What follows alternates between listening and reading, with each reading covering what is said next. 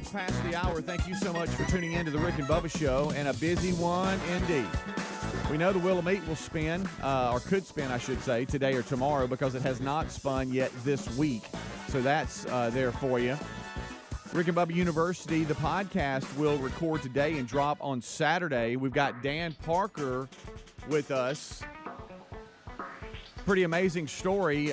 Dan Parker was blinded in an accident 10 years ago, but broke a Guinness World Record by driving a customized cat at speeds of 211 miles an hour, and he did that blindfolded, and we'll get into that a little bit more later on. We talked about that story last week, and we've got Dan Parker on the show today, or I should say the podcast today. That will drop Saturday morning, and he broke speeds, got in the Guinness World Record books, and so it's quite a story of how this happened at this wreck, bad wreck in Steele, Alabama, when he was going about 175 miles an hour.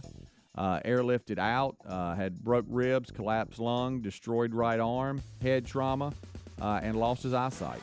But he didn't give up, even though there was a lot of attempts to do so. God got him through it, and he is here today with RBU. So it's going to be a pretty cool podcast this week. Make sure that you got those notifications and subscribe to Rick and Bubba University, the podcast. We've also got Garry and Dan Moultrie in studio today. Dan said Patty is supposed to be making us something, so y'all be ready. Hey. And he has directions to the tan door on the side of the building, so we could see Dan waving through the window at any moment There now. you go. Eddie Van Adler is in the TV room. He's got things rocking, even though he was locked out, and I apologize. We'll talk about that in a second. Greg to my left and old Helmsy to my right. What's up, boys? How are y'all? Hey. Good. Still washerless, but good. Yeah, still walking. But you got that handle, man. Well, you got the dry cleaners. Champion handle Cleaners things. is They're showing out. Look, I know it's weird. Somebody else is doing my drawers, but let me tell you, it's I picked up a big load yesterday, and all we did was take them in the house and put them up. Didn't have to do anything else. It's actually we're probably going to keep doing that for a while. We're going to get a washer, and there was conflict yesterday on which one. And so we didn't end up making a purchase. I'm hoping to nail that down today, but we're not in a hurry because it's, wow, what a service. I'm frustrated I hadn't done this for the last 10 years. Yeah, Thank you, champion. So you know what? In times of need, they will jump up and get her done. I could imagine the bachelors out there and people that are just kind of on their own. This is a really cool service. You know, you get a big family, it could be a little bit more but hey, it's serving its purpose right now. It really is. It's taking care of you. It really is. I got to apologize to Adler. I'm sitting there wrapping up, doing prep, getting ready for the day, and he hasn't done this before. He stepped into my office and said, "Hey, Speedo, what's up, man? How you doing? All right?" And I was like, "Hey, what's going on?" And I knew what time it was. I was like, "Yeah." I thought it was just because, hey, you realize the commercials are running. We're about to start. I thought that's what it was. But then he said, "Yeah, I was locked out, man. I called Helmsy." He called my phone, but it was in here, and I was actually in the coffee. I think you realized who you could count on. Yeah. And then I realized. Thanks for nothing, everybody, except Helms. And then I see, wow, so 10 minutes ago he called me. Oh, 9 minutes ago he called me. And I always have a little system where I have alarm, I got backup alarm, I got do not disturb on, and all this kind of stuff. I turned all that off. Did not turn do not disturb on off, I should say. So I never. So you do that every night? You turn the do not disturb stuff? Oh yeah, really? Yeah, okay. Yeah. And what? You all right? No. Just cough right in the mic. Just get up in it. Get up in there as close as you can. What I've got all you guys on my favorites list. Yeah. And so on Do Not Disturb, favorites will get through. Sure. But, I mean, other text messages, notifications, phone calls, and stuff like that won't. And so, anyway, I didn't turn it off. And so I picked up my phone, and I saw Do Not Disturb was still on, and that's why I missed your calls, Adler. I'm sorry, buddy. So I went from so I thought my wallet was in my car, but it wasn't. So I needed that, and that's where my security card is. Mm-hmm. And so I needed to get in. So you lost your wallet. So do you know where it is? I think it's on my bedside table. Okay. I just thought it was on my Remember that time you lost it and you looked and it was outside on the picnic table or something? Or the rail of the deck? Yes. I can't remember. It was on the deck, yes, in the rain. That's what, Yeah, in the rain. So then I put it in the oven, dried it out, works Good like a to charm. go. Yeah, and you really want closure on where it is. You think you know. Yes, but, you hope right. it's at home. Yeah, Right. and but you can't call and wake anybody up No, right now. can't do that. No, can't do go that. back in the house either because No. that would cause problems. That would I was cause just like, problems. whatever. Yeah. So what you do is you call your buddies that don't answer except So for him. I went in order from proximity to the door because I'm like, well, Speedy's office is the closest to the door. Mm-hmm. Let me call him. And it went straight to voicemail, so I thought something happened, Yeah, like that is- you ignored my call or something. I'm sorry, buddy. And so I Don't called do you that. again. And I was like, all right, well, I'll go to the next one closest to the door. I'll call Greg's office. Y'all, I saw Greg as the phone is ringing, walking away from me. Yes, he's just like, Am I on silent or something? and Well, you I probably Oh, didn't it's have on it with silent. Oh, okay. So Maybe that's literally, why I saw didn't hear Greg. I was like, well, Greg's going to get coffee. I'll go third farthest from the door. Helms picked up, let me in. And you just feel so stupid when somebody walks Sorry, over the buddy. door. I'm just like, I thought my wallet was in my car. You know, I had to explain it and everything. So thank you, Helms. And Greg, how's the coffee? Was it good? It's good. Okay. Quit being stupid. I'm stupid. I'm sorry, buddy. I really am. I'm sorry. I always turn that back off, and I just didn't. Hey, Didn't it's even know okay. you were calling. It's But it all was right. funny because you stepped one foot in. Hey, Speed. Good morning, man. Hey, how you doing? Like, We cool? yeah, like, why the heck you ignoring me, man? I was outside. I just saw Greg's DA walking around. I was on silent. It was really that funny explains why I didn't hear it. Hey, that was funny. Seeing you walk away from me while it was ringing, I was like, ring. I'm walking. And he's gone. That's so good. Oh, that's so good. All right, so we got a lot to do today. We've got Adler in here, as you can see. Dang it, I was calling you, Greg, to see if it because I thought you turned silent off. No, I Dang it. figured I'd leave it on. I during just the show. wanted to hear it ring. No. Do you know I still tell everybody about the time that we were in that very important press conference? I walked by that room the other day. It's in this building. Yes. And that's the first thing that popped in That's my a mind. great memory. And we knew Oh, it was a Greg big didn't- press Greg conference. didn't- I mean, there were a lot of Huge press deal. there. Oh yeah, I would say all the major local channels networks were there. Yeah, I'm talking Eli about the Gold. ABCs, the Yes. Fox, NBC, and CBS, and all that. Eli Gold was the big. Yeah, him and announcement. Stan White were going They to do were a show standing together, there. all this kind of stuff, and he was actually speaking, and we were there because we were part of the company that was getting him, and we were all lined up on the wall, just this very supportive role, and I knew your phone wasn't on like vibrate or silent. And so I said, I'll tell you what I'm going to do. You turned to me and said, "Watch this." Whenever Eli would take a breath and there would be silence, that's when you had your notifications where it would go droid. You went dry. It wouldn't go bling or whatever. It would just say droid anytime Droid. you were getting a Yeah, I call kinda or like something like that. I do. And so it would be like, and yes, and 3 and glad to be here, and all of a sudden droid, and you went to filling for your phone. And what I love is that you were helpless because you knew you couldn't get it, so you just kind of looked over at us like, really. There it is. Of course, they needed something. And you weren't in the back either. You were halfway no. up the wall towards No, it. Eli could hear it. Yeah. Well, it was drowning him Well, out. Greg, everybody. As a matter of fact, the TV cameras could Yeah, hear they it. could all hear it. Yeah. Droid. Droid. Droid. Glad to be here. I mean, the show's going to be droid. All right, we'll take a break. We'll come back. Oh, my goodness. Y'all, we have got the Army parachuters causing a Capitol about evacuation. The FAA and apparently those at the Capitol not communicating. That's priceless. I cannot believe that. We'll discuss that and a whole lot more. We'll be right back. Rick and Bubba. For all the fearless moms. 2 days exercise. Yeah, is that what it is? Mm-hmm. No, that won't happen again. Rick, what you mine- said, the dark listen, greens are hard to I digest. don't Did think you there get was that? anything. It was a time thing because with mine, I had no symptoms, nothing I could think back and say, you know what, I remember that happening here or there, or twinge here or there. It was like somebody slammed me on the ground and said, "You're not getting up. And by the way, while you're laying here, you're going to have spikes in your side." Right. No warning at all. Yeah. Well, I didn't either. So it may have been the same thing. Well, mine, I did get confused in the fact that I was sore and stuff from. So that caused a Right. little bit of confusion. Well, your thought, it made you think that. I started thinking I've moved the wrong way and really Yeah. pulled something or whatever. But then it got to the point where this is not muscle pain. This is a knife. This is a spike ball of pain.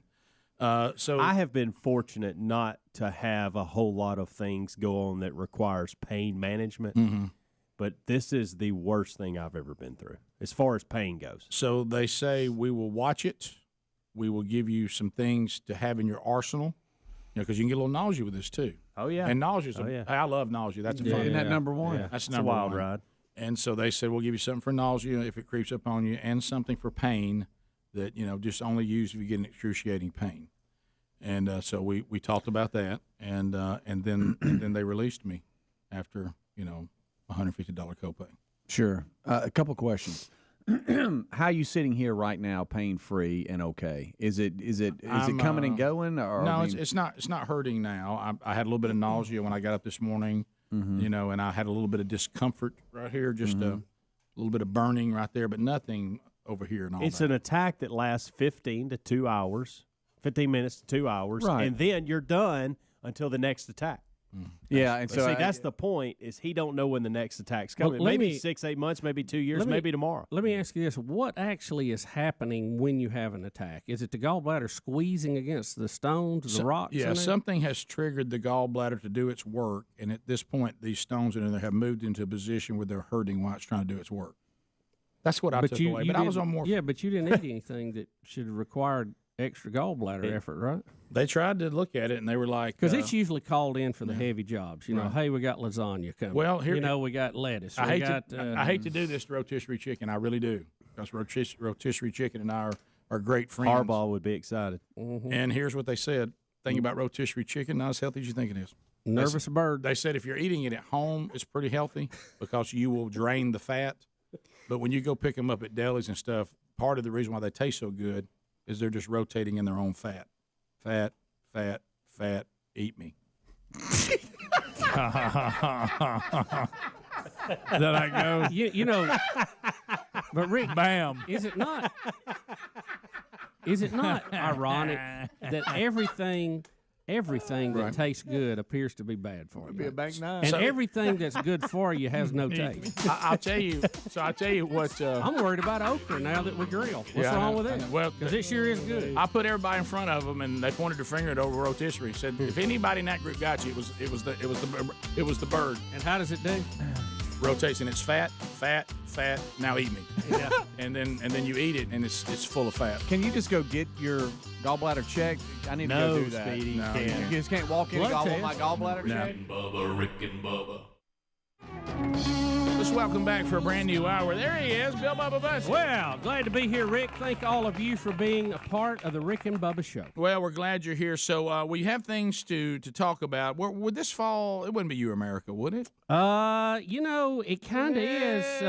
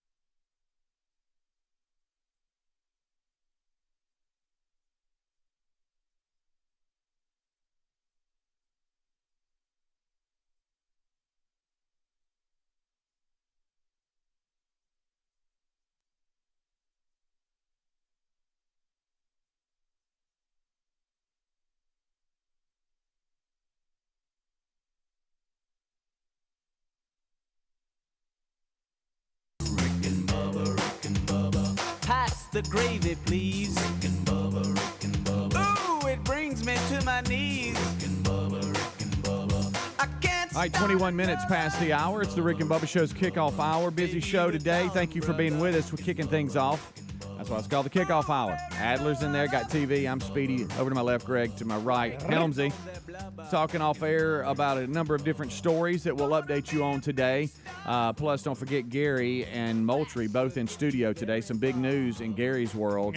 And we'll meet a buddy of theirs. And you don't want to miss that. Coming up in hour Let's see, 1, 2, 3.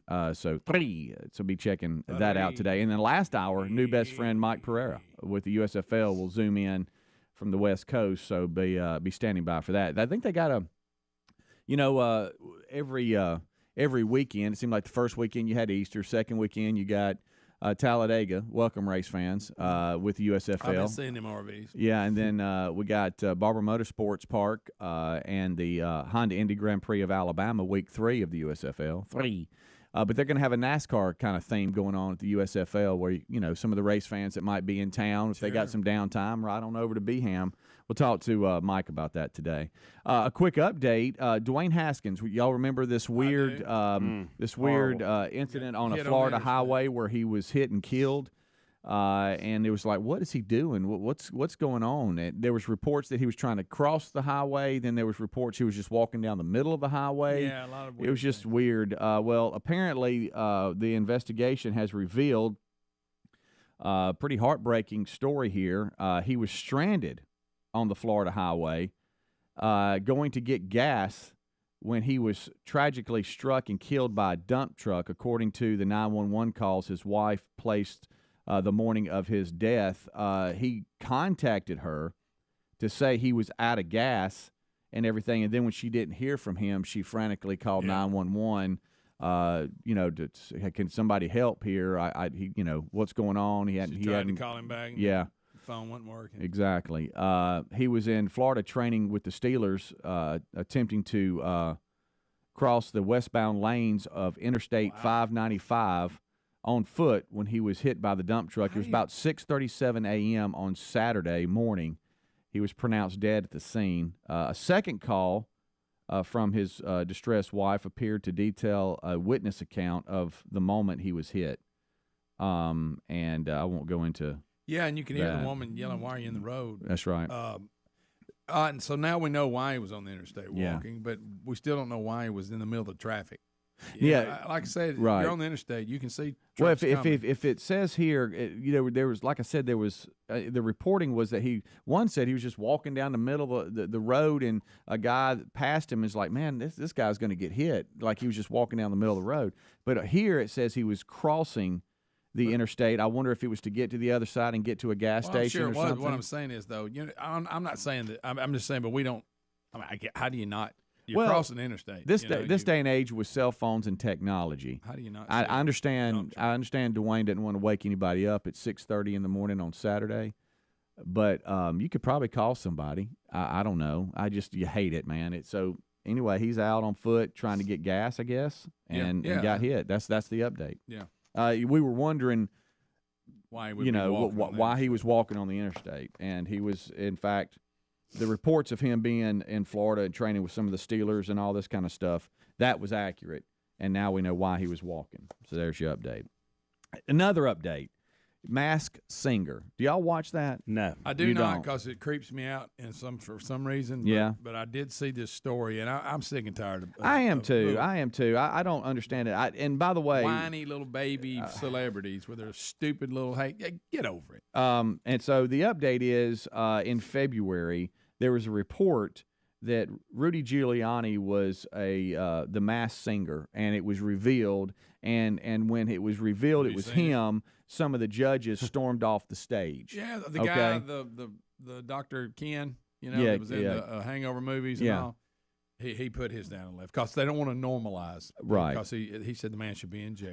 Have you ever seen somebody get so twisted up in the media that Rudy Giuliani? I mean, you think back 9/11, you think mayor of New York. I mean, he was walking around and he was like the example of what it's like to be a leader in America, and then he got involved with Trump and his lawyer and all that, and then it just all turned. And then remember when he was up there and all of a sudden his hair dye started running down. Right, I know that's all you can think about. He's turned into a kind of a cartoonish, jokish thing, right? And he said I don't ever. Sacha Baron Cohen. Yes, and he fell for that. He did. He did.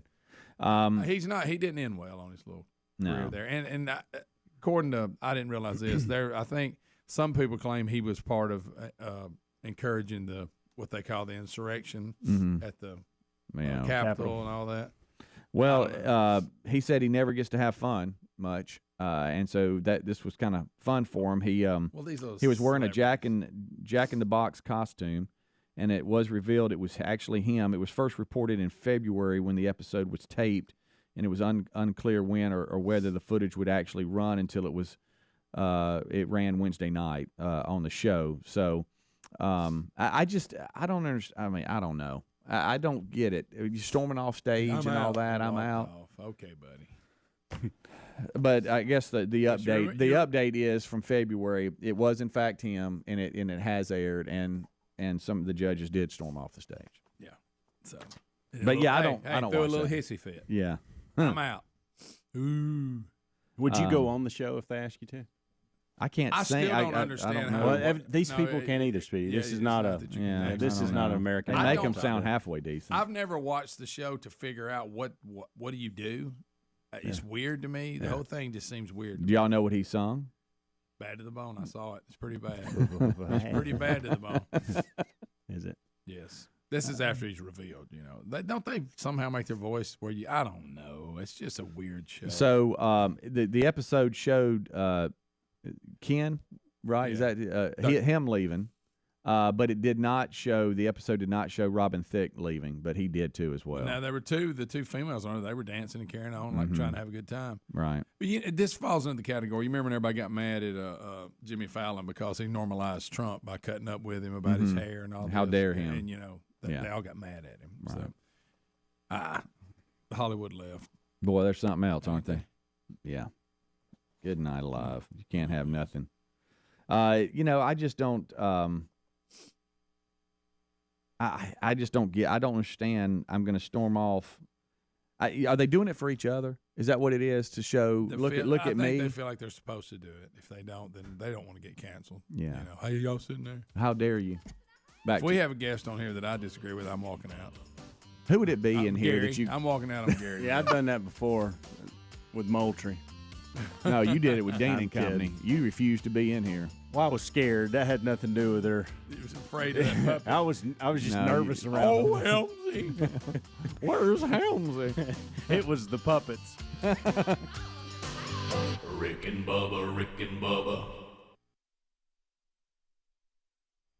They said, just hold the phone a minute. We're going to have to look at this. brakes.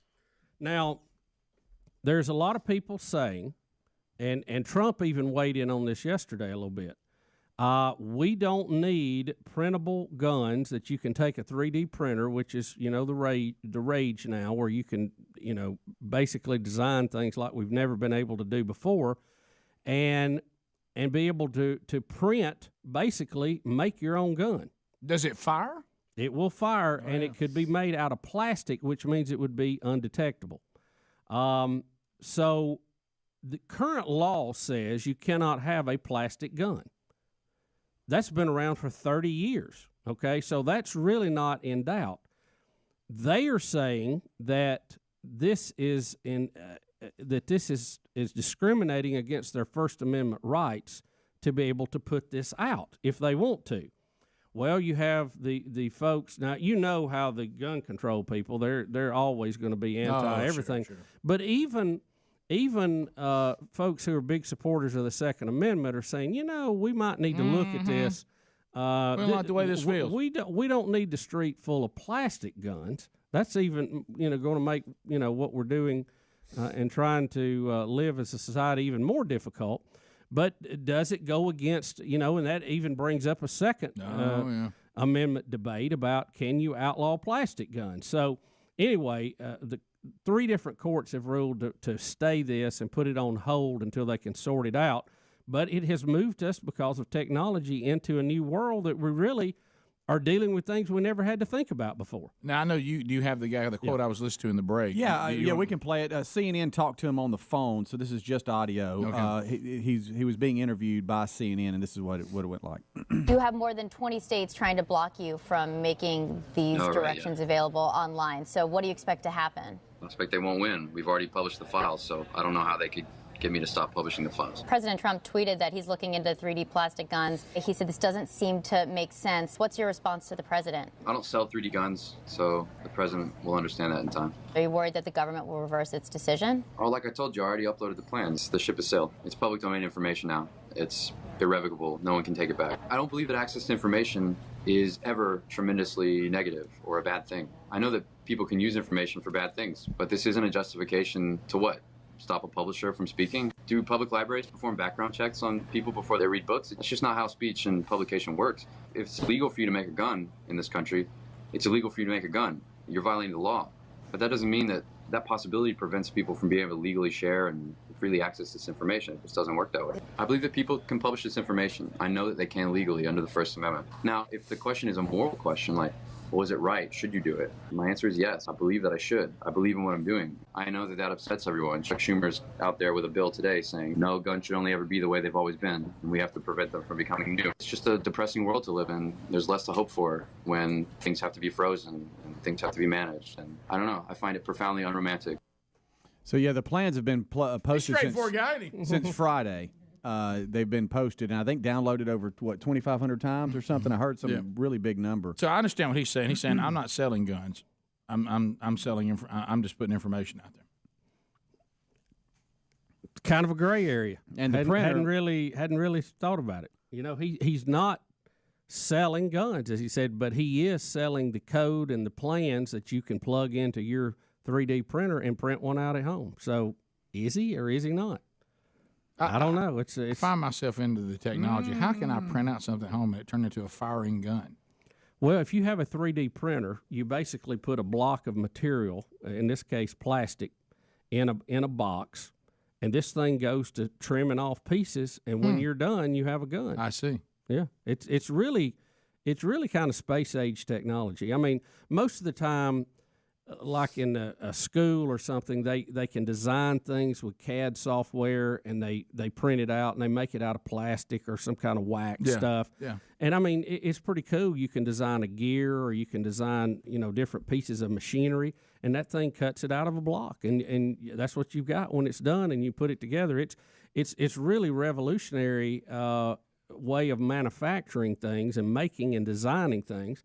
But how usable is it? In a bigger, more industrial situation, they would be able to put a block of metal in there, and lasers and torches. What I'm trying to say, like they cut metal with, would be able to do that and also print it out, so to speak. So, I mean, it's amazing where this technology is, and obviously now we see it, bumping up against the law and our rights. I don't really know where we fall on this.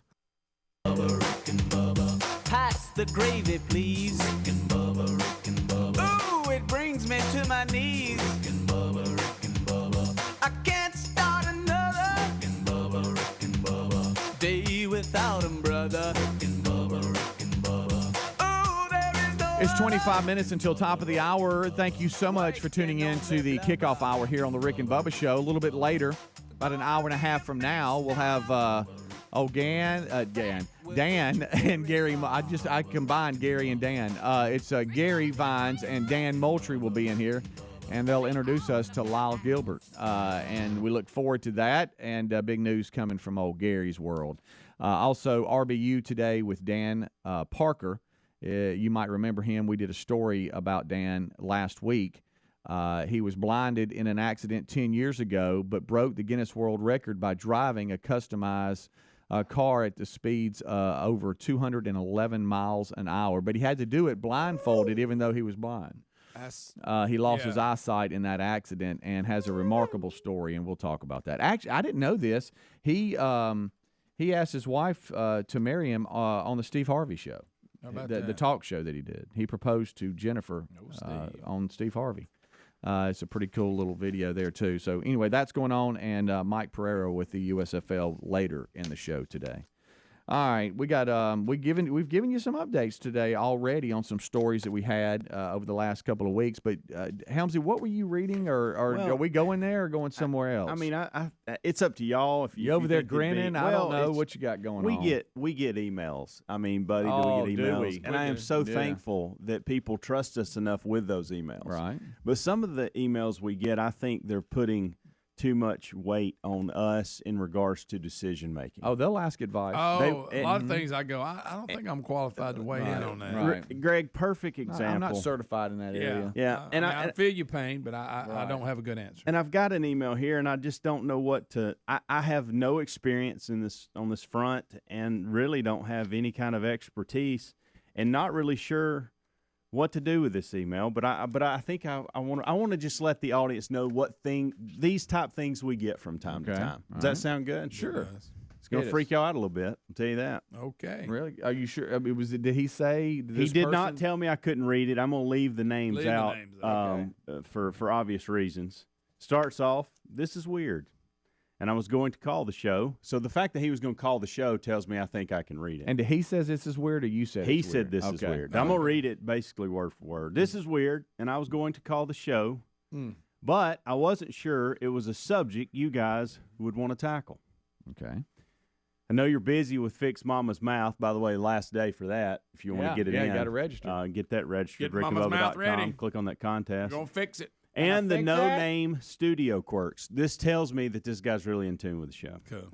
I love the kickoff hour. I watch it when I get home from work at 4 a.m. It helps me wind down from a long overnight shift before going to bed. Oh, how about that? Thank you, buddy. Yeah, I love You that. got the weird day. My wife's father passed away recently at 88 because of ugly family politics. We've all seen that. Yep. A certain individual was put in charge of the final arrangements that they really wasn't happy about. No, they didn't like this person being in charge. The man who passed away wanted to be cremated. Okay, that happens. But the person in charge had the body dissolved in lye and poured down the drain. Excuse me? What? My family members are horrified. Wait a minute, is that an option? Well, here It goes back to that. I'm not qualified. well, me too. So that's what I'm saying. I'm disgusted and mad that this Vietnam vet was poured down the sewer. I've never heard of this practice before last month. The technical name for it is alkaline hydrolysis, and it is legal in the state in which I live. I'm really having to change some things on the fly. I'm missing The wackadoodle person that was in charge said it was more important to dispose of the body without harming the earth than to honor the man's last wishes. Oh, what? They said what from the cremation, the fumes, or says I guess the process leaves No, they bones do have big behind, smokestacks on and them she things. has some of the bones in a bag in her apartment. Anyway, I know the body is just a husk, but I've always believed the highest reverence for the physical remains of the dead and for funerals and burials. Sure. I was wondering what your take on this practice would be. Sorry to be so long-winded. Now, we can debate the process, but the fact that you dumped them down the drain seems a little much. Is there not something, when you have someone cremated, you have a little urn and all that? All right, let's start here. Or you go spread ashes somewhere. Have y'all ever heard of alkaline hydrolysis? And I don't know if I'm pronouncing that right or not. It's called liquid cremation. Okay, so you pulled it up. I did. I was sitting here Googling it and looking into it. But I have a couple of questions, if you don't mind. All right, first of all, because I might have missed it because I was looking that up so I could see a little bit more about it. Did they go against the person's wishes? Well, he wanted to be cremated. He wanted to be cremated. They call this a little. Are they saying, well, technically? Well, it's called liquid cremation. It says liquid cremation here, and you mentioned it, Helmsy, but it says after a couple of hours, everything but the bones dissolve into a liquid. Made up of water, salt, and other components safe enough to go down the drain. So we just dump you down the drain? The remaining bone fragments can be crushed into ash for scattering, burial, or memorializing. So that's kind of what how it plays out. So this person is taking the route that it was better for the environment. Correct. Which is that's which is really bothering them. Ridiculous. Which is probably why this is even an option. Yeah, probably right. So that they're leaning on the the person was cremated. It was liquid cremation, but to them that was not. Did the guy have a will or anything? Yeah, well, I don't know. That put in detail. I don't know. There's so many questions. I will say this, and this this is not going to help this guy out at all. But I do want to be on record so somebody can go back and listen to the podcast. God forbid something happens to me. I don't care what you do with me. Bury me, cremate me. You can liquefy me. I don't really care. Okay. So just know that, family. I'm on the record today. All right. Whatever y'all want to do, perfectly fine. I'm not. Okay. I've not been out of shape about it, and I couldn't care less in regards to me. Okay. So don't know how y'all feel about y'all. If y'all want a burial, graveside, or cremation, or I don't really care. Yeah. There's a part of me, honestly, and I know I'll probably get some emails on this, and if you're hearing this, just don't send them because I'm gonna delete them.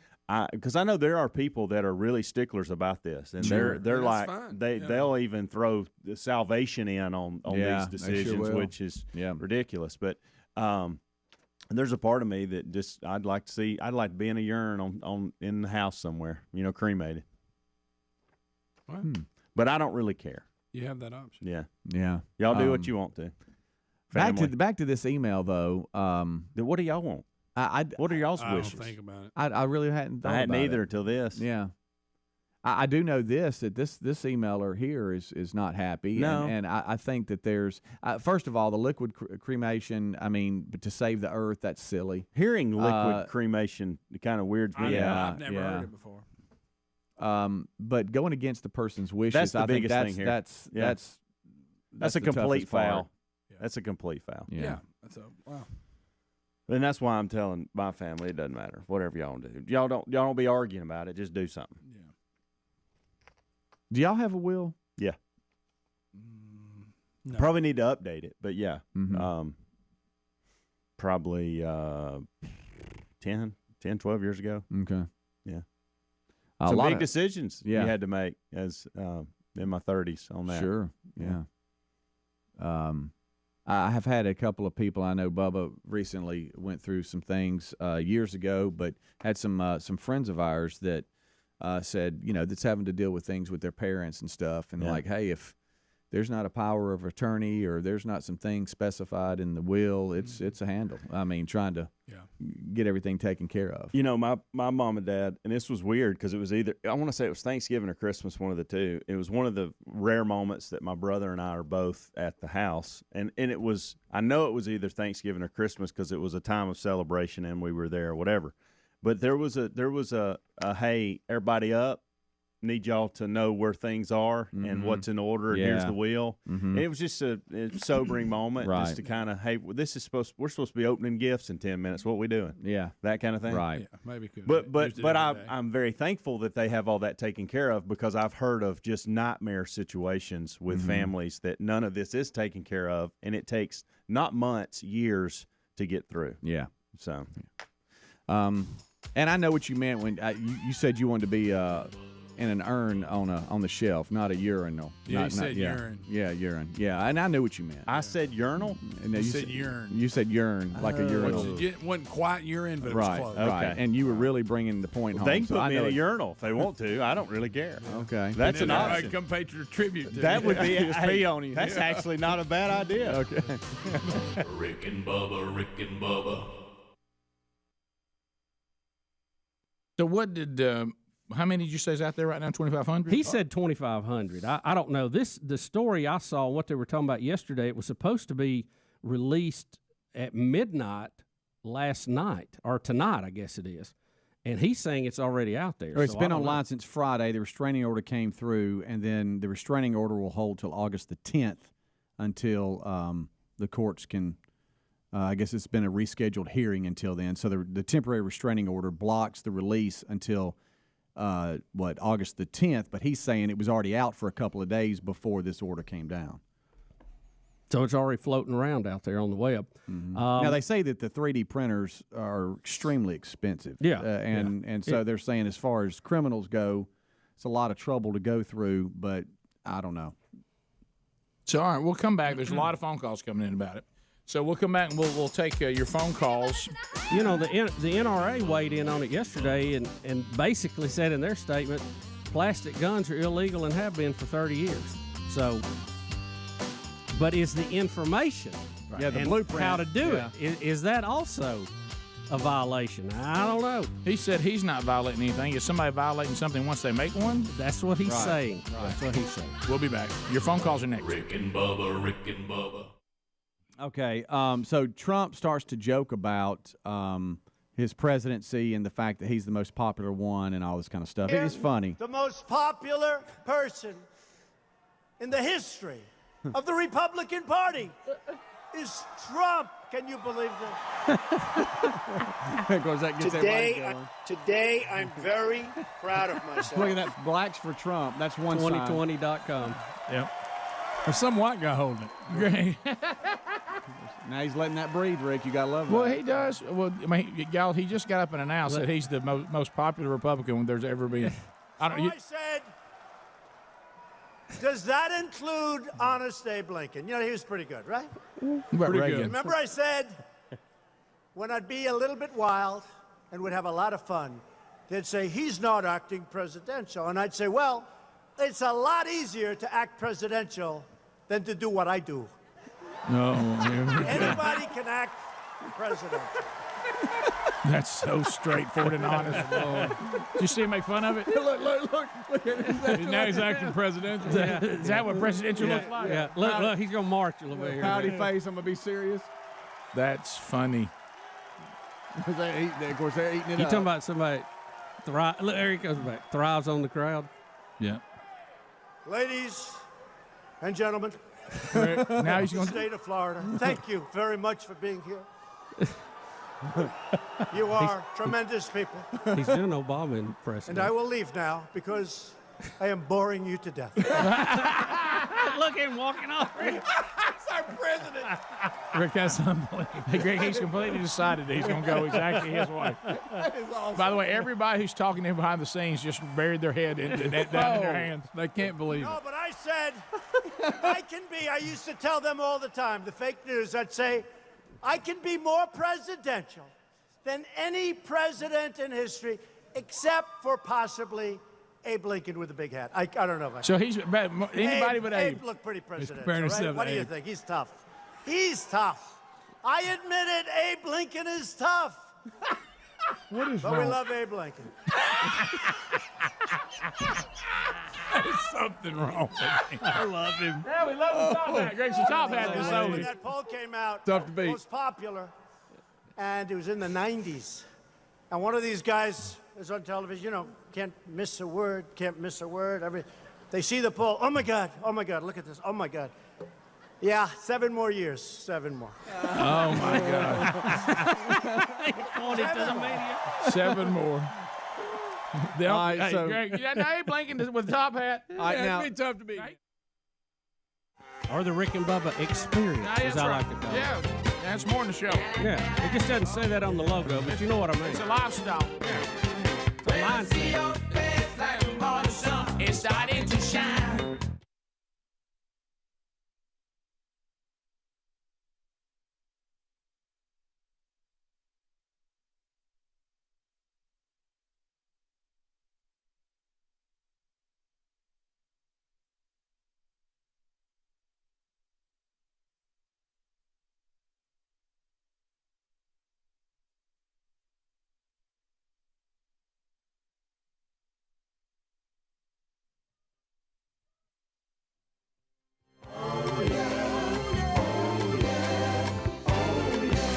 There it is, Earth, Wind, and Fire. Serpentine fire.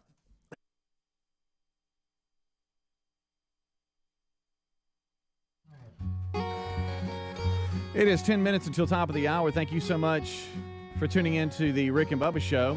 I want to remind you that our national sponsorship team at SSI, who handles our national sales here on the Rick and Bubba Show, handles this syndicated program and another popular program that they syndicate.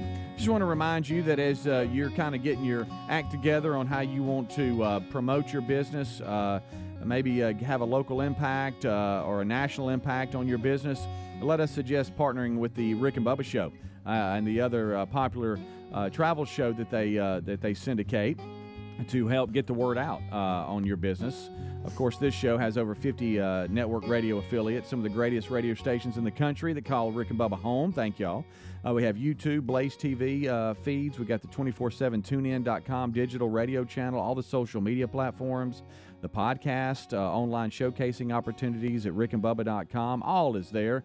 You can email them at rickandbubba, spell out and, at syndicatedsolutions.com. They can get back to you with some information. You can call them as well, 203-431-0790. Or if you just want a local approach that you do not need network sales on, just email any of us here at the show, and we can get you in touch with all of our local sales teams from each market that covers the Rick and Bubba Show. They have a great sales staff, and they can help get you a plan in place.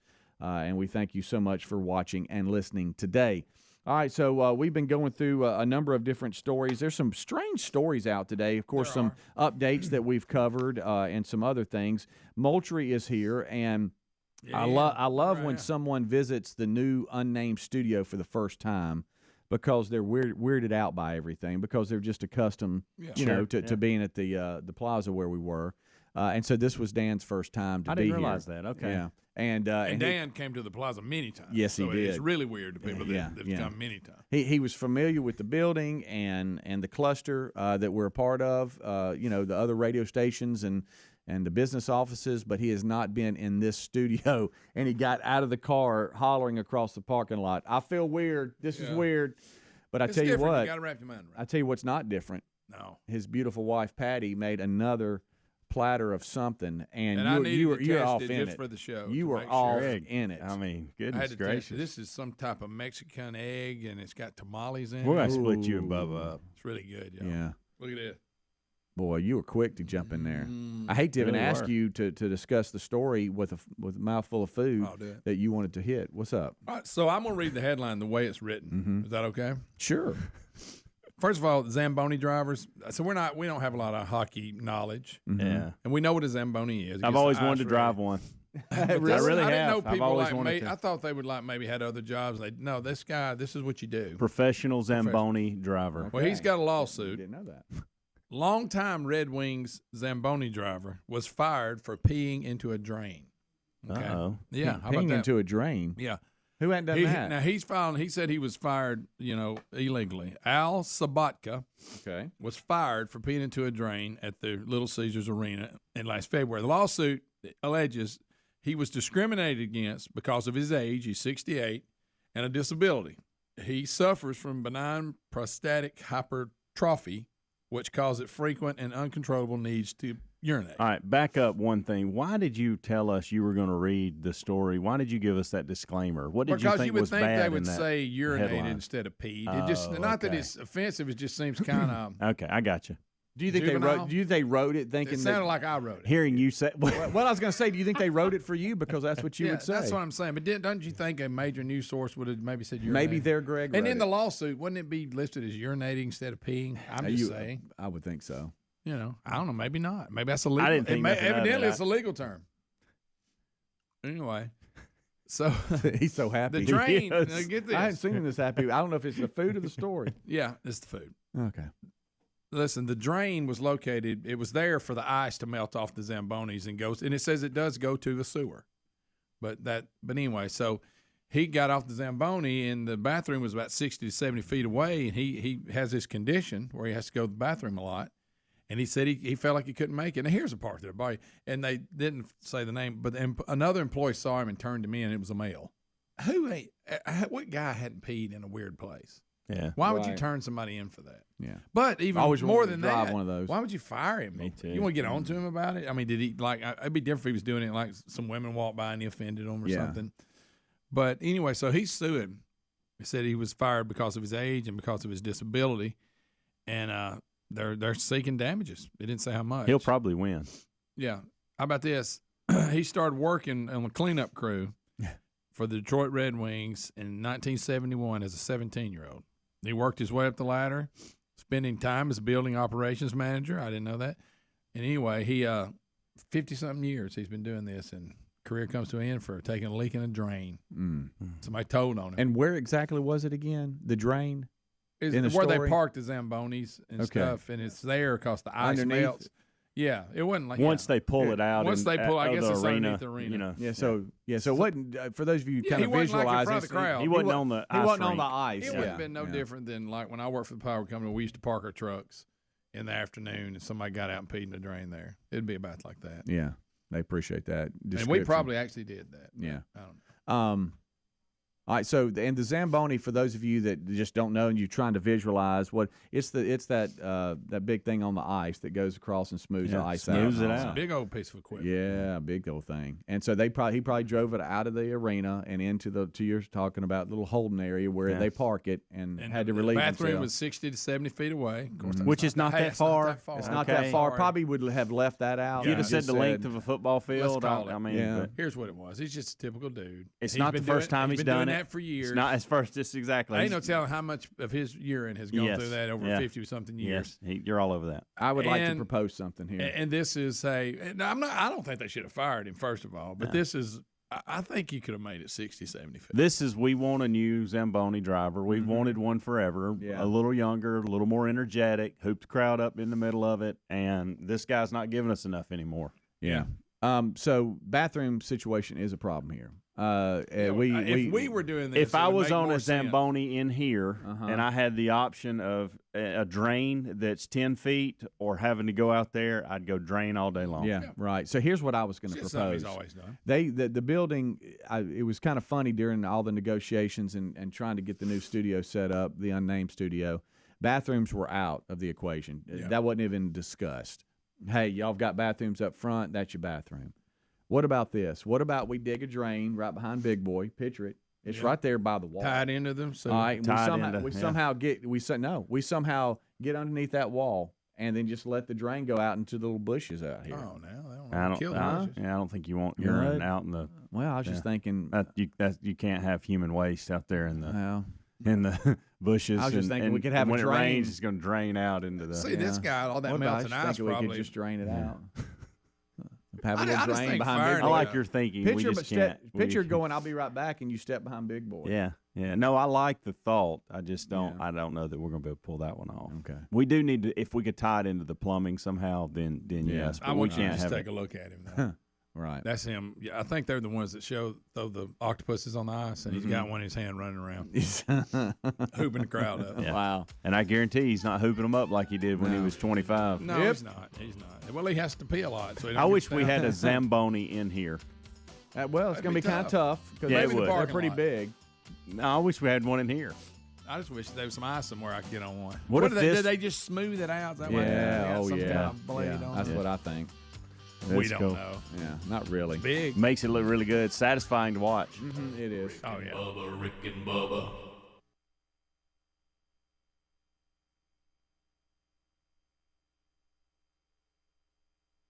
There you go. That's a kicker right you there. remember that little snappy I thing like came it. on the radio the first time? You thought, my I goodness. like it. You started thinking they can't deliver another hit, and then you stood corrected. I had it on the 45 single. Oh, man. Played on the record player. Sure. I believe the flip side was Saturday night. Which is nothing but Greg the Bull Olsen. That's all that remember is. when he was Yes, saying that's that? all that is. It was that. And you're right. You're exactly right. All right, so we have a lot to unpack going forward on the program today. Your phone calls obviously will be part of that, and I was getting some emails and updates and people. By the way, is there anybody who still has a gallbladder? Anybody? I mean, Well, a lot of people don't has have the entire world taken their gallbladder out? Is everybody just saying it's such a hassle? yeah. Just remove it. I know. It's kind of like I felt a few weeks ago. No one walks around without a stent. I know. You know? Oh gosh. Yeah. I mean, if there's a lot of people that have stents and no gallbladder. How many people, after your story yesterday, did you go, hey, just go and get it out? Oh, Rick, Greg. hey, you might as well just get it out. Greg. We had the Bible study yesterday. That hall was packed with men screaming, "Just take it out!"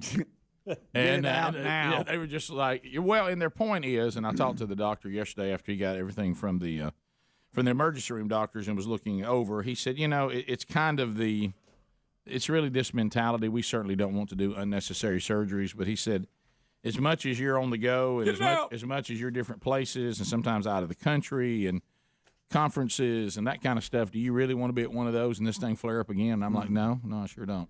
So I'm meeting with a surgeon today, and we're going to discuss options to picking Get it out, your, Rick. Just get it out. picking your time. Hey, you don't need to keep that in there. Is better than it picking its time. Well, That's all the dog out. the word stones and sludge were used yesterday. That's not a good sludge. Sounds Yeah, awful. I guess Can they not just go in there and pull the stones out? I think. Well, that was one thing they told me, but I think what it is, the sludge Vacuum that is thing where out, the stones come from. The I sludge. think I becomes got a stone. little stonage. Yeah. Didn't they say I that think years everybody ago? does, don't they? Yeah. I don't know. All I know is Yeah, well, I will tell you this, and I did get all the stuff yesterday. It's almost like the playoffs started yesterday.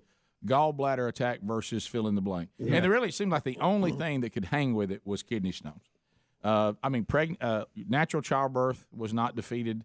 Could not defeat it. A heart attack, had a heart attack guy, said he had both. He'd prefer the heart attack. So That just sounds funny. doesn't So it? in other words, you think to yourself, I just would rather that experience not happen again. Yeah. You know how something happens that was bad, and you go, I'd rather not do that again. So It's a tough ride, man. So we'll see how it goes. But It's going to be a tough ride. yeah, and then last night it was funny. We got ready to eat dinner. Of course, I was paranoid about everything I was eating. Oh boy! Yeah. You just wait. You just Right. wait for the alligator. You think when is the alligator going to clamp down again? Right. Yeah. And then you wonder if it was even tied to food. You don't even know. So we'll see. I'll meet with him today, and then we'll get a plan. It's not as big a deal as it once was. It's outpatient surgery now, so it's really. You used to pull it out through your belly button. Do they still do that? Yeah, it's Or they go up under right your next arm. to now? it. It's a scope. Yeah, they go in there. It's not a very big. They blow you up. and My when they daughter pull had out. it done. Yeah, my last mom year? had it done. Yeah. Okay. Yeah, Lisa had it done years ago. I don't know. I don't know. Does anybody still have their gallbladder? I mean, I'm one it's of the like- few people that- Mine is still functioning best I can tell. I refuse to give mine up. You know, I think you're pried out of my cold dead hand. I think mine is just squeezed in there so tight Right. that the stones can't form. Yeah. It may be. Yeah, Yours could is- be. That might be it. Yours, you know how sometimes if you keep working, you stay in good shape. Yours works so hard, nothing bad could ever happen. You know. So anyway, I have figured out the Working test. it out's good for it. Oh, yeah. I'm gonna go get mine looked at. I figured out the test you asked for. It's that they can do the blood test. What's the HIVB or what are y'all whatever? talking it is? about? The test of the gallbladder. Make sure yours is. Oh, accepted. there's Speedy, yours there's is a test. fine. Yeah. I didn't know that. There's There a is. test. Yep. Speedy, well, it's There's a fine. test. But Rick. you can't catch every ailment that other people have in here. Well, Those no. are not transmittable. Well, we live in a great time. sit Why at not the- get a test? I'm sit- kind of with you, Speedy. We Get sit it at the checked. same mic a lot. I want to know. I want to know why when did we become a society of people's gallbladders that wouldn't work? I know. I mean, does the The gallbladder? gallbladder just doesn't hang in there like it should. You know, I kind of feel bad. Well, for you know it. what they'll Oh, it's do. been going on a while. Well, that's what I'm talking about. You're look not quick. aware of it till Are it we comes to pulling your them a house. little quick? Do you That's think we're that's doing what I that, was or asking. just get it out. Or would there be one of those studies where they always pull out some Mediterranean country and say, well, all their gallbladders are fine? Yeah. You know, we always get Yeah, that. where they eat fish and drink wine a lot. Right. Everything's Yeah. fine. And don't work much. Right, right. You know, not overly stressful. You know, I hate to bring this up because we were talking yesterday about things that may be lurking that could be bad for us. You know, it's just being an American unhealthy for you. Should we be goofing off more? Eat more fish? We're not the healthiest bunch in the world. Now we got No, we get after it, and we get a lot done. and we have access to some really good health care. Yeah, once it goes south, we we need it. fix it a lot. Yeah. We'll be back. Rick and Bubba, Rick and Bubba. Here, thank all of you for being part of the Rick and Bubba family. All right, Eddie Van Adler joins us.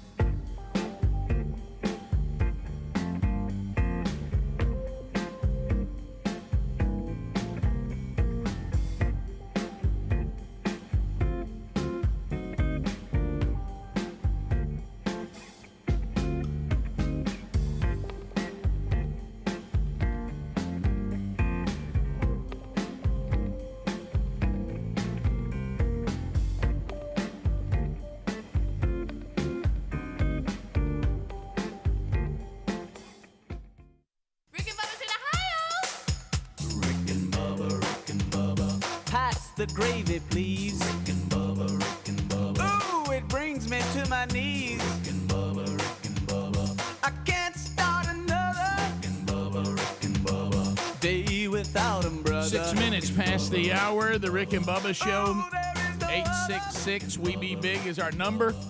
Thank you for being with us. Much to do. As we go forward, we start this hour with the national anthem.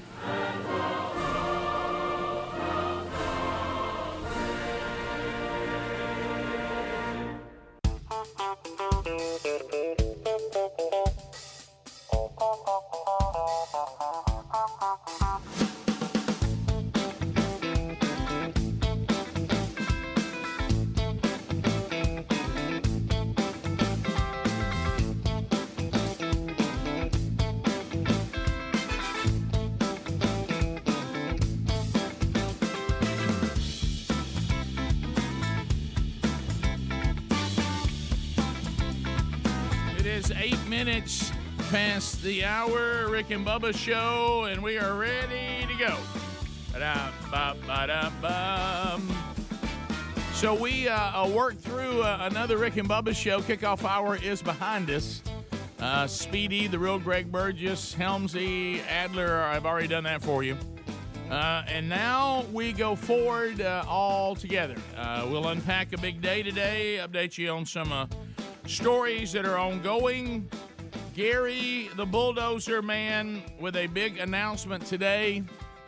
People all over Chilton County, Alabama, asking the important but somewhat uncomfortable question, has Garry sold out? We will discuss that today. Dan Moultrie is here, moving and shaking. And once again, the deal maker seems to be on the ground. And I think I see Garry, and I see, an entrepreneur, and then I see Dan. I mean, that's when you see Dan around there, he's putting something together. Yep. So we'll talk about that on the program today and visit with Garry, the bulldozer man. He showed up today with baskets full of fresh strawberries, freshly picked. So we have that. Moultrie, of course, has brought us some food today. We're all panicked that Greg has gotten into it, and we're all hurrying to get us some before it's gone. So it looks good. So let's get him in here. The other half of the two sexiest fat men alive, or you know him better as Silver Tongue One, the man with a golden voice, professional lunch eaters man of the year, the inventor of pizza in a cup, Shakespeare's worst nightmare, and the master of the King's English. Ladies and gentlemen, let's put our hands together for Bill Bubba Bussey!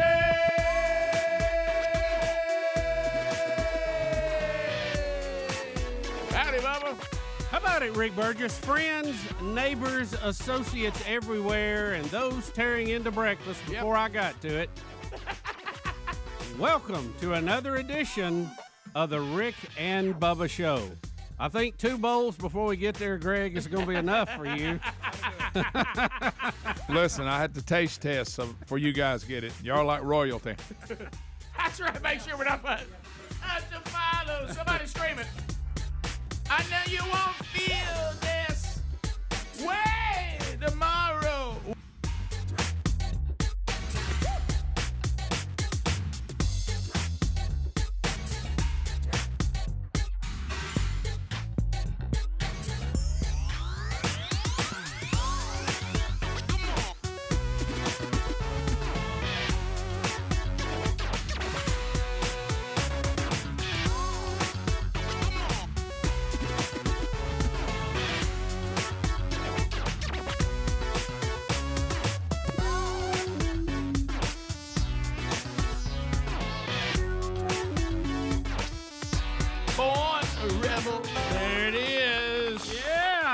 course, Tom would be banned from playing that by today's standards. You know, you're right. I wonder if his whole album, the live album, Pack Up the Plantation, could you even say it? I don't think you could, right? Yeah.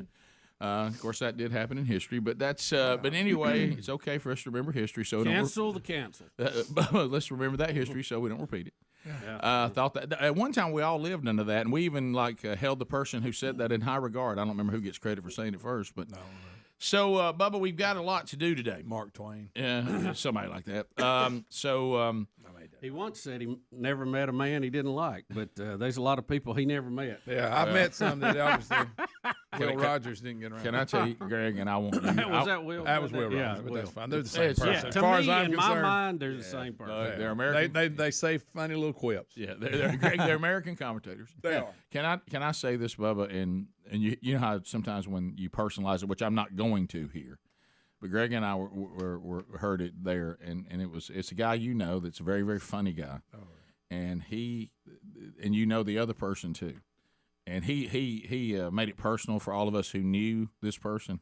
And he said, "I'll tell you one thing: Will Rogers never met so and so." Yeah. I guarantee you that. I've seen a couple of comedy bits on that. Yeah, you hear me, Rick? I know exactly who you're talking about. And you know what? He had a point. He did. I tell you who he never met. No way. Remember what Will Rogers said. In all fairness to him, he never met a man he didn't. Yeah, it's not saying he's met everybody. He lived in a different time, right? too. And he hadn't meet everybody. I still think he's stepping out with that statement, but no. Let me tell you, I know that I'm probably not as good a person as Will Rogers, but I've met several people I didn't like. Oh, a bunch. Yeah, I didn't say that. I didn't say I don't love them. But I have to love them. I have to love them through Jesus. I don't want to hang out with them. I mean, but how about this? If I don't have the filter of the Holy Spirit, I can't even love them. But I mean, I've met several people I didn't like, but not Will Rogers, right? And there's people Mark Twain, and there's people that have met me that don't like me. So it's all it all works out in the wash. Yeah, we're all just a bunch of messed up, flawed people, and sometimes there's people you desire to be around more than others. Yep. What's wrong with that? Look at Speedy. Yeah, right. He's had to deal with that many times. Yeah. So we're looking at today. First of all, today, if you want to get your mama in on Fix Mama's Mouth, you got to do it today. This is it. Cutoffs today. So go to the contest button at rickandbubba.com if you want your mother to be considered for a dental makeover for Mother's Day from Dr. Dudney. You need to go to the contest button today, get all the information, do exactly what we've asked you to do, or we can't consider it.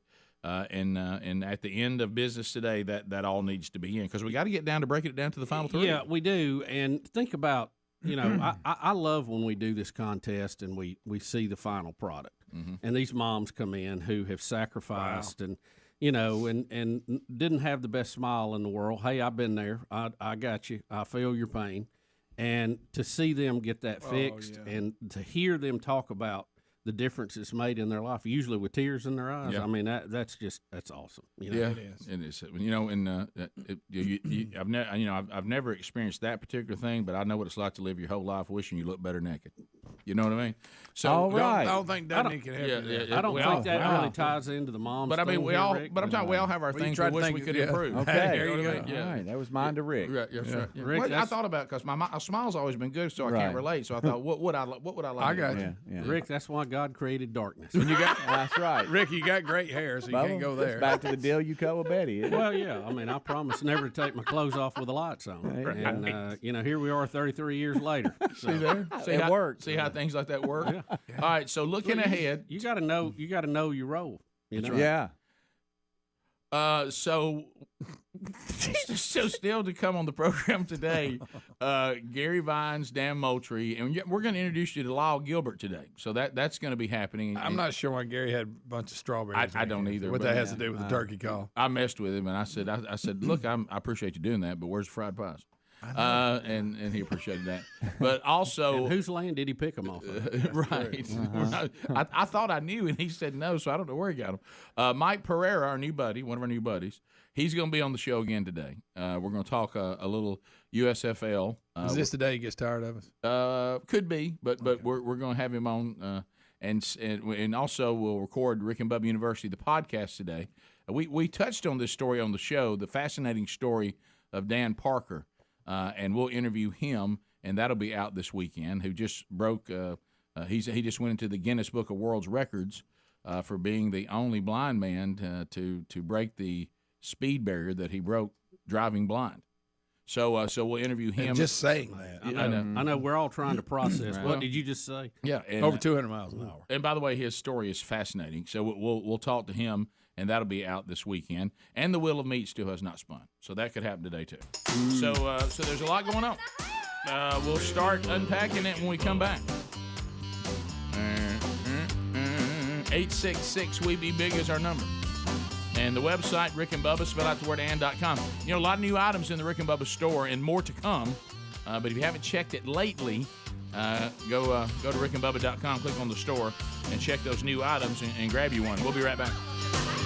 Rick and Bubba, Rick and Bubba.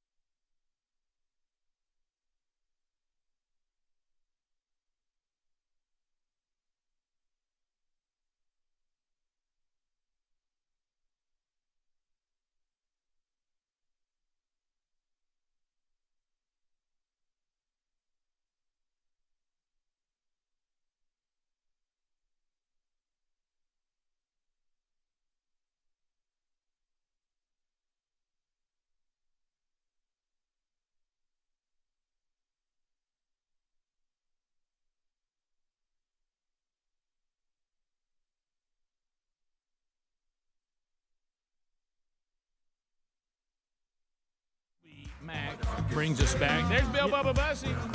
Glad to be here. You know, in that video when he sets that car on fire, that looks real. I mean, I don't think that's graphic. That's not computer done, is it? I don't think so. Yeah, probably found a car to burn up. What about the wolves? I would think they would be. I don't think we have a but wolf. boy, it looked good. I don't know though. if we have a wolf wrangler. But you know how sometimes the computer-generated stuff, you go, yeah, you know, you can't. But it looked good. It was really good, well done. Yeah, it was. I mean, so it's a great video out there. So if you can find it. Now, Speedy, you had mentioned something back in the kickoff hour. I didn't hear it. I missed the first segment today, rolling in. But got in the car after it was already over. But so. You got in a handle at your house involving your three sons, and then that got you in trouble with your wife? Oh, big trouble. Really? Yeah, What happened? Well, because I didn't know, and I was blamed for not knowing. Right. So it was mid-afternoon, I guess. How can you be blamed for something you didn't know? I know. It was mid-afternoon. Are we talking about Urban Meyer That's right. again? It was mid-afternoon, and everybody had just a few hours to kind of settle and just chill for a little bit. And so I was doing that. I was downstairs, and upstairs you've got Reese, JC, and Tyler, 21, 16, and 14. And this Fortnite stuff. Mm-hmm. Fortnite. They get on, these, Xbox and PlayStation, PS4s, whatever. They all have it, but they're playing Xbox. And so Tyler brought his home from school, so he's in his room, and then you got JC in his, and Reese is in his. And they all get online together, and sometimes they're a team, and then sometimes they play against each other. Right. Well, and this is what I'm being told. Apparently, that was going on, and they were. What was going on? They were online. Again? They were online together. Playing they were as a team. No, they were going to play against each other with some friends that were also online in the same group. Mm-hmm. Well, there was an agreement amongst them that they were only going to use one style of weapon to fight each other, and it's something like maybe it was a sniper rifle or something like that. Well, they alleged that Reese, being the youngest, the 14-year-old, he was using some other style of weapon, which was making it easier for him to win. Okay. So they are online, and they start raising on him. Mm-hmm. Well, Reese is trying to defend himself, and he finally just says, I'm off. I'm offline. I'm done. Putting my headphones down. I'm out. I'm out. Well, they finish up, and the door, I did hear some hollering upstairs. The doors were open. And sometimes, you can hear, oh, yeah, good shot. And they're hollering at each other through the microphone, but also you can hear each other because the doors are open. Yeah. Well, a door closes and slams, and I didn't think anything of it because, again, with 3 boys, you never know what's going on. Right. And so I'm just tooling along, going on. Well, apparently that's I'd like to know what you're doing. At that time, I think I just turned the TV on, and I was eating a sandwich or something. Can I ask a question? This makes sense. Yeah. They're playing this game, but they're all at the same house? Yes. But yeah. on different boxes in Correct. different rooms? Correct. Okay. It's a lot of Xboxes. Yeah. Well, I mean, and we talked about this. This was a story a 3 of long them? time ago. Wow. Well, Tyler's at school. He can't share one at home. So he brought it home. So he brought his home. Okay. And then we talked about the fact that JC and Reese every day would argue, hey, get off. It's my turn. No, it's my turn. No, it's my turn. So for Christmas, one of them asked for an Xbox, and so I got. Well, they're multifunctional too because you can do YouTube TV, you can watch Netflix, Prime. It's all there. Yeah. So anyway, so that's the setup. So anyway, when I heard the door slam, apparently that was Reese slamming the door and locking it because he didn't want him coming in. He was really mad, I guess. They got on him hard about him going to a different weapon. Well, Tyler and JC not.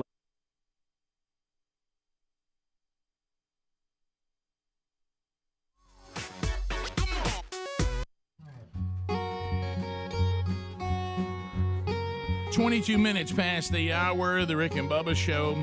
Thank you for being with us today. Much, much, much to do.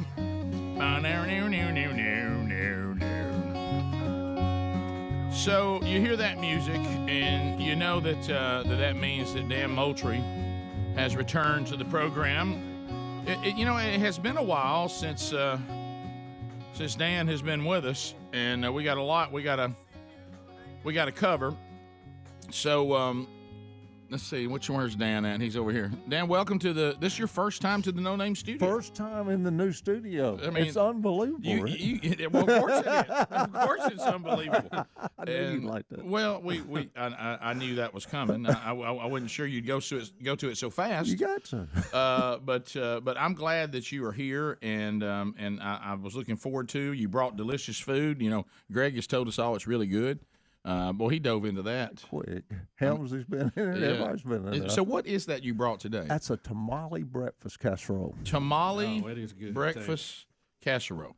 And it has eggs, and it has cheese, and it has tamales, and it has... Now, what kind of meat is in the tamale? What now? I think you probably know that. Is that nail guy? Nail guy. Oh, yeah. Nail guy. I still have so much fun trying to explain a nail guy to somebody who's never seen it. Yep. And I start calling it the devil's horse, and then that really gets them, curious. We had a break, Rick, because y'all were in the middle of the last time was right before they started. I think we were on a couple days before they started tearing down the other studio. Probably so. And it's a little bit terrifying coming in this new deal. This is a different deal after all the years with the other. Yeah, it's you ought to be on our end. Yeah. There's been quite a few days of terror. Yeah. But we also today we get into a combination today because we also, Dan, have Garry the Bulldozer Man. He's also live in the studio. How about that? There he is. Yeah, it's pretty neat. I get a phone call from Dan last night, and he said, "How do you get up there at that studio?" I said, "You ain't been up there yet." Yeah. But I don't guess he knew how to get here. Hey, is this your first time to get up here? This has you already been? Me? Here? Yeah. No, this is my. Well, this and one more time be twice. No, I've been here one time before. Yeah, Garry, I started saying Gary's been here already. Yeah, I couldn't remember what he was here for. I don't remember what it was for. So Garry is here, and by the way, Bubba, I just want to warn you. I don't know if you've heard Dan Moultrie's trivia question today, but it's a good one. It's a dandy. Yeah, so I walked into some of that. Yeah, here. Yeah, I was bringing breakfast in. Right, and so we had to hustle back there before Greg finished it all. I know. I've never seen Greg be so one-track mind on it. It was like I went over and just tried to stand to see if I could get near it. And you know how when you put down, you got hunting dogs, and you put you always have that dominant one. You put the food down, and everybody has to wait till he's done. Yeah. That's what he's growling while he's eating. Well, hey, I'll tell you one thing. I don't want to ride on the elevator with him.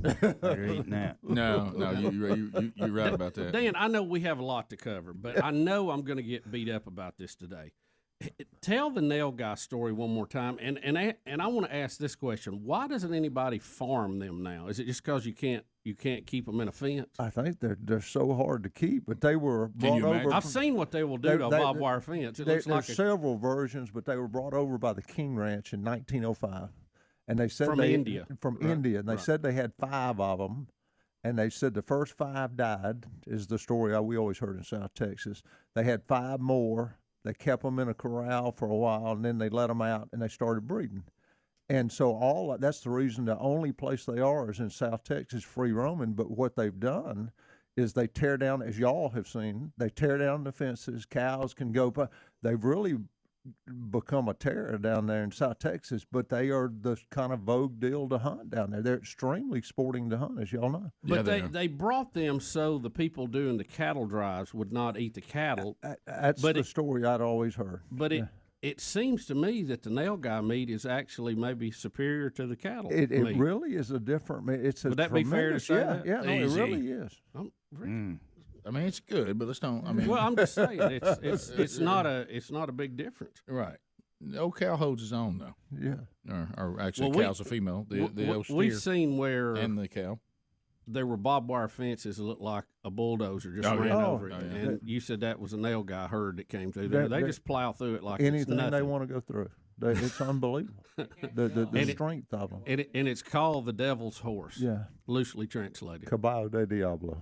The Devil's Horse. And there it is. Who say it again? Because it sounded... Caballo de Diablo. Caballo de Diablo. The way you said it, it sounded evil. We got to laughing on that high back truck. Because I'd never seen one, and Rick had told me what was going to happen when one was spotted. And we got to laughing talking about being in the garage of Diablo looking for his horse. And I don't know why that was so funny, but we got to laughing so hard I couldn't breathe. And then you did see one, I thought we were going to die. Right, yeah, it was. Because you head on out. You get off the roads after you go after There's a lot, there's a lot of different ways I've hunted throughout my life. the nail guy from the high back, I've never experienced anything quite like that. Well, Rick, it's physically impossible to hold a gun, get on a target, and shoot when both hands are holding on for dear life. You just and people are screaming shoot, and you're like, shoot, I'm trying to live. Well, it's also odd. You'd have to one hand it. Well, really, what's also odd is you spend most of your hunting life with people telling you not to shoot. Right. Be patient, whatever. There he is, look. But hunting nail guy from the back of a big old truck, when they take off, it's the first time in my life that somebody just screams shoot. I mean, and he wasn't just talking to one person.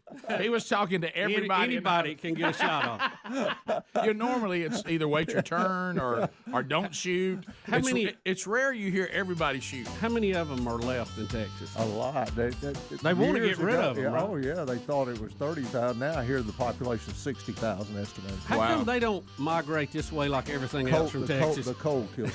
Yeah, they don't like cold.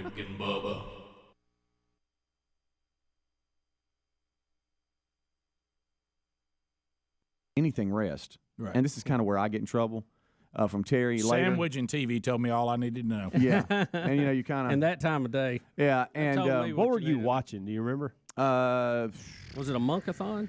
I think it was. I was going back and forth from Fox News, and then I was trying to see what else was on. So that's kind of it. And so I hear, what's wrong with you? And it was stuff like that. And I can't tell. Are they arguing or are they still playing the game? Because sometimes they'll be like, man, that's stupid. It's actually them talking about the game, not fighting. Which is what you're thinking, and you really didn't want to be pulled in. You didn't want to know much about it. No. Because that may mess up your TV sandwich situation. Well, the doors can lock, but you can really. But at that time of day, though, that's when we try to. We're starting out a refuel for the next day. Exactly. Oh boy. Yeah. So you can unlock them from the outside. You can either get your fingernail or something and try to just turn it, and so you're locking the door, but you're really not. Yeah.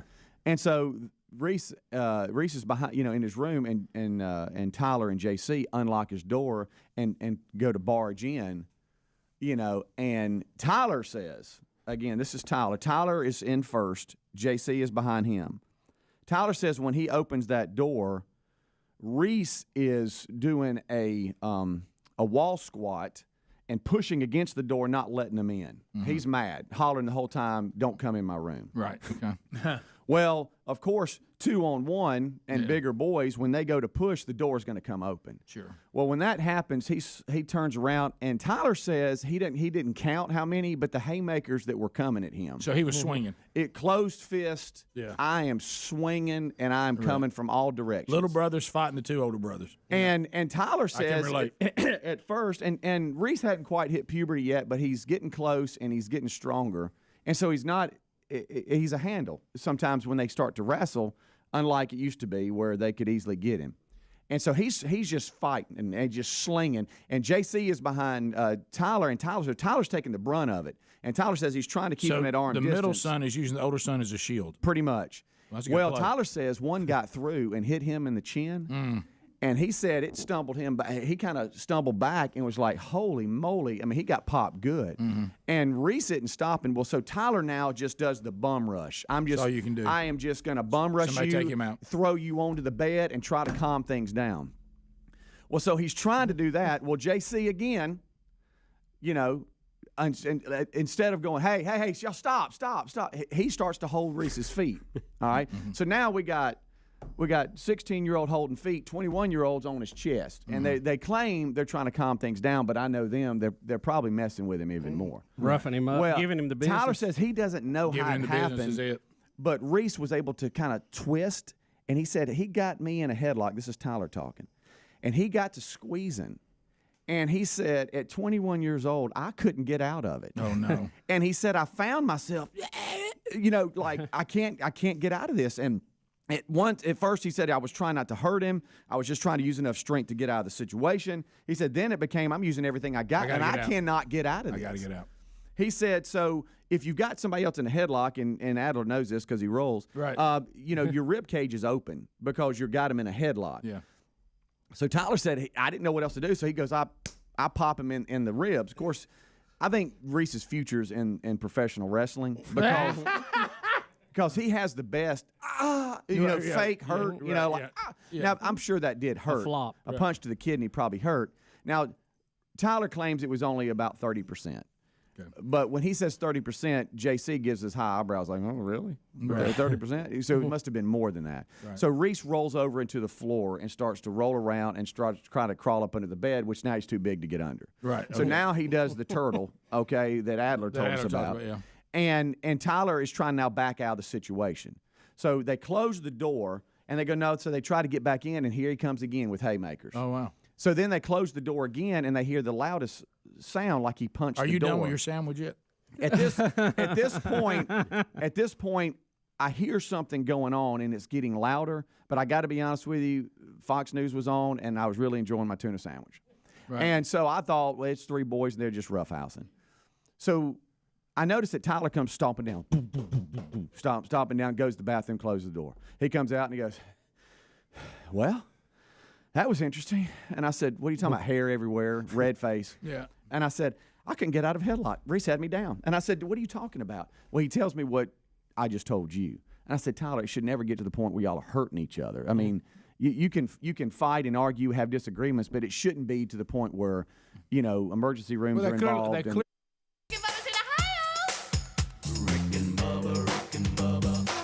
35 minutes past the hour, the Rick and Bubba Show. 866 We Be Big is our number. Relief Factor in the Rick and Bubba Show. I've already had my first dose this morning. And if you're not trying Relief Factor and you're struggling, if you're popping the over-the-counter stuff, those were never designed to be a lifestyle. And you can overuse them. Let's try something else. How about 4 botanicals, all natural, not a drug, not a stimulant. You can take it every day. Meg out of Hattiesburg, Mississippi. She said, my right hip had been giving me so much pain that I was losing a lot of sleep, which caused me also, of course, to be grumpy. The past 2 weeks, I've actually slept through the night without pain waking me. She said, wow, thanks for Relief Factor. I'm rested. I'm feeling much better. I was, like many people, I understand, I was skeptical in the beginning. But Relief Factor has got me resting, and I feel much better. I can honestly say that Relief Factor does reduce inflammation, which in turn, apparently, has reduced my pain considerably. So next up, she says, I think I need to get a MyPillow because I've been putting that off too. So ReliefFactor.com, all natural, 4 ingredients. Get a 3-week supply right now because inside 3 weeks you'll know whether it's working for you or not. 70% of the people that order the quick starter pack say this made so much of an impact, and they went back and got more. So hopefully it will work for you too. ReliefFactor.com, $19.95 for a 3-week supply. There's also a link at rickandbubba.com under the sponsors button. So, Bubba, we got Moultrie here. He's back, his first time at the No Name Studio. Garry has returned. And let me introduce you to a first-timer today, Lyle Gilbert. Big Lyle. Lyle, welcome to Rick and Bubba. How are you? I'm doing fine. All Thanks right. for having me.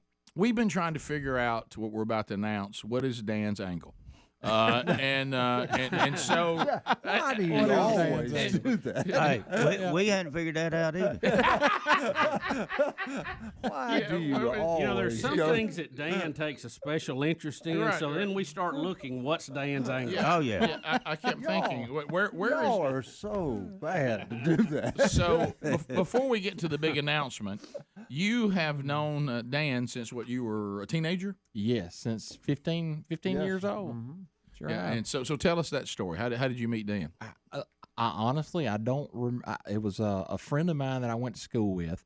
We were looking for summertime jobs, and I went to Moultrie Feeders because I love to hunt. Mm-hmm. And I was 15, and I ended up, Dan hired me, and but I couldn't work around a forklift. Mm-hmm. And he came to me. I'll never forget it. He came to me, put his arm around me. He said, look, if you'll come back next summer, I will hire you. And I have been friends with Dan ever since. Mm-hmm. And even, you know, when I don't see Dan, just me and Dan cross paths. It's I know that feeling. Hey, so, if every one of our young men that came through there had been like Lyle, there would have been he was absolutely great. Right. Absolutely great. He's the only one that can handle Garry. I'm gonna keep saying that. I just wonder how come you didn't ever hire me when I was little. I don't know. I don't ever remember you little. Bubba, my takeaway is Dan had violated the child labor laws. Yeah, I was trying to run the numbers on that. I don't know how that works. So the forklift is why he had to be a certain That's age. correct. So he came back, and then you put him to work. That's right. Yeah. And we learned how to work, and he learned popping it very rivets. Well. Yeah. Well, we were talking about that. You know, we need, some of us older men need to do a better job like older men used to do to teach these younger men how to work. Mm-hmm. And Dan said you definitely had the work ethic, but that training was invaluable, wasn't it? It was. It was very. It was. You know, I saw a lot of people came through there that were molded. You know, and they're very successful people today. What now? Let's talk a little bit about Bubba, which I know this is going to be a connection with you and Lyle immediately. We love entrepreneurs. Oh yeah. And Dan said he noticed an entrepreneurial spirit in you immediately. So tell us a little bit about what you're doing now and how you got there. Oh well, of course, I own Houndstooth Game Calls. I started it right there around 12 years ago as a hobby. I was a timber buyer. That was what I was doing, and buying and procuring timber for different mills that we sold to. And I loved to turkey hunt so that I started woodworking a little bit more. I had a neighbor, Mr. Alan Maddox, and he taught me how to do a lot of the routing and whatnot to build turkey calls. And it kind of went from there and started going by stores and saying, hey, would you put my turkey calls? And I never got a no. Mm-hmm. And I was like, well, heck, if they'll take these calls to the next store, never got a no. And it just went on from there. And then it got so that I took a leap of faith and told my wife, I said, to be honest with you, let me back up there. She came home from work and I had an air compressor in the kitchen, and she was trying to cook dinner, and she said, it's time for you to find a shop. Right, you're right. Yeah. A real shop, Right, not my house. Right. And but anyway, I ended up taking a leap of faith, and it was the right thing to do, I guess. I guess it was meant for me to do that. Well, I think we can see where we're headed here. Garry, of course, created a call. My goodness, we've heard about that, haven't we, both? Hey, let me tell you. Hey, I was just, and then hey, what you doing? I said, well, I'm trying to get Hey, let me tell you what's going on here at the farm, and I want to tell you about what somebody said about my call. Hey, I sold one up there to Quebec, and that guy says it's the best sounding call he's ever heard in his whole life. Some people think it sounds more like a turkey than even a turkey. Well, I mean, So you got your call, and you've been trying making it at your house. You've been trying to do it yourself, making it in your own shop, kind of like Lyle was doing. You know the way I work. You know, keep your place up and a couple more places. You know, it's hard, and Lyle will tell you this: it's hard to concentrate on one thing. And you know, Lyle messaged me about a month or so ago, and he said, "Hey," he said, "I think we might ought to join forces on the original Spur Master." So we got to talking and meeting, and we tried to work out something, but I knew what he was going through. Yeah. Yeah. Well, what happens is you have people approach you, but then by the time they've told you what they need to do to make the deal happen, you're like, well, why in the world would I do that? I basically have given my call to somebody else, but yet I'm not going to get a lot out of it. But because you have to. The biggest problem you had was, and I'm sure you went through this too, Lyle, is trying to meet demand when you're just working in your wood shop. Buying the house. It's hard to do, but we talked about it. We're gonna leave. All my stuff is trademarked and copyrighted, and we're gonna leave the original Spur Master, and I'm gonna still be involved in it. We're gonna. Lyle, you sure? So what are you doing? Are you sure you want him to stay involved? Are you selling it, Gary, or No, I'm y'all not. merging? No, or is he we're handling just, your production? he's the just- production guy. I would say they're What I- partnering. Exactly. Would be a great What I way to do it. presented to him was, hey, let's partner. I actually, the text I sent him, I said, when you going to get tired of making those calls? Just joking with him. Yeah. And he instantly hit me back. He said, why? Yeah, right. And I thought he would have said last Thursday. But I've always, I've always loved any kind of little doodad collar or anything that was unique or anything. And me and Gary had gotten to be friends way before this, like through it's kind of like Dan. It was meant for me and Gary to be, friends and keep up with each other. And so what I discussed with him was just like, hey, look, I really love your collar. Every time I see him, he brings me a call. Oh, yeah. Like I don't have one. Right. You always bring me one. And hey, I love it. Does he ever walk up to him and say, hey, listen, this right here? And even though he's doing it with his hand, his mouth does something funny with it. Greg picked up on that. Exactly. Lane's head back. Yeah. Well. But anyway, look, so I said, hey, let's just partner up. I said, it's nothing to be that, it's to make everything comfortable. We have a great internet following, and, that's perfect item for and you got production capabilities. Exactly. Right? Exactly. Now, how do you do all that? Well, that right there, most of that, like the peg there, we can CNC machine it and take a lot of the, elbow grease out of it, and it'll be exact every time, within a few thousandths, instead of taking some of that out of the game of all the sanding and all that.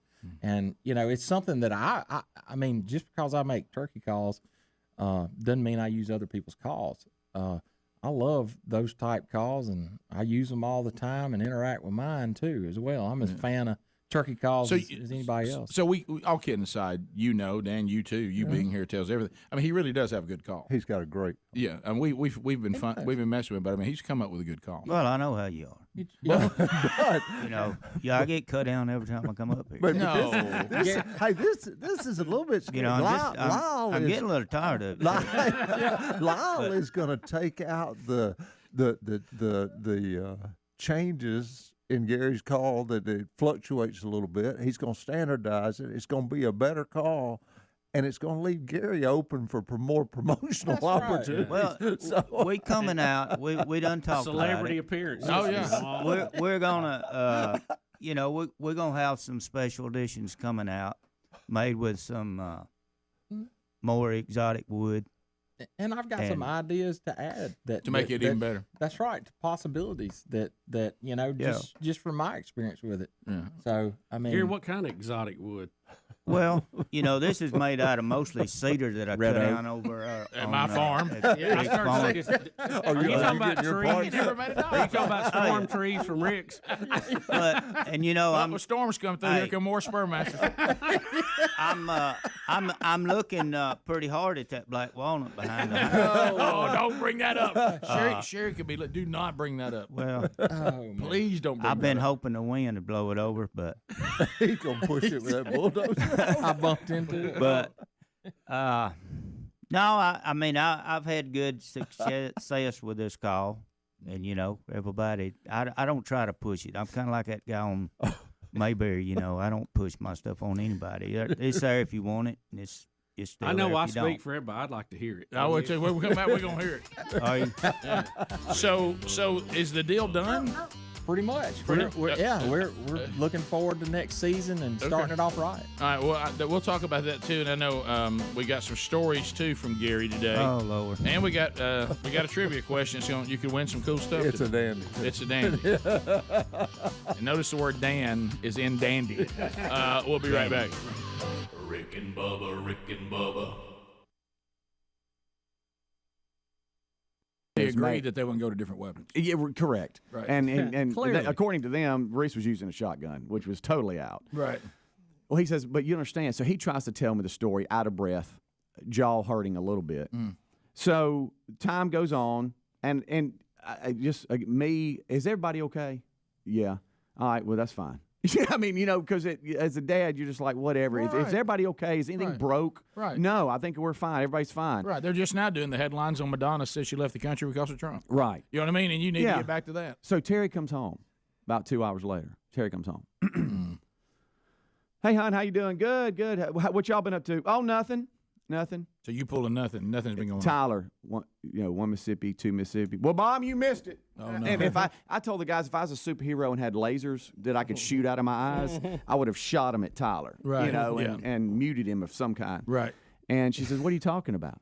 And he gets to telling her. Oh, no. And as he's telling her, I can tell her face, and she's getting madder. Oh, no. And madder. I know. And her mouth is just drop. Her jaw's drop. She can't believe what she's hearing.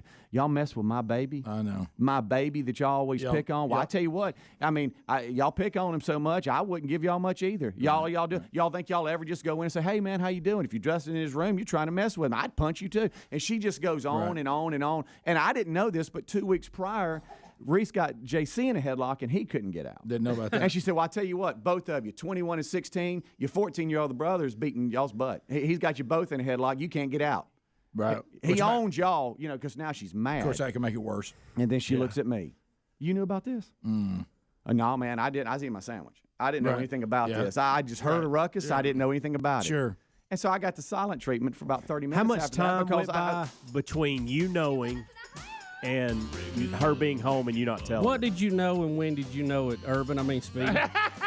I knew it after the fact because Tyler came down, and apparently it was really bad. 2 hours later, Terry comes home. Okay. I guess. And then she went home 5 minutes before they were just spilling their guts. Okay. That gummit can't have nothing. Did you have a meeting about that? I did. I said, "What are you doing?" Yeah, we'll be back. Rick and Bubba, Rick and Bubba. All right, a couple of things as we make our way back. And, you know, Bubba, I just looking at this study, all I can think about is if your mom was still here with us, it looks like, once again, she'd have to stave off another study, how just a few drinks could help stave off dementia and reduce the stroke risks for middle-aged people. Middle-aged people who drink the equivalent of 175, what does that say? I can't see which milliliters. Of wine a day are half as likely to develop dementia as those who abstain from alcohol. Now, how much is that a day? I don't know. You know, I'm Baptist. So I don't know anything about that. Yeah, my mom would say. My mom would say you need to get a new study. Golly. What was the number of milliliters? 175. What is that? About a glass? Is it milligrams? If it's liquid, it would It be. says ml. Liter. Yeah, milliliter. It says ml. Well, a liter, you know what a 2-liter Coke is, Right, so you take half of that and then. A milliliter is tiny portions of liquid. I mean, yeah. Well, I know. It's like stupid metrics. It's milliliters. Well, it's ml. I mean, I don't know. What does ml mean? Hold on, just time out. Give me a I second. mean, stupid metric system. We're not going into inches here. Yeah. That's hundreds. It's less than a cup. Okay. So you got 0.739 cup Okay. to 175 milliliters. So we're talking about somebody with a wine glass. A wine about half glass full. a day. Yeah. A little bit less than a cup. Yeah. Yeah. So it doesn't. Does it say? Is this red wine? What are all the different ones? Probably red. Let me ask you this: Red, is it what is it about the wine that's supposed to help anyway? Is it something in red wine, or is it the alcohol? It's the red wine grapes. Now, what I've always not- thought, and I may be incorrect in this, so please understand. This is just. I always thought it was the fact that your liver had to work a little harder to break up alcohol in your system because it's a complex molecule. Yeah, maybe. And when it has to turn it up a little bit, that it also eats up a lot of the cholesterol too. I mean, because that's what the cholesterol medicine does. It kicks your liver up into a higher gear. Well, it tries to make very clear, which this would not surprise us. Excessive drinking is horrible for you. Yeah. But they're not telling you to drink the bottle. But what they're saying is, now this is where a splash here and there. And look, I know your mother is in glory and didn't worry about this, but I'm scared to say it as if maybe she can somehow get me. Yeah, I know. but and my grandmother as well. But they're both up there going, look at that silly. Look at that silly. Well, my grandmother would have taken this and tore it up into a million pieces. Yeah.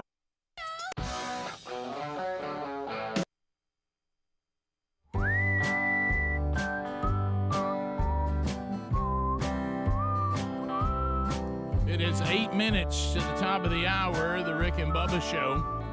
866 We Be Big is our number. Garry the Bulldozer Man's here. Dan Moultrie is here. Lyle Gilbert is here from Houndstooth Game Calls.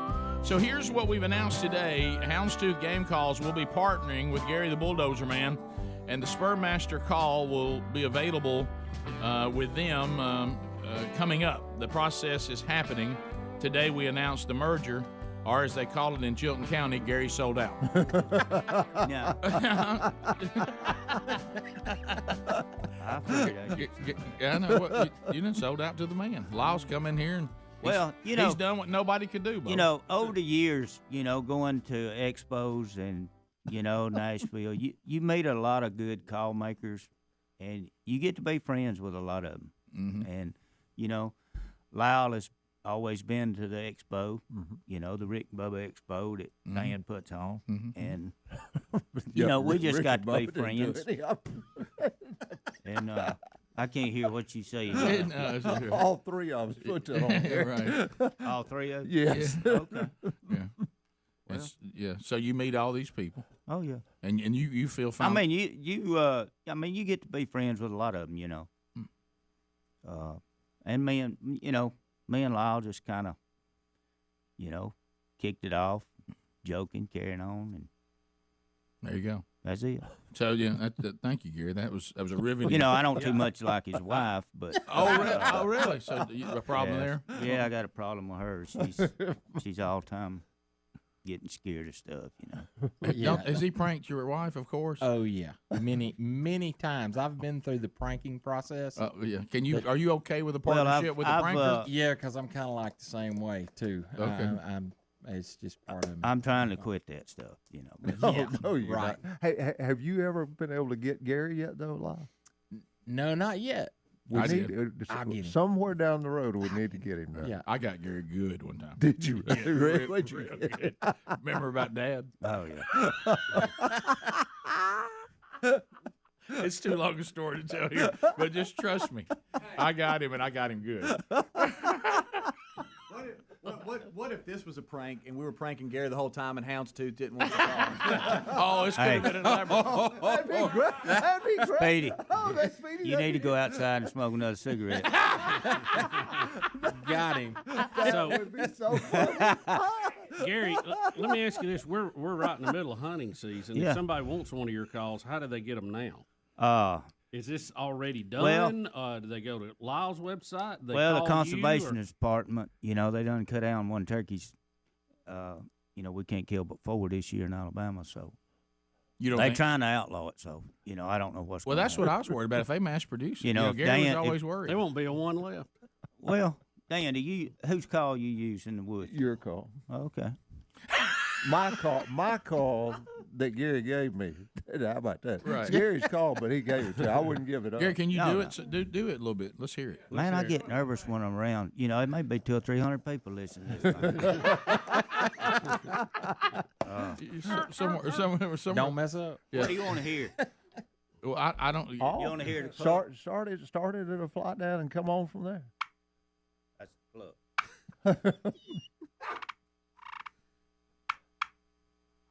That's beautiful. Well, that's about the only call I ever use in the woods. Really? Gary, I want to hear you really get on it. I want to hear like the turkey's actually getting after it. Well, you want to hear a kiki? Whatever you'd like to do.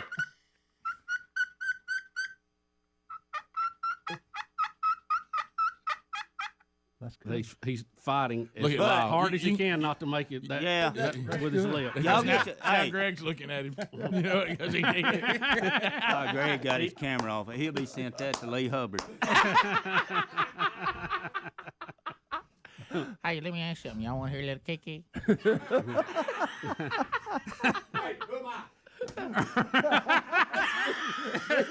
You know what that? Speedy looks like Farmer Seville trying to do. You got it. He looked like somebody had one of them spasms over there. Look at him.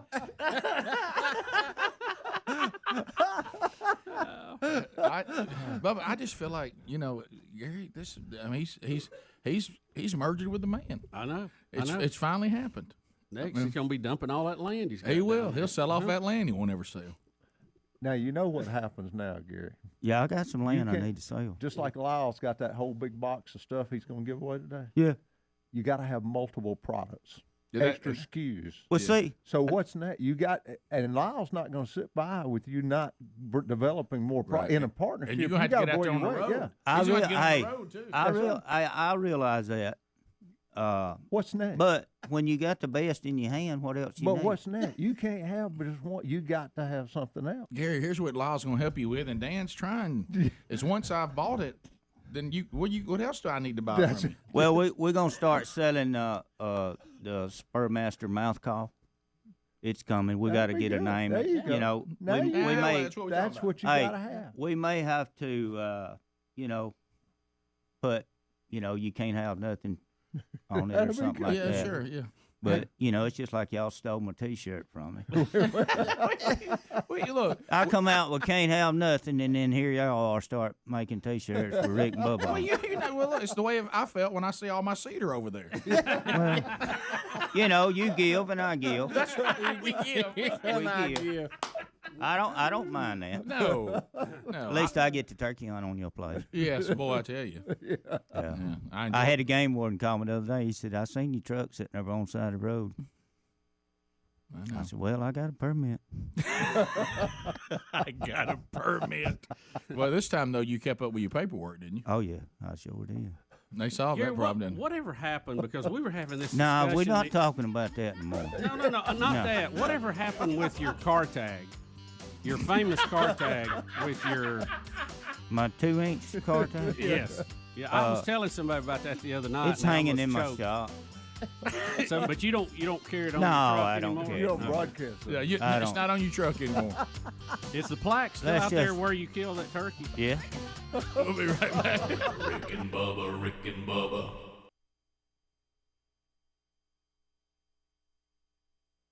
Oh, Yeah. but what I'm saying is, it's boy. This phrase is in the story. Can I say it? Yeah. It says that they're trying to say that moderate to very, very light drinking may be more healthy for you than abstaining completely. That's what it says. That's what it says. We're not judging it. We're just saying what it says. I'm just telling and it goes back to, and I hate to say this too because you get all kind of boos and hisses when you say it, but I didn't do the story. John Stossels did the story. Here we go. Where he says, he was pointing out that while Chernobyl was a bad thing and all that the ring of people around Chernobyl, about 50 miles out to about 150 miles out, are some of the healthiest people in Europe.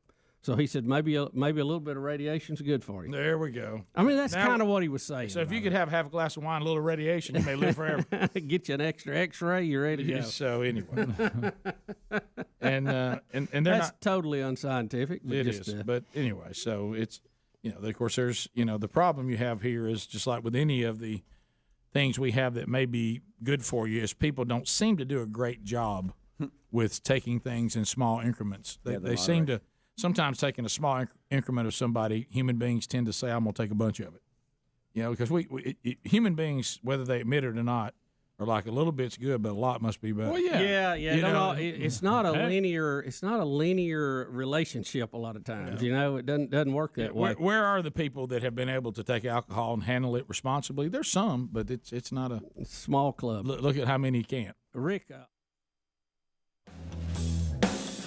I remember that I've been here before. Heard the devil knocking at my back door. I told him not to come around anymore.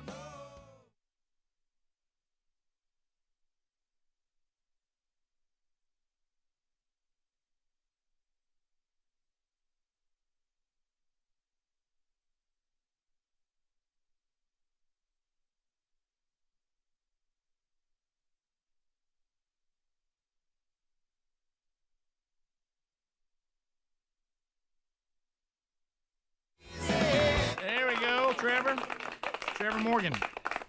Easy. All right, so much to do going forward. We will unpack the weekend, a couple of stories from there. We'll try to everything that's going on in Trump world. There's so much of that. You could almost do an hour on Trump today. So many different things going there. Different tweets, quotes, investigation continuing, not continuing, answers, no answers. But anyway, we also, of course, have an update. The last time we left you, Urban Meyer was kind of out there dangling with the comment that he didn't know what a reporter was talking about. He did come back and clarify that he did know. It just kind of caught him off guard at the moment, and his answer should have been different. And then the investigation, I guess, is ongoing. And then now we have fans trying to save him from the investigation. So we got a little bit of an update on that. But he did walk it back and say, well, now when I was just kind of caught in a bad situation right there, and my answer was not what it should have been. I think I told you I thought that's how I thought this would play out. That he's going to say he got caught off guard, wasn't ready. Right. And again, it's not illegal to answer a reporter's question in a misleading way or inaccurate way. Now, that some of the other things could get him in trouble, but he said he reported it. He did the process, so they're investigating, and it will play itself out. Well, he basically has gone back, gathered himself, and has given the answer that he should have given first, and that was, I am aware of that, and we have a process on that, and I followed it to the letter. Yeah. Which, if he did, he will be fine. Right. I mean, let's don't lose the fact the man did get fired. Right. The guy who. Well, that's what I'm talking about. Once there was a legal action Yeah. and some degree of proof. I mean, restraining order is usually not proof of guilt, but it does indicate that there may be a problem there. But that's when he fired him. I mean, you do it before that. You look at a lawsuit back from him, and I saw some folks this weekend that had Urban under the bus, and and he may still end up there, but at least we're going to have some due process to this, and I applaud that. I'm not a Urban Meyer defender by any stretch, but let's put the mob down, put the torches down, and work the process, and it'll work itself out here. I think probably in a few weeks. Yeah, if he followed the protocol correctly, he'll be fine. If he didn't, he'll have some problems. Yep, that'll be it. So we'll see how that goes. Max Lucado is with us today. I don't know how Max Lucado cranks out books at the rate that he cranks them out. I really don't. It is quite a gift that he has that I certainly do not have. And during the few times we've dealt with books, it's quite a grueling process.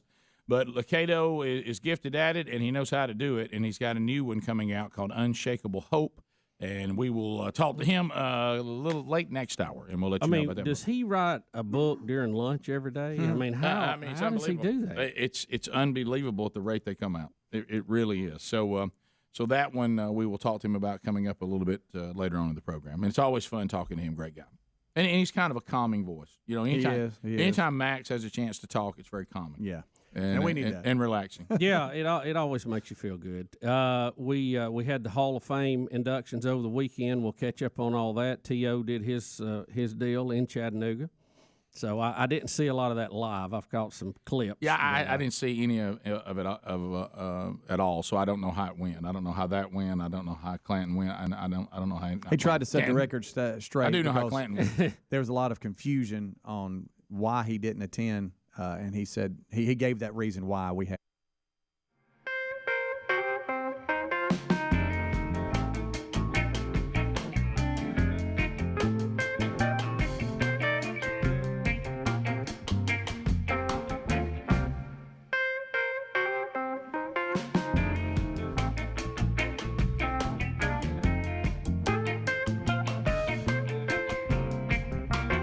It is 6 minutes past the hour. The Rick and Bubba Show, 866 We Be Big is our number. Boy, we are packed out today. Speedy, the real Greg Burgess, Helmsy, Adler, all here. Also joining us, Dan Moultrie, Garry the Bulldozer Man, the Spur Master himself, and Lyle Gilbert of Houndstooth Game Calls, which we announced today the merger of Houndstooth Game Calls and Garry the Bulldozer Man. It has happened.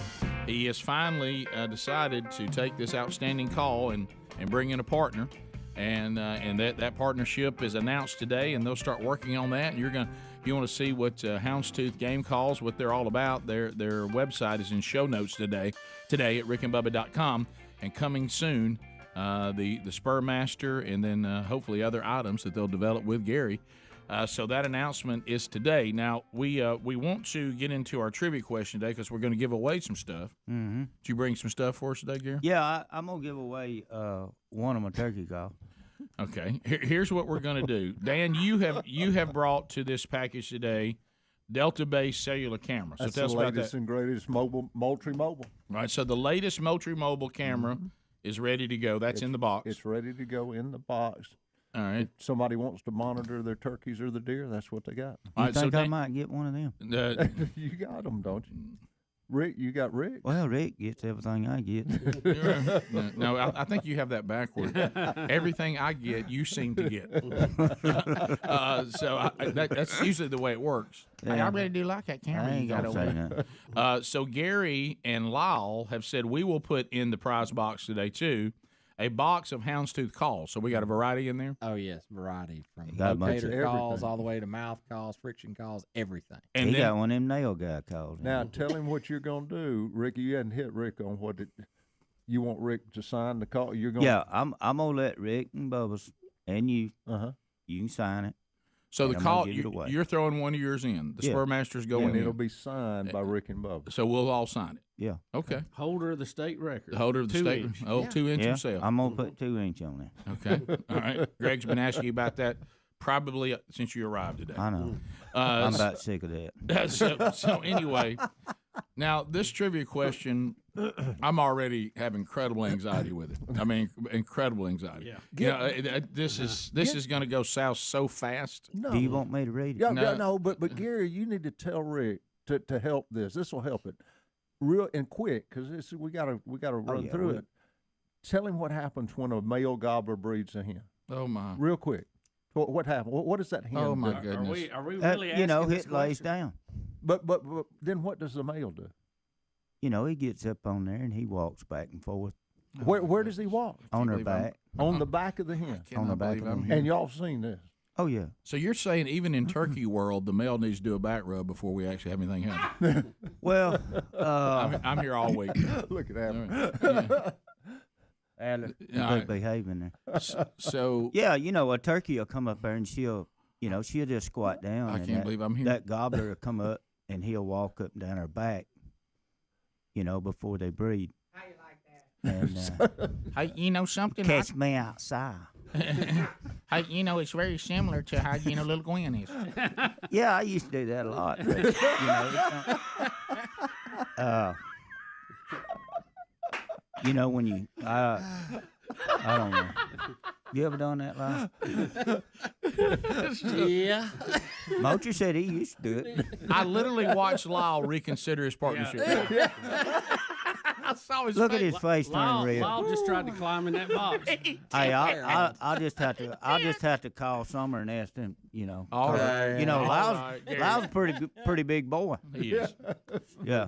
Miss Summer can handle herself. So here is the question for the Delta-based cellular camera, box of houndstooth calls, and an autographed Spur Master. Yep. Hey, so I told y'all about what that gobbler does, and so here's a question: why does that gobbler walk up and down a hen's back before he breeds her? Isn't that a great question? That's a good That's question. our question. Why is he doing this? And that is the question.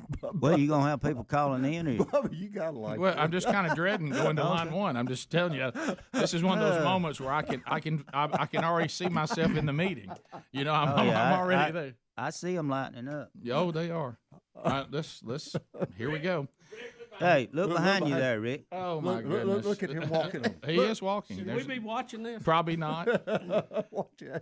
Gregory and Andalusia, 1077. For the love of all that's good and kindness, give See, them, there's one there. let's give them some privacy.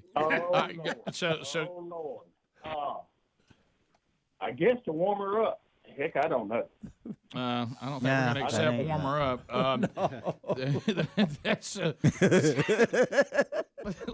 That's why am I here today? Lance. Is this the turkey version of alcohol? I guess it. Lance, 1047 WZZK. Lance, go ahead. Hey, will you give the question one more time? Was it why do the turkeys walk? What? I couldn't hear the whole question. Hey, here's the thing we want to know about it. All right. Hey, Lance, have you got your little Spur Master yet? Why does a gobbler walk up and down a hen's back before he breeds her? Trying to make this G-rated. Yeah, welcome to my world. To make sure that he's in the right spot. No, that's not right. Good night. Is this Gary's question? Did he bring this in? We could have collaborated. Okay. Jeff in Alabama. Jeff, you got any idea why this ritual Rick, takes let's be place? clear. Looking for the right spot is wrong. I was going to let that go on, but thank you. Well, he probably know. He's probably helping knows people where on the right hold. spot is. Bubba's helping on. Jeff, what do you think? To show his dominance. Not going to accept that? That's not the match malt. You for all 15 years you said match malt. I know, and we're gonna stick to that. Right. Hey, people's getting a good bit of money on calls and cameras. I mean, this is an important question. Let's go to Scotty in Alabama. Scotty, go ahead. They hop on their back because there's a vent that leads to their sex organ. Oh my gosh, that's not right either. Yeah. That is one of the theories, but the biologist said not confirmed. His Dan got tears running down his We even went to the Head of Game and Fish last night just to check this out. We did. Well, yeah, we talked to Chuck. Ben in Tuscaloosa. Ben, what do you think? No.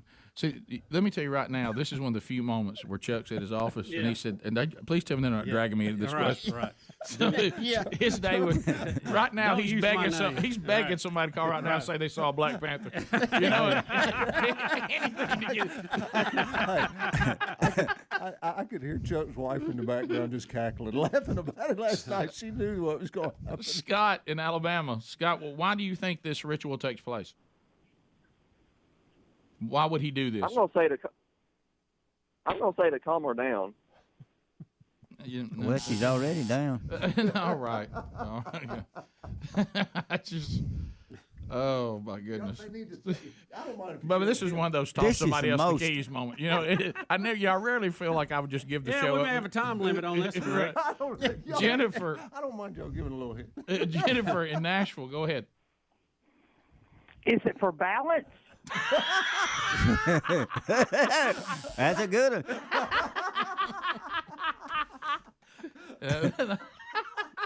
Good try. That's a great guess. That is a great guess. Crocker in Birmingham, what do you think? I'm gonna say it's to get her to raise her tail. No, that was one of the things the biologist clarified that this move was not necessary for that. Yeah. Right? Not a good way to put it. That's right. It's a little bit of a turkey pun here. The next guy's name is Jake. Jake. Jake. Welcome. He should know. Jake, what do you think? Well, is it letting her know he's about to now end the book?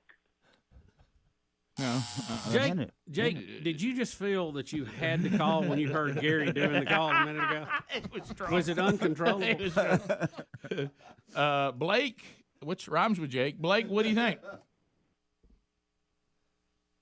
Guys, you know, when dogs are in heat, you know, they kind of do a little dance. So I think they're dancing a little bit. I don't think we're ever going to get to this match of Moultrie here. The turkeys will do a little dance before Right, this point. yeah. But I mean, the answer that they have written down, there's no way we're ever going to get it. I haven't seen it. I will accept something. I don't think I want to see it. Well, No, you I know, didn't see the answer that you your put on there. second caller was pretty close. Yeah. You know, he was pretty close. Yeah. It was. I don't think that's ever going to happen. The do you think we're ever going to get that answer? Well, somebody got real close to it a minute ago. They need to think what we were doing. Right. It's or not. Yeah. The guy who called and said, was it about the dominance? Yeah. He's in the He neighborhood. was pretty close. He's real warm. Yeah, I would have given it to him. Dan, of course, would not. No, you can't get Dan give you nothing. All right, we'll come back, and we'll try a few more when the Rick and Bubba show continues. Rick and Bubba, Rick and Bubba. Okay, good. Plus, we I'd had like no to know. idea Ray Lewis and Michael Phelps were best friends. Yeah, I heard y'all talking about that Had in the no kickoff idea. hour. That is shocking. I wouldn't have didn't thought see that one coming. No. That's No just- idea. Does that mean Ray Lewis does a lot of weed? What does that mean? Probably. Well, I don't know. I don't know what it means. You just never would have thought those. Hey Ray, leave the weed alone. You would have never thought that there would have been that those two circles would have ever crossed. No. All right, looking back over the Hall of Fame inductions, some of the other, there's highlights and then there's things that were odd. We covered the odd Terrell Owens thing. Now we're getting into Randy Moss had a good speech where he talked about some of the things we just mentioned about how Moss this, Moss that. he had to grow up. Saw Scott Moss yesterday, by the way, and told him that we mentioned that every time. But anyway, and then Ray Lewis had a speech, and of course it was emotional. But the thing that, of course, only this show would take away from it is the fact that someone else getting emotional was Michael Phelps because of their long-standing friendship. That we had no idea. I didn't know Ray Lewis and Michael Phelps. Did they grow up together or run around together? Well, it sounds like it in his speech. He in the speech he was thanking different people, and he went into Michael Phelps, and then so the camera zooms in on Phelps in the audience, and so he was getting emotional, but you could hear the passion because Ray will have some passion. He'll have some passion, yes, he will. About how he feels about Michael Phelps. He'll go sideline to sideline You too. believed in me? Yeah. Michael Phelps. Michael Phelps. What? How many times me and you sat in the same house looking at each other? What we said, Baltimore is our city. We'll do anything for Baltimore. Anything. That's the way you end it. Yeah. A lot of people call you the greatest Olympian ever. I call you one of my greatest friends, brother. I appreciate you, man. Wow. I had no idea. Did y'all? No. I just, if somebody would have said, who do you think is one of the closest friends that's meant the most to Ray Lewis, I probably would have never said Michael Phelps. I just wouldn't have. And I don't think as Michael Phelps says, let me tell you, he's helped me through some tough times. So on Friday, if somebody had come and said Ray Lewis is going to pay tribute to somebody in the audience, and you have no idea who it's going to be, and you run the list and you think, teammate, could it have been an old teammate, a coach maybe, somebody he works with commentating. Just didn't see Michael Phelps on that list. Maybe a former Miami Hurricane with him in college. I'll They even take it roomed further. together. You could have said he's going to mention an Olympian, and I still wouldn't have said Michael Phelps. No, I mean, look, look. That's a good point. It honestly would be like y'all sitting there. I would have thought it had been peekaboo. Right.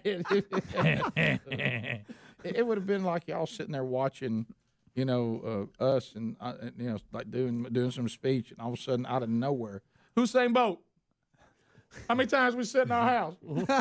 saying it's all about Oxford, Alabama. I mean, you know what I mean? I mean, you would have been like, did he just reference Usain Bolt? I know.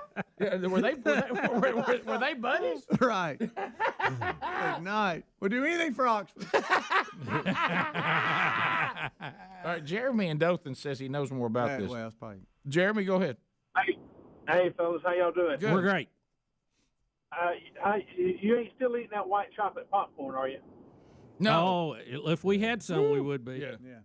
Good stuff. Hey, listen, I remember a while back the ESPN had a special on Michael Phelps, and, you know, he went to rehab from all that stuff he did, but Ray Lewis reached out to him, you know, from a Christian point of view, and he gave him a book. I can't remember what book he gave, but he sat and talked to him about how the Ray Lewis, when he was going through struggles in his life, and he was finally getting straightened out. So I guess since Michael Phelps is from Baltimore, and he's sort of reached out to him and helping him out. But I remember on that special for Michael Phelps, he had mentioned that, talked about how Ray Lewis reached out to it and helped him. Yeah, okay, so they really gotten close. See, I didn't know this. Do you know that Michael Phelps was known as the Baltimore Bullet? No. That was his nickname. So I didn't know any of that. So was Ray Lewis. This has intrigued me so much. Unfortunately. Rick Burgess. All week. Rick Burgess. You can't. Rick. Football. Yeah.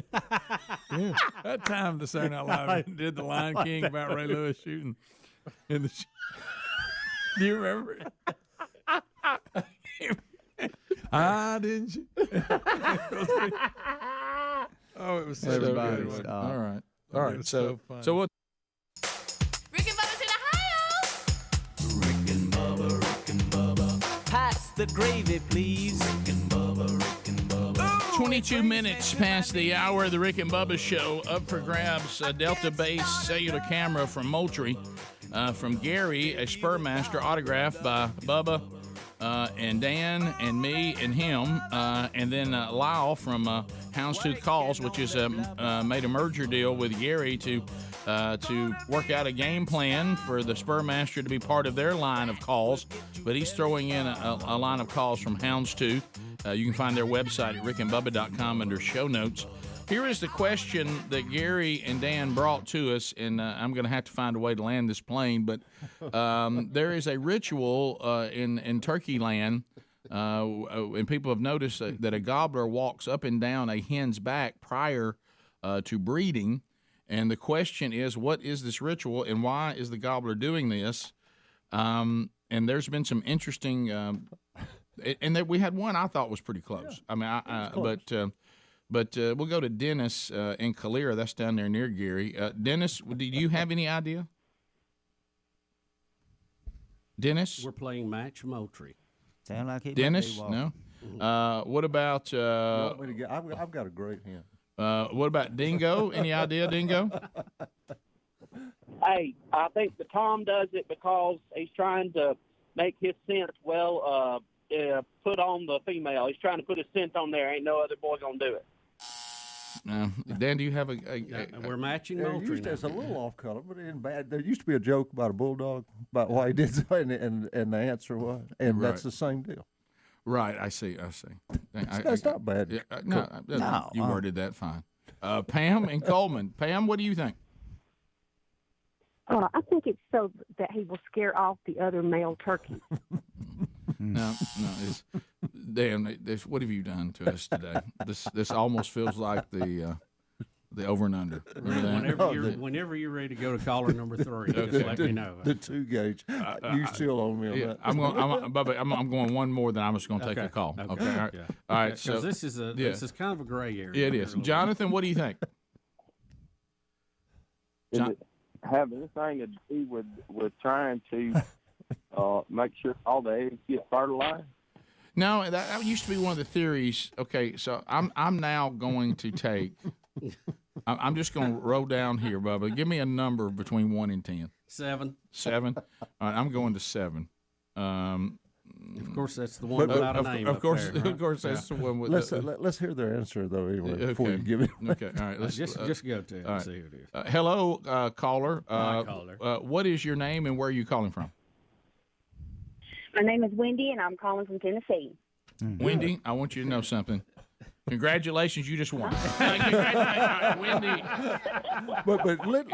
See what Wendy's answer was. Yeah, Wendy, give us your best guess do to the match Moultrie answer. Did you And I have- underline match Moultrie? Yeah. What did Okay, well, I'm long-winded, so I'll try to make it short. In the bird kingdom, the women are the dull ones, and the men have to show off the plumage and make themselves look beautiful and suitable to be, to mate with a female. So I've always been told it's because they were showing off their feathers, their plumage to the other hens because they mate with so many at one time, so they're kind of showing off.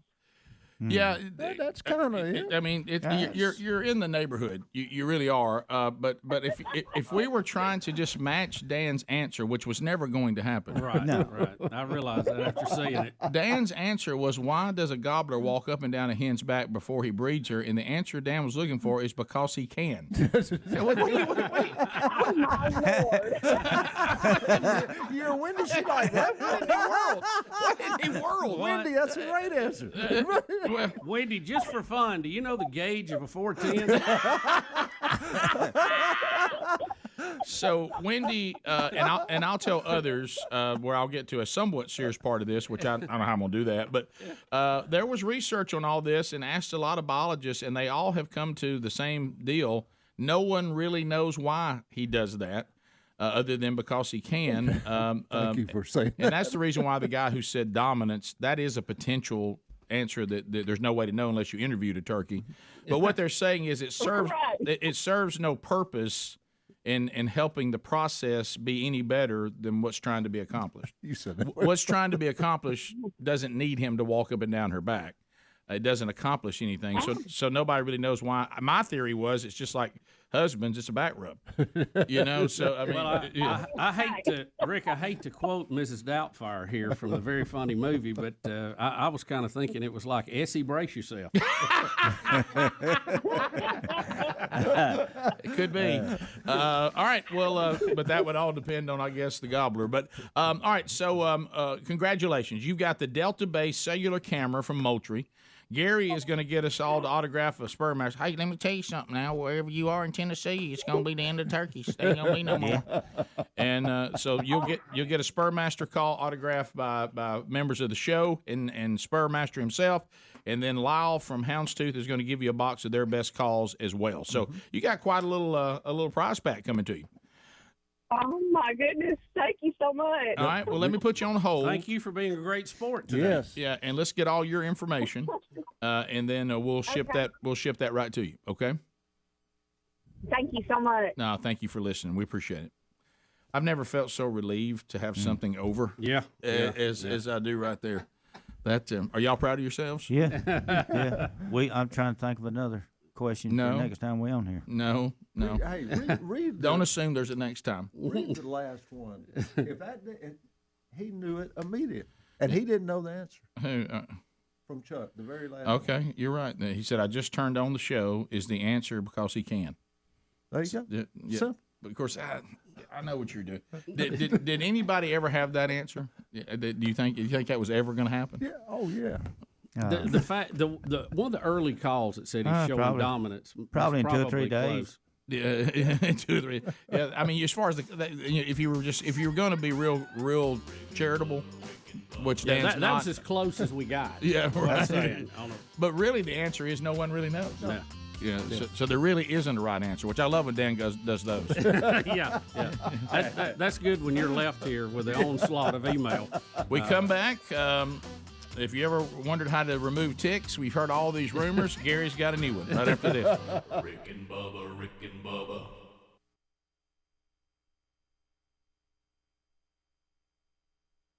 Another one. I don't know. What do you want? All right, so you want what about Randy?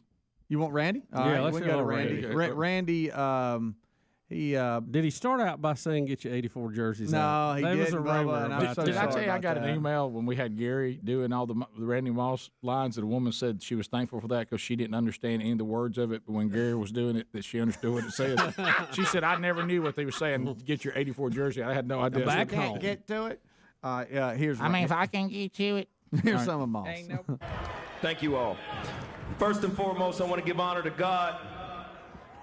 Without God being in my life, none of this me being here on this earth, me being here in this gold jacket would not be possible. So I want to give my Lord and Savior Jesus Christ all the love that he deserves for putting me here in Canton, Ohio. Amen.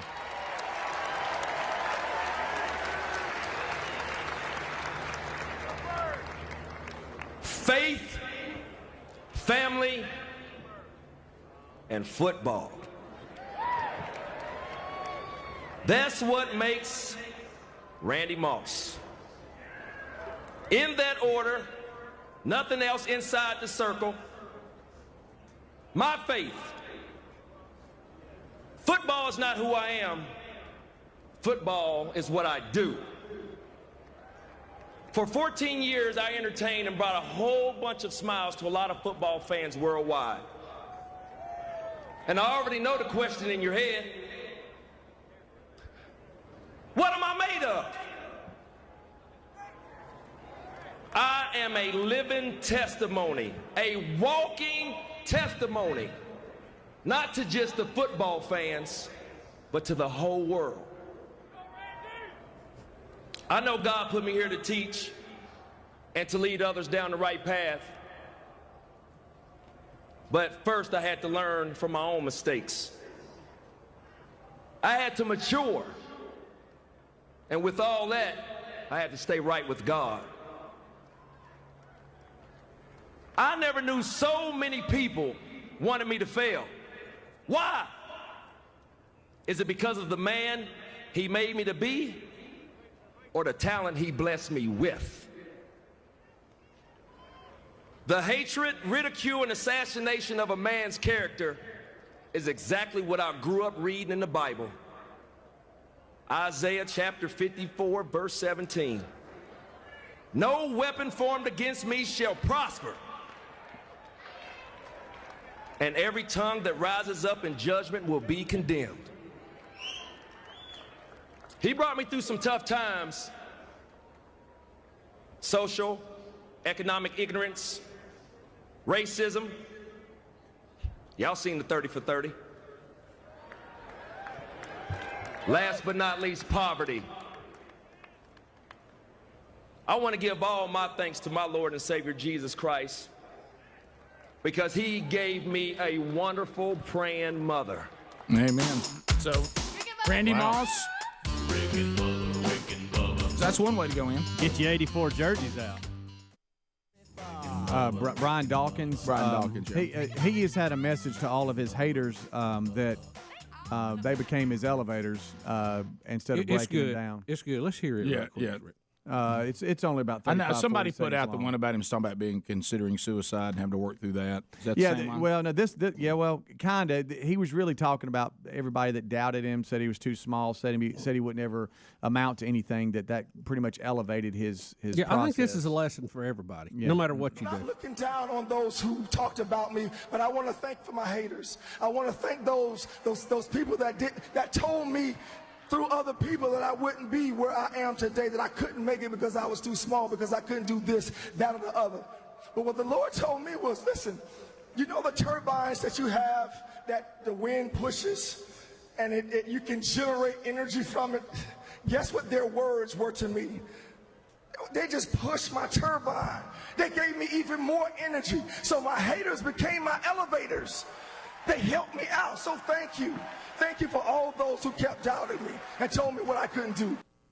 Yeah, and I know and maybe we don't have that, but I know there was a part of him talking about that he was to the point where he was suicidal, and that he's telling other people that may get to that place, don't give up, don't give in to it, keep pushing.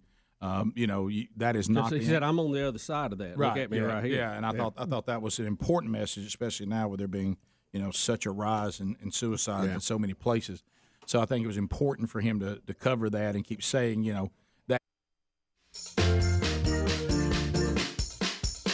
We're back. Thank you for being with us today. We have survived another match moultrie. We've announced a merger for Garry the Bulldozer Man and Houndstooth Calls. If you're just joining us, do want to point you to 1-800-Flowers.com, and if you have not made the move to go ahead and get ready for Mother's Day, which is going to be here before you know it, You can do this now. Now let me help some of you because I know there had been a little bit of confusion. The promo code Bubba that is available to you, that is only going to work at 1-800-Flowers.com for the deal that we're promoting. Because some of you have gone there, used the code, and you're trying to find a discount on just anything you want to order. This code is only getting you this specific deal, and it is a good one. $15 off, 36 sorbet roses. It's a terrific offer. Prices are going to be going up soon, so hurry and order today. You want to do it before the end of tomorrow because this deal is going to be gone when we all shutter down on Friday, April the 22nd. You're going to be wishing you had moved if you had not. So go ahead and do this. Get it done. These sorbet roses have these pastel colors, and I mean, women love them. Our wives are getting some of these, and they're already arriving. And boy, they love them. As a matter of fact, I know I saw Betty's and Sherry's got hers set up at the house too, because we definitely want to have them, Sherry and Betty, tested before we start telling you to get these for the moms on your list. So 1-800-Flowers.com. Use the promo code Bubba, and you'll get $15 off 36 sorbet roses.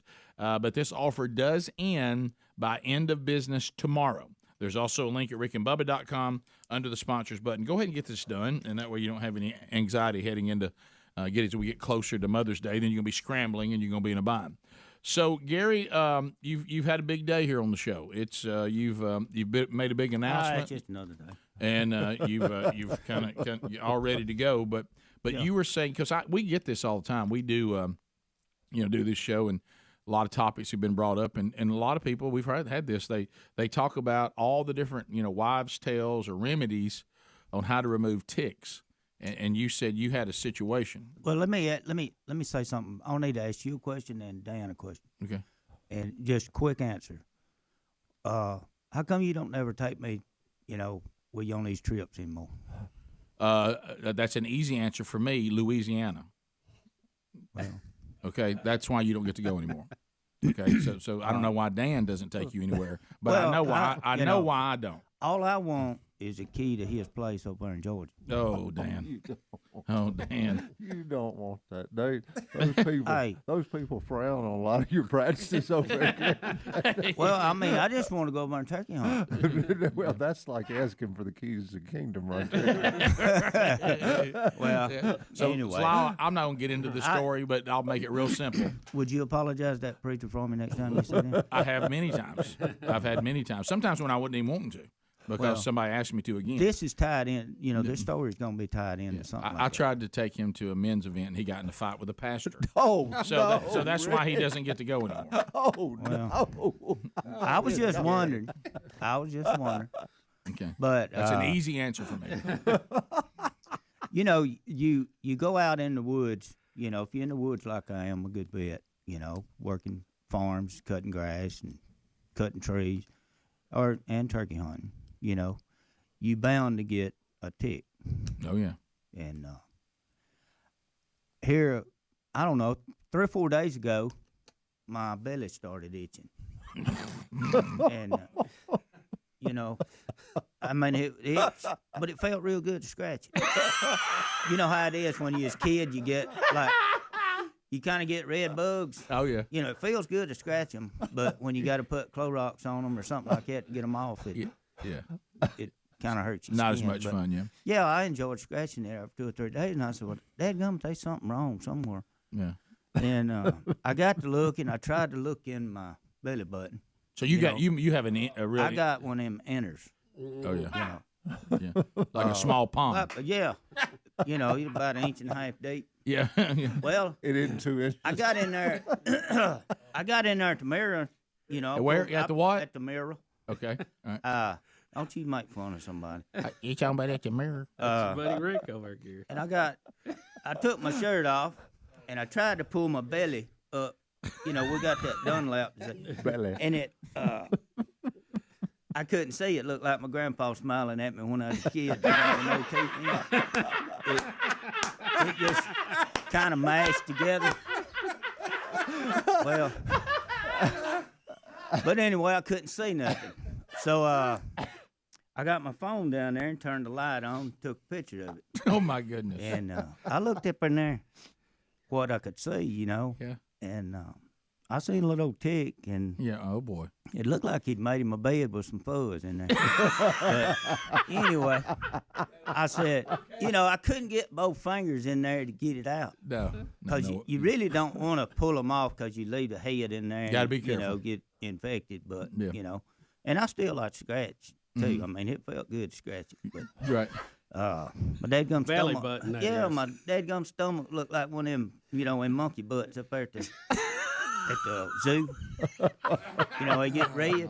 I mean, it was red. And, right. But it just It was felt, irritating, probably it irritating. was. You've been scratching it? Yeah. I had to put alcohol on it. Was that a seed tick or a full size tick? Yeah. Well, I'd say he was pretty good How'd size. you get him out? I mean, well, I went in there in the You've bed. been living in there a while. I got some alcohol and went in there in the bed and laid down on the bed. Yeah. And put the pillow behind my head where I could watch my belly button. Right. And I filled it full of alcohol. Oh my goodness. Hey, it wasn't just a minute that joker come out of there dragging his bed. He turned loose. He turned loose, and I took him in there and done away with him.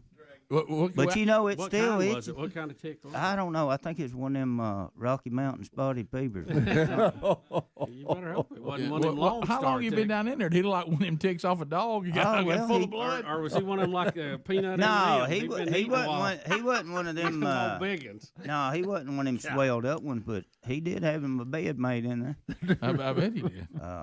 But it worked. Oh yeah, it worked. Is it still itching? Yeah. You might Every have once it in a checked while. about. Yeah. Every once in a while it does. So when you put the alcohol in there, he came out Oh, on his yeah, own. he come out of there crawling. Right. Well, that's Yeah. Dragging his bed. He dragging his bed, and he just turned over. I guess it killed him. I don't know. But he couldn't stand that. So that did it. All right. Well, that's helpful if you That ever, is if you ever helpful. get one. You lucky. better be careful, You Gary. lucky he turned her loose. Yeah. You get that alpha Before you gal, killed you'll be him, he messed was up. locked up. Yeah, I was looking at my stomach. No lady. Well, Gwen, I ain't Oh, gonna talk. lady, that's not very nice. She had her phone down there, and I said, "You ain't taking a picture of my navel." And she said, "No, I'm just gonna turn the flashlight on, make sure you got him out." But anyway, my belly looked like my arm did when that preacher grabbed me down there at Louisiana. Right. I mean, it scratched up. Oh, it is. That was a Sheet was sticking to me. It was so raw. I mean, I finally had to get little Gwen to come in here and be sure he's gone. You're not having any side Shut effects up, from lady. it, are you? Huh? You having any side effects? I've just, I've got a light grade fever. I had a headache this morning. Other than that, I'm fine. But You got to be careful of that Lyme disease and all. Hey, I know. he done got in there and took a hold of me. hey, I done had that COVID and then that other, that other thing I had in January where I couldn't see or What are you talking stumbling about? around. I have no idea You know, what you're no. talking about. What was that? Gary? Yeah, I You had that COVID. I had COVID. You had the and it COVID. slipped What down. was the one where you Hey, I couldn't had the see? COVID. Well, they hadn't named it yet. Old Falky, he ain't named that yet. Who? Falky, that's what he named it. You mean Fauci? Yeah. But what caused you not to be able to see? Well, I was seeing double, and Well, you said you couldn't see. You see. well, I could see, but I could see two of everything. And I had to drive my truck with one eye closed. My neck messed up. Me trying to put feed in your feeders over there fell off the back of the flatbed. Well, that one explains. I walked up to a feeder and there was just a pile of feed beside it. time. Yeah. Well, I couldn't help.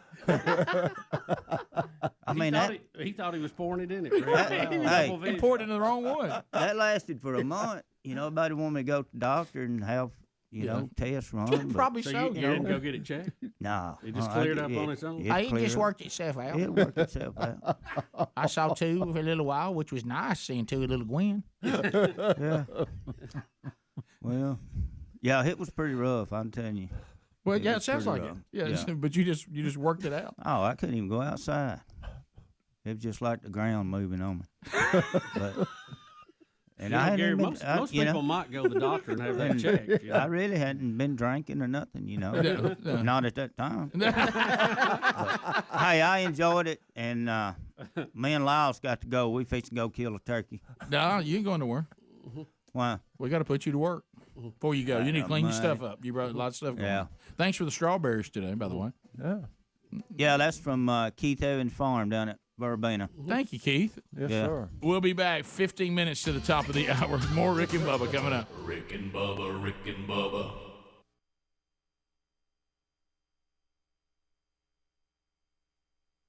Day you're in, that's not the end. They're, Right. they're pushed through to, like you said, to the other side of it all. But I think what he just said is so good too, because we talk about this in our family, and we talk about it in athletics and everything else. When you get bad news or you don't get what you want, it creates a negative energy, and then what you do with that is your choice. You do control that part, and you can either turn that into hate and discontent and get into all that, or you can apply it to, hey, I'm going to work harder. I'm going to get better. I'm going to identify my deficiencies if it's an athletic thing or a life thing even, and say, look, and every day when you can't go another step, you think about those people dogging you and turn that into positive energy. And not everybody can do that, and they're not good at it, but everybody can do it if they understand it. Oh, no doubt. Yeah. Here is him talking about his depression. Purpose for my pain. There's a purpose for my pain. As you've been listening and you probably read all this week, I suffered from depression. I went through it mightily my rookie year. I suffered through suicidal thoughts. And I wasn't just suffering through suicidal thoughts. I was actually planning the way that I would kill myself so my wife would get the money. Not yet, not yet.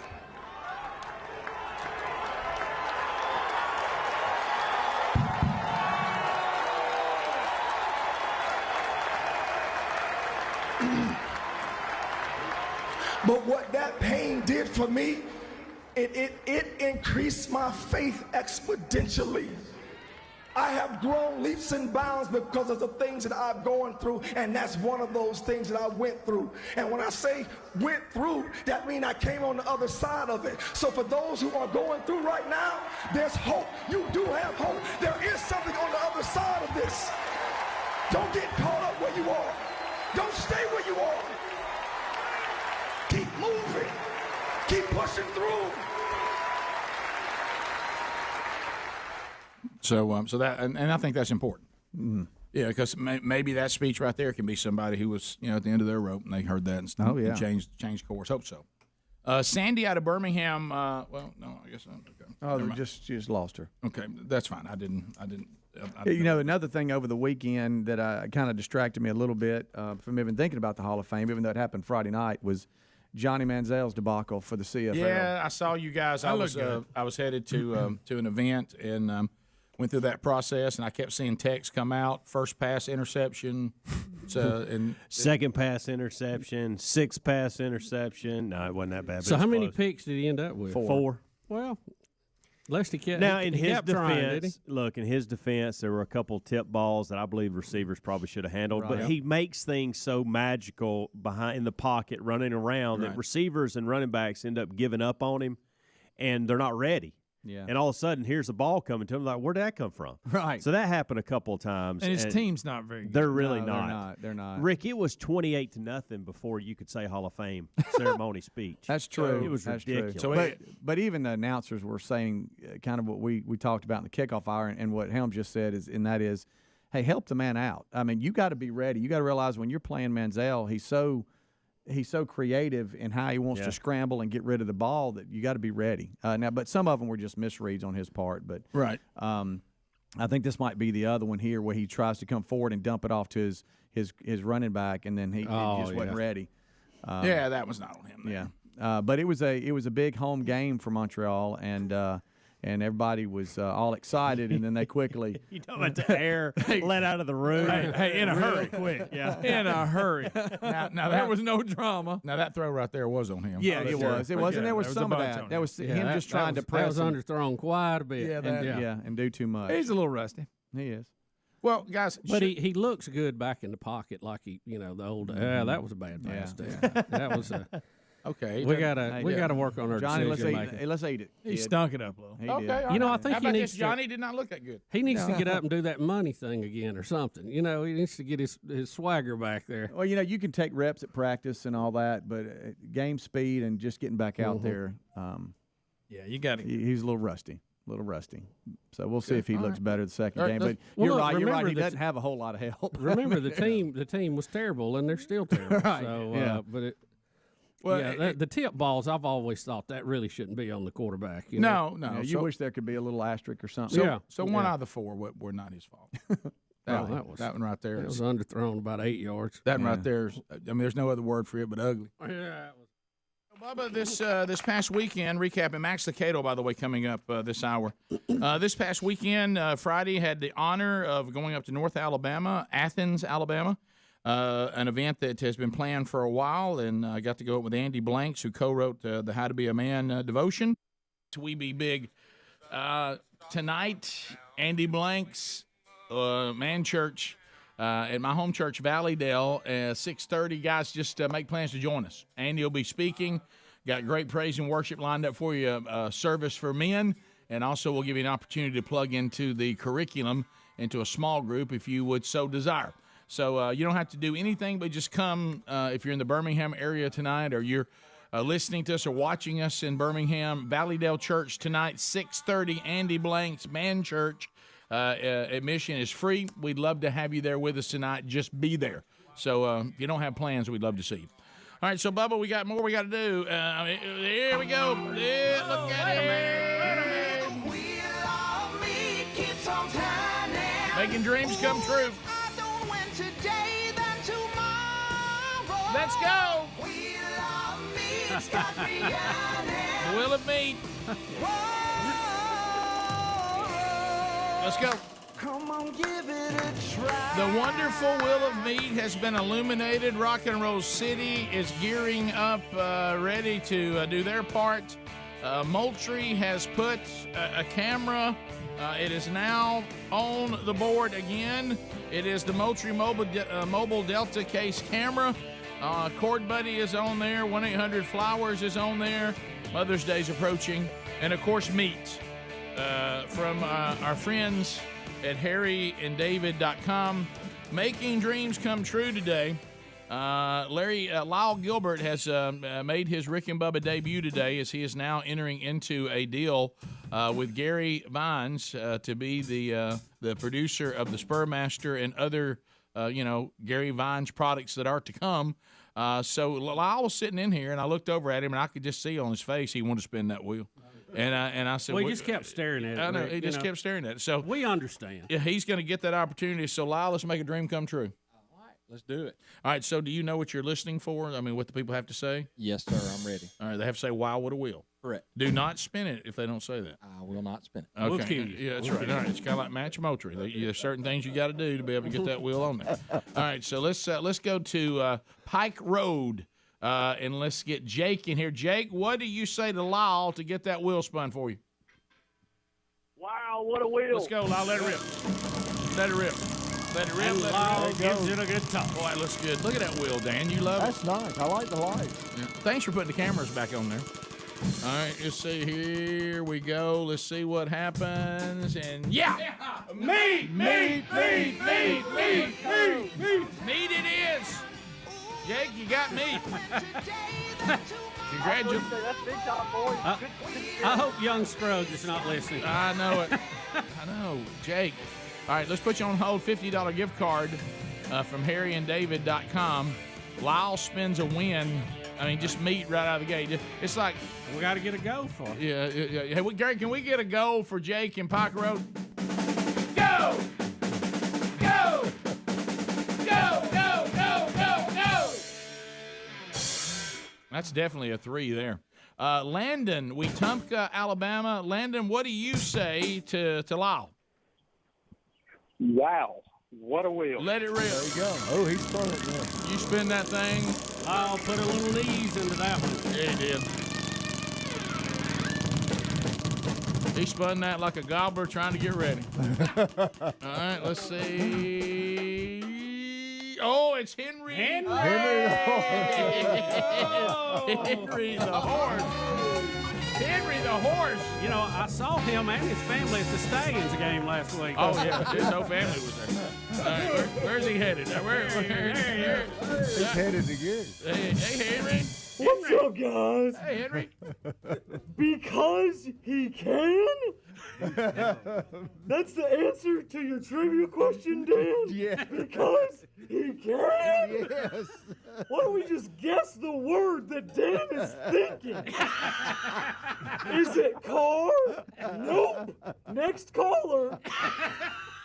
Is it door? Nope. Next caller.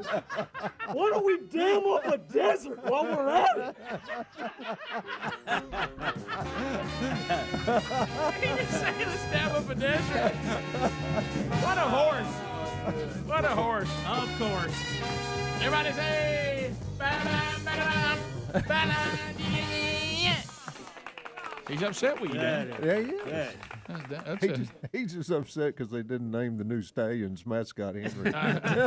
You know what? That could be true. I love to watch somebody witness Henry for the Stanley first time. beat out Henry. I know. Yeah, how about Stanley that? the Stallion, which is one of his cousins. Cody in Huntsville, 100.3 The River. Cody, welcome to Rick and Bubba. What do you say? Wow, what a wheel. Let's go, Lyle. Let it rip. Making dreams come true, Bubba. Lyle with a southpaw spin. Let's see where this baby lands. Can't have nothing. I mean, you can't even, You can't even think about having nothing.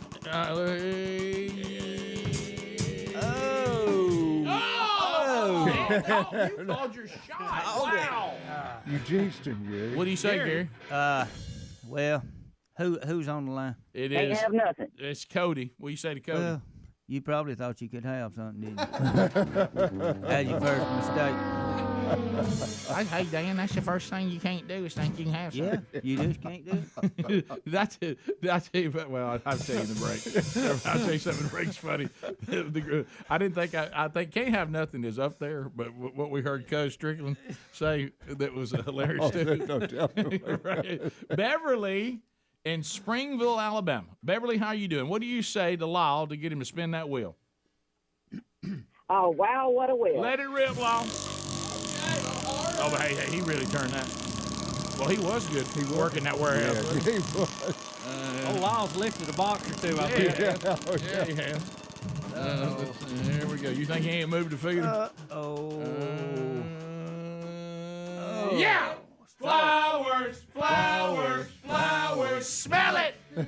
Beverly, congratulations. 1-800-Flowers.com. Always click that radio icon, put in the promo code BUBBA. It's going to give you either 2 dozen red roses or 2 dozen assorted roses. Which one would you rather have? The assorted would be great. Oh, really? Okay. Greg, can we get a go for Beverly? Go! Go! Go, go, go, go, go! All right, Beverly, we'll put you on hold, okay? Congratulations. Thank you so much. I love you guys. Well, you're very kind. Thank you very much. It's ladies' night, Bubba. We go to Donna and Moody. Donna, what do you say to Lyle? Last spin of the day. Wow, what a wheel. Let it rip.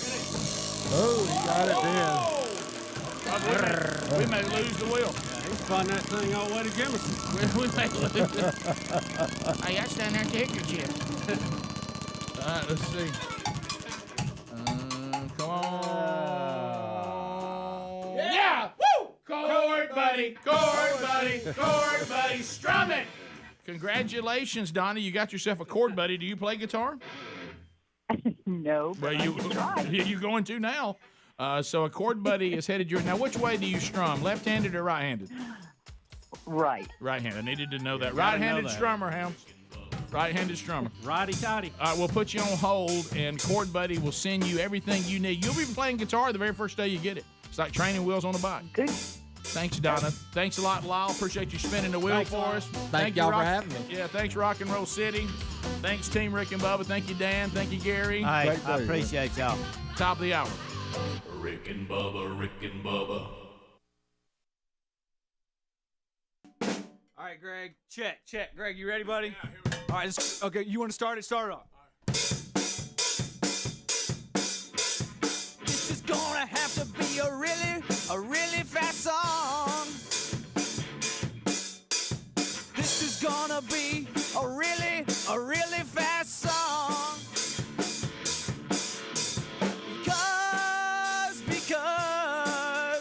Because I have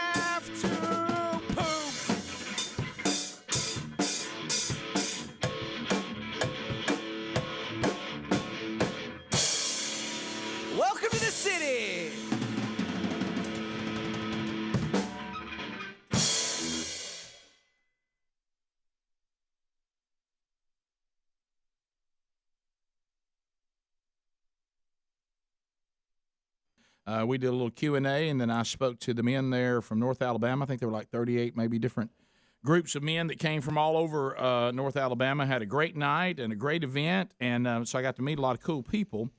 There was an interesting meeting. I met a person whose name is Philip, and he told me, we started talking, and he said, I'm actually from Pascagoula. And so we got to talking, and he said that I know Speedy, and I actually played Little League baseball with Speedy, and I said, really? And so he said, yeah. He said I've sent some pictures for to you guys, and he said I actually sent them to Speedy, and I never heard back from him. Oh, and he said here's the email here. Calvin and I weren't really friends. Oh, Calvin thought he was better than me. You made fun of him. I remember him as being a very nice kid, sometimes overly nice. Okay, and, but kind of a bully. And he said he was a good player, as I'm sure you're aware. He said, I don't remember socializing with him, frankly, and I don't think he remembers me. I sent him an email to his show address, and he never responded. Sorry, buddy. He said he wasn't as cool as me. He said, it's wrong to ignore another Gula brother. Oh, and so and what was his name? Gula Love. Philip. Do you remember Philip? Can you give me more than Philip? I was asking him to reminisce about the wonders of Chili's cheeseburgers from Ed's Drive-In, the craziness that went on at the Point. Oh, yeah, and thrilling drives up up Market Street. Yeah. Kidding me? So he said, he brought back some memories. He said, y'all hang out? What? And he said, to be fair, he said he may have never got my note. It might have got caught in his spam filter. Yeah, and I didn't. He said it may be over in spam with probably the one he got from Rogaine and Nicorette. Okay. Oh, wow. Did he write that, or did you no, say that's that? what it says right here. Come on, Philip. And don't feed the beast. So Philip. Let's see that picture. Here's the picture right here, and that's Speedy. Oh my gosh! On the top row 3 from the left. Oh my gosh! Look at that mullet. Yeah. Look at that mullet and that high hat. But look at that. But I thought this other picture, this close up of you, was Y'all interesting. stop. But the Okay, y'all done some research. Please look. Look at Now, that. what team is that, Speedy? Look at little Red Lopez. You know how you're sponsored by different teams. Yeah, That's- what's CP? I don't know, some concrete company, I believe. Right. But yeah, there you go. Concrete products. Was or that a pretty something. good team? What? Yeah, concrete something. I can't tell. I think we were pretty good. I can't remember exactly. I think we were pretty good. But you just brought back some memories. Reese went down with. Which one's the guy Speedy ignored? Yeah, I don't know. Thanks, Philip. I'll have to. Oh, okay. I see Yeah. now. Rick's handing me the. Yeah, Speedy's mullet is the title. Okay. Yeah, right. Yeah. You're handing me the email now. This is cool. Yeah. So Reese went down with Lynn, my Aunt Lynn and Uncle Mark. Here this Was that past Virginia weekend. Slim? And they went down to the beach and all this kind of stuff. He's been gone for a couple of days, but one day they rode over to Pascagoula, and she took him to Ed's for chili cheese and also a shake. Also Bozo's, which is known for their seafood. You got to go there. Also went down Market Street and to Beach Boulevard and took him to the Point. And you remember back in high school, everybody kind of remembers your hangout. Yeah. Like, hey, this is where we go after the game or on the weekends. Right. And normally that means there's trouble. Sure. But but the cops knew exactly where we were hanging out. It wasn't like it was in the woods or something. It was at the end of Beach Boulevard, kind of out in the open. But it was just this big area. Now it's kind of made up to where it's like a parking lot, but it used to be just dirt. And we'd go and park and all. That's where you'd go and fight too. Sure, and meet all me at that. the Point. Yeah, all that. So Sure. he just brought back some memories. Sorry, Philip. I'll have to. I see his email now. Yeah. So there it is. You've got good memories. Philip's just not in them. Lee, I didn't see it. Well, he said Speedy probably doesn't remember. It's not like we were friends or anything. So, I think I remember somebody on the team. Also, I had the chance. I started getting these emails on the way up there. You know, when every time any member of the show or the host show's traveling somewhere, people will start. Well, look, if you're on the way, we're here, and sometimes you can do that, and sometimes you can't. But there was actually it's been there undoubtedly a long time up in the Athens, Alabama area since the '60s. A place called Dub's Burgers. Dubs. Yeah, and so they were sending an email, and undoubtedly what happened is a little over a year ago, or right maybe maybe right at a year, I guess, somewhere now, is there was a couple that was coming to the golden ticket seats, and sadly, but good news, because I got to hold the baby and see the baby. The baby that the wife, Olivia, and Derek Pirtle are their names. She was pregnant at the time when they were coming to the golden ticket seats, and unfortunately, she had some issues, and the baby was born premature, and that's the reason why they missed the show, because she started having issues. And they wanted me to come by and see this restaurant that they have recently bought, which is.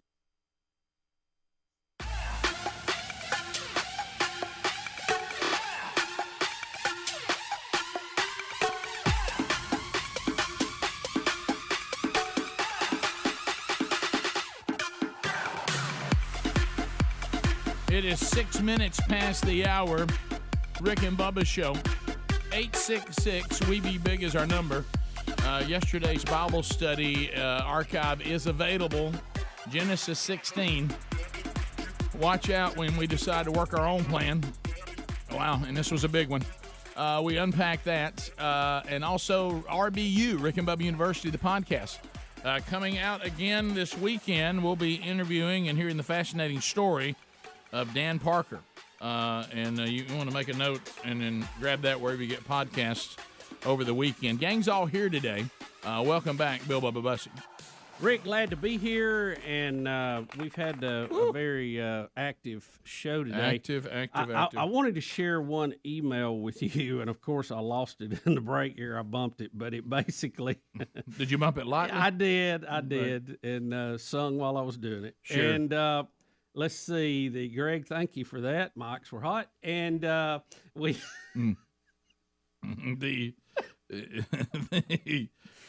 Oh, me. Oh, goodness. Okay, I'm going to paraphrase what the email said because I can't find it. Okay. It was from Allie in Montgomery. Okay. And she said that her son was a huge Cars fan. You know, the movie, Disney Cars. Oh, yeah. Oh, I thought you meant the band from the 80s. No, the movie. And said the minute that Garry started telling the story about the tick, her little boy from the back seat started screaming, "Mater, mater, mater." That's it. Yeah, yeah, I can see that easily. I mean, because they talk very similar. Yes, they do. Yes. So, do you ever just feel every time Gary's here and Moultrie comes to and all that? I enjoy them being here, and it's a lot of fun, and it's great content. And the audience obviously had a good time, but there's a certain sense of relief when they're all gone. Yeah, and I I don't know. I think it's like a family gathering. You're excited for them to be there. You're You exactly enjoy right. it, but when they leave, you're kind of like, whew, Yeah, that's and they good. leave a little bit of mess behind. So Yeah, it's almost yeah. like they stir it up, they party, and then they leave you with the mess. Yeah, you really Gotta love see it, time with your family. When that last car pulls out of the driveway, there's a certain that's exactly the way I feel. You're 100% right on that. And it's like that was good. I enjoyed it, but it's like I need a break from it for just a minute. You know, speaking of needing a break, Greg, if you need to go, just let us know. I text you guys last night because I'm sitting there watching network news, and the guy on the news says, when we come back, we have a report that the Capitol may be I remember threatened. that. I saw y'all's. And it is being evacuated. We'll go live when we come back. I'm like, what? You go to break and leave us with that? I remember. I saw y'all texting And I about that. texted you guys. I said, hey, Capitol building is being, they're running everybody out of there, being evacuated, and there may be an airplane threat, which, we've had back on 9/11, so everybody's always been sensitive about that. And by the time they got back out of their break, they said, well, it's an all clear. We had about 11 minutes scare here. They thought they had an unidentified aircraft that was headed toward the Capitol building. But we found out today, Rick, it was actually some of the Army Golden Knight jumpers that was jumping into the National baseball game. And there was some snafu between their flight plan, the FAA, and the people who watch over that at the Capitol building. And they thought they were under attack for a few minutes. But how can that happen? I mean, because I didn't see the text when it first started. I had to go back and walk through y'all's text, and y'all were basically saying the same thing. How in the world can something this important not be communicated correctly involving the Major League Baseball and the Nationals and our government when you're in the Capitol, that's where you play, and you're going to fly a plane in and put parachutists out. How can that cause that problem? Well, you would think, how can that happen? Yeah. And Nancy Pelosi, who is in charge of the Capitol Police, who is in charge of the safety of the grounds at the Capitol, and until I went there, I didn't realize how big it is. I mean, I thought Capitol building, how hard can that be? Yeah. But it's like a state park. Yeah, I mean, it's real big. It's literally miles of grass and buildings, and the senators and congressmen are not actually in that building. That's where they go to vote and for the photo ops, but they actually have offices in other buildings. So, and they're giant buildings all around the Capitol building. So it's a big complex, and you see why they would need a very specialized police force for that. But she was being very protective of the Capitol Police and blaming the FAA on this, saying that there would be a full congressional investigation into how this happened. So I'm like you. I mean, you think you have the military there. There's all, Joint Base Andrews and, 2 big airports. And I mean, I imagine it's very complicated how they have to coordinate all that. But you can't have the Capitol building think it's under attack, especially at this point where when you're doing a pregame exhibition at a baseball game, and on the same day that Russia has tested a new intercontinental ballistic missile and threatening people with it. Yeah, they said out of an abundance of caution that they were evacuating the Capitol. They didn't feel like they were ever under attack or something, but they had this low-lying aircraft that it kept looping. But they haven't talked about, heads up, the Nationals, we're going to have planes coming in. It seems like if you're playing a professional sport in the nation's capital, especially during times that are so volatile, that anytime you had to do a flyover, everybody's crossing every T and dotting every I, so there is no confusion. Yeah, you I mean, think that would just be standard operating procedure. I mean, you think there would be a flight plan. It would show up on everybody's computer. Right. On the radar. I mean, the guys at the Capitol, they probably had a TV going in the security room, with the Nationals game on it. Well, like we go back to flyovers are not uncommon. Love flyovers. We do them all the time. Parachutes, people parachuting into stadiums, that's not new. It happens all the time. So it's not like somebody decided one day, and it had never been done before in the history of the nation, to do a flyover or have some people parachute into a stadium. And it just seems like that was so elementary for it to cause such an evacuation. That just seems so unnecessary that how in the world can that not be simply avoided? Speedy, have they updated this? Have they said who is at fault or who did what or what? What you said is what they have out, and that's Pelosi's blaming the FAA for not communicating with Capitol Police, and then but yet.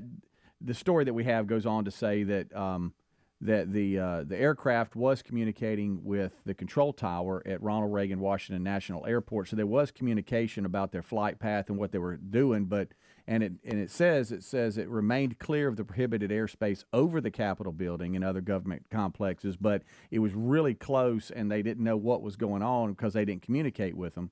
And so there's an investigation into why that breakdown of communication happened, I guess. Yeah, and people familiar with the plane they jump out of said it's a very colorful plane, and on the side of it, it actually says Golden Knights. Of course, radar cannot see that. Yeah, I understand, but why is it not? Everybody, where is that's the Golden Knights. We know they're coming in for the Nationals game. We have a failure to communicate here, Rick. That just seems so elementary. Of course, in this story, third paragraph or maybe fourth is they can't help but mention the Capitol rioters and pro-Trump supporters, and so everybody's on edge at the Capitol because of that. How about this? Even all the more reason, I know you're right. They can't wait to get back to that.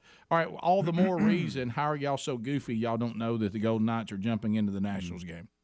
Yeah, I mean, if y'all are really that panicked and you're freaked out because of somebody coming in there and taking selfies by your desk, if that really threw you, then all the more reason that you should know when people are doing flyovers and parachute exhibitions across town at the ball game. Yeah, there's a system in place for that. Somewhere it fell apart, and probably need to get that worked out. Yeah, it's just it feels sloppy. Yeah, exactly. Because, I mean, the stadium is like only a sloppy little eggs, more than a Rick. mile away from the U.S. Capitol, so it's really close. Yeah, it is. That's what I mean. I just we've never coordinated this before at a Major League Baseball game. We'll be back. More Rick and Bubba coming up. Rick and Bubba, Rick and Bubba. Terry was at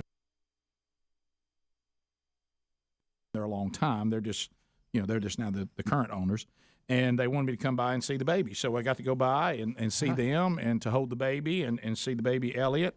And so I enjoyed that. The problem is since I am trying to hang on to see if I can get this gallbladder to hang on to the 17th. I don't know that I can or can't. Oh, no. I'm having to be very careful what I eat. And Dub's Burgers. that thing's a gallbladder workout. I mean, that thing comes off the griddle. And it was meant to. It is not the place to go if you're, you go there just because you want to eat something really good. There's no other reason. And so I was only able to. It's like Godspeed for your gallbladder. Yes.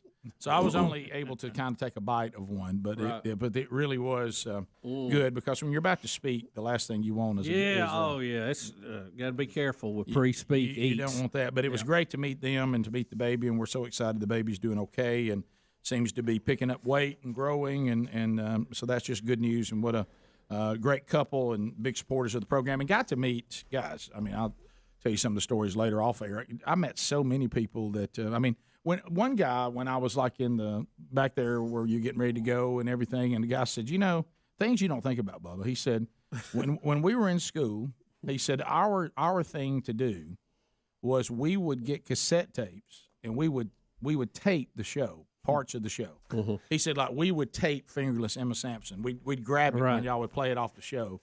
And then we would go to school and I'll sit out in the parking lot or go off whatever, and we'd play those cassettes.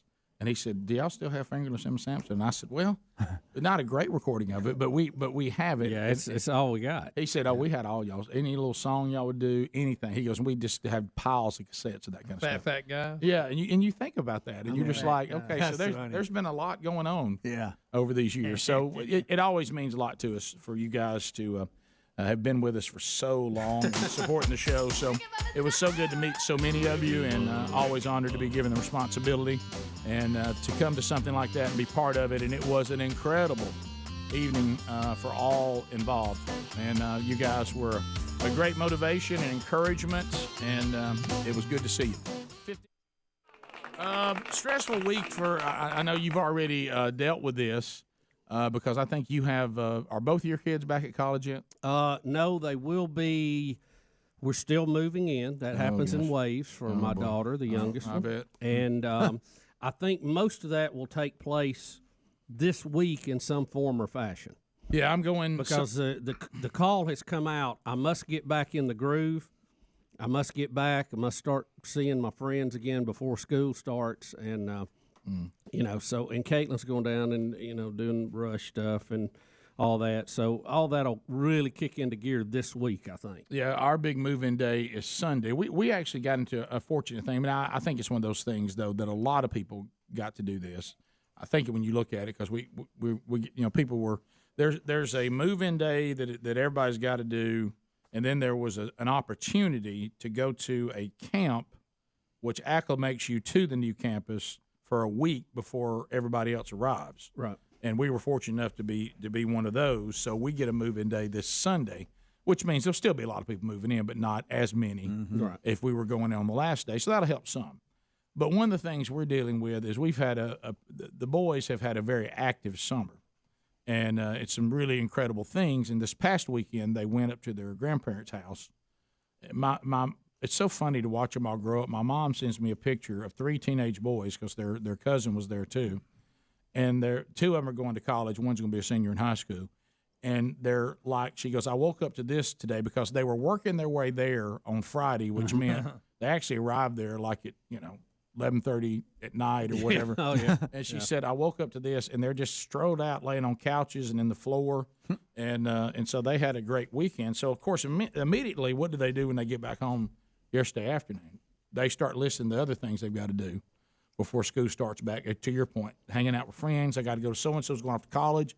I got to go to their goodbye thing. And and all of a sudden Sherry goes, I'll tell you what's going to happen to you, talking to Big Love, who's going to college. You washing clothes all week is what you're going to do.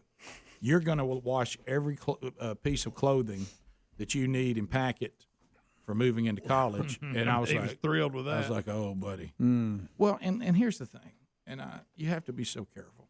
I mean, you got to handle everything with kid gloves. There's mom's way, and there's dad's way. Yeah. Oh yeah. Yeah. You know, and and to your point, to your.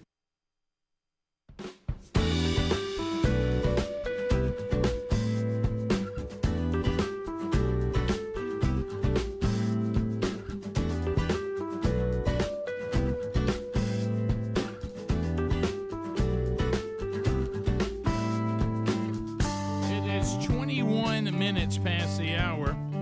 Rick and Bubba Show, thanks for being with us. We'll get to some of your phone calls coming up. Also, we got our old buddy Mike Pereira back today. USFL this weekend, Talladega Super Speedway this weekend. A lot going on again in Sweet Home, Alabama. If you want to come see the USFL, all the teams are here for the regular season games and another group of games coming up this weekend, and we'll check in with Pereira and find out what's going on. All right, so that's coming up a little bit later on.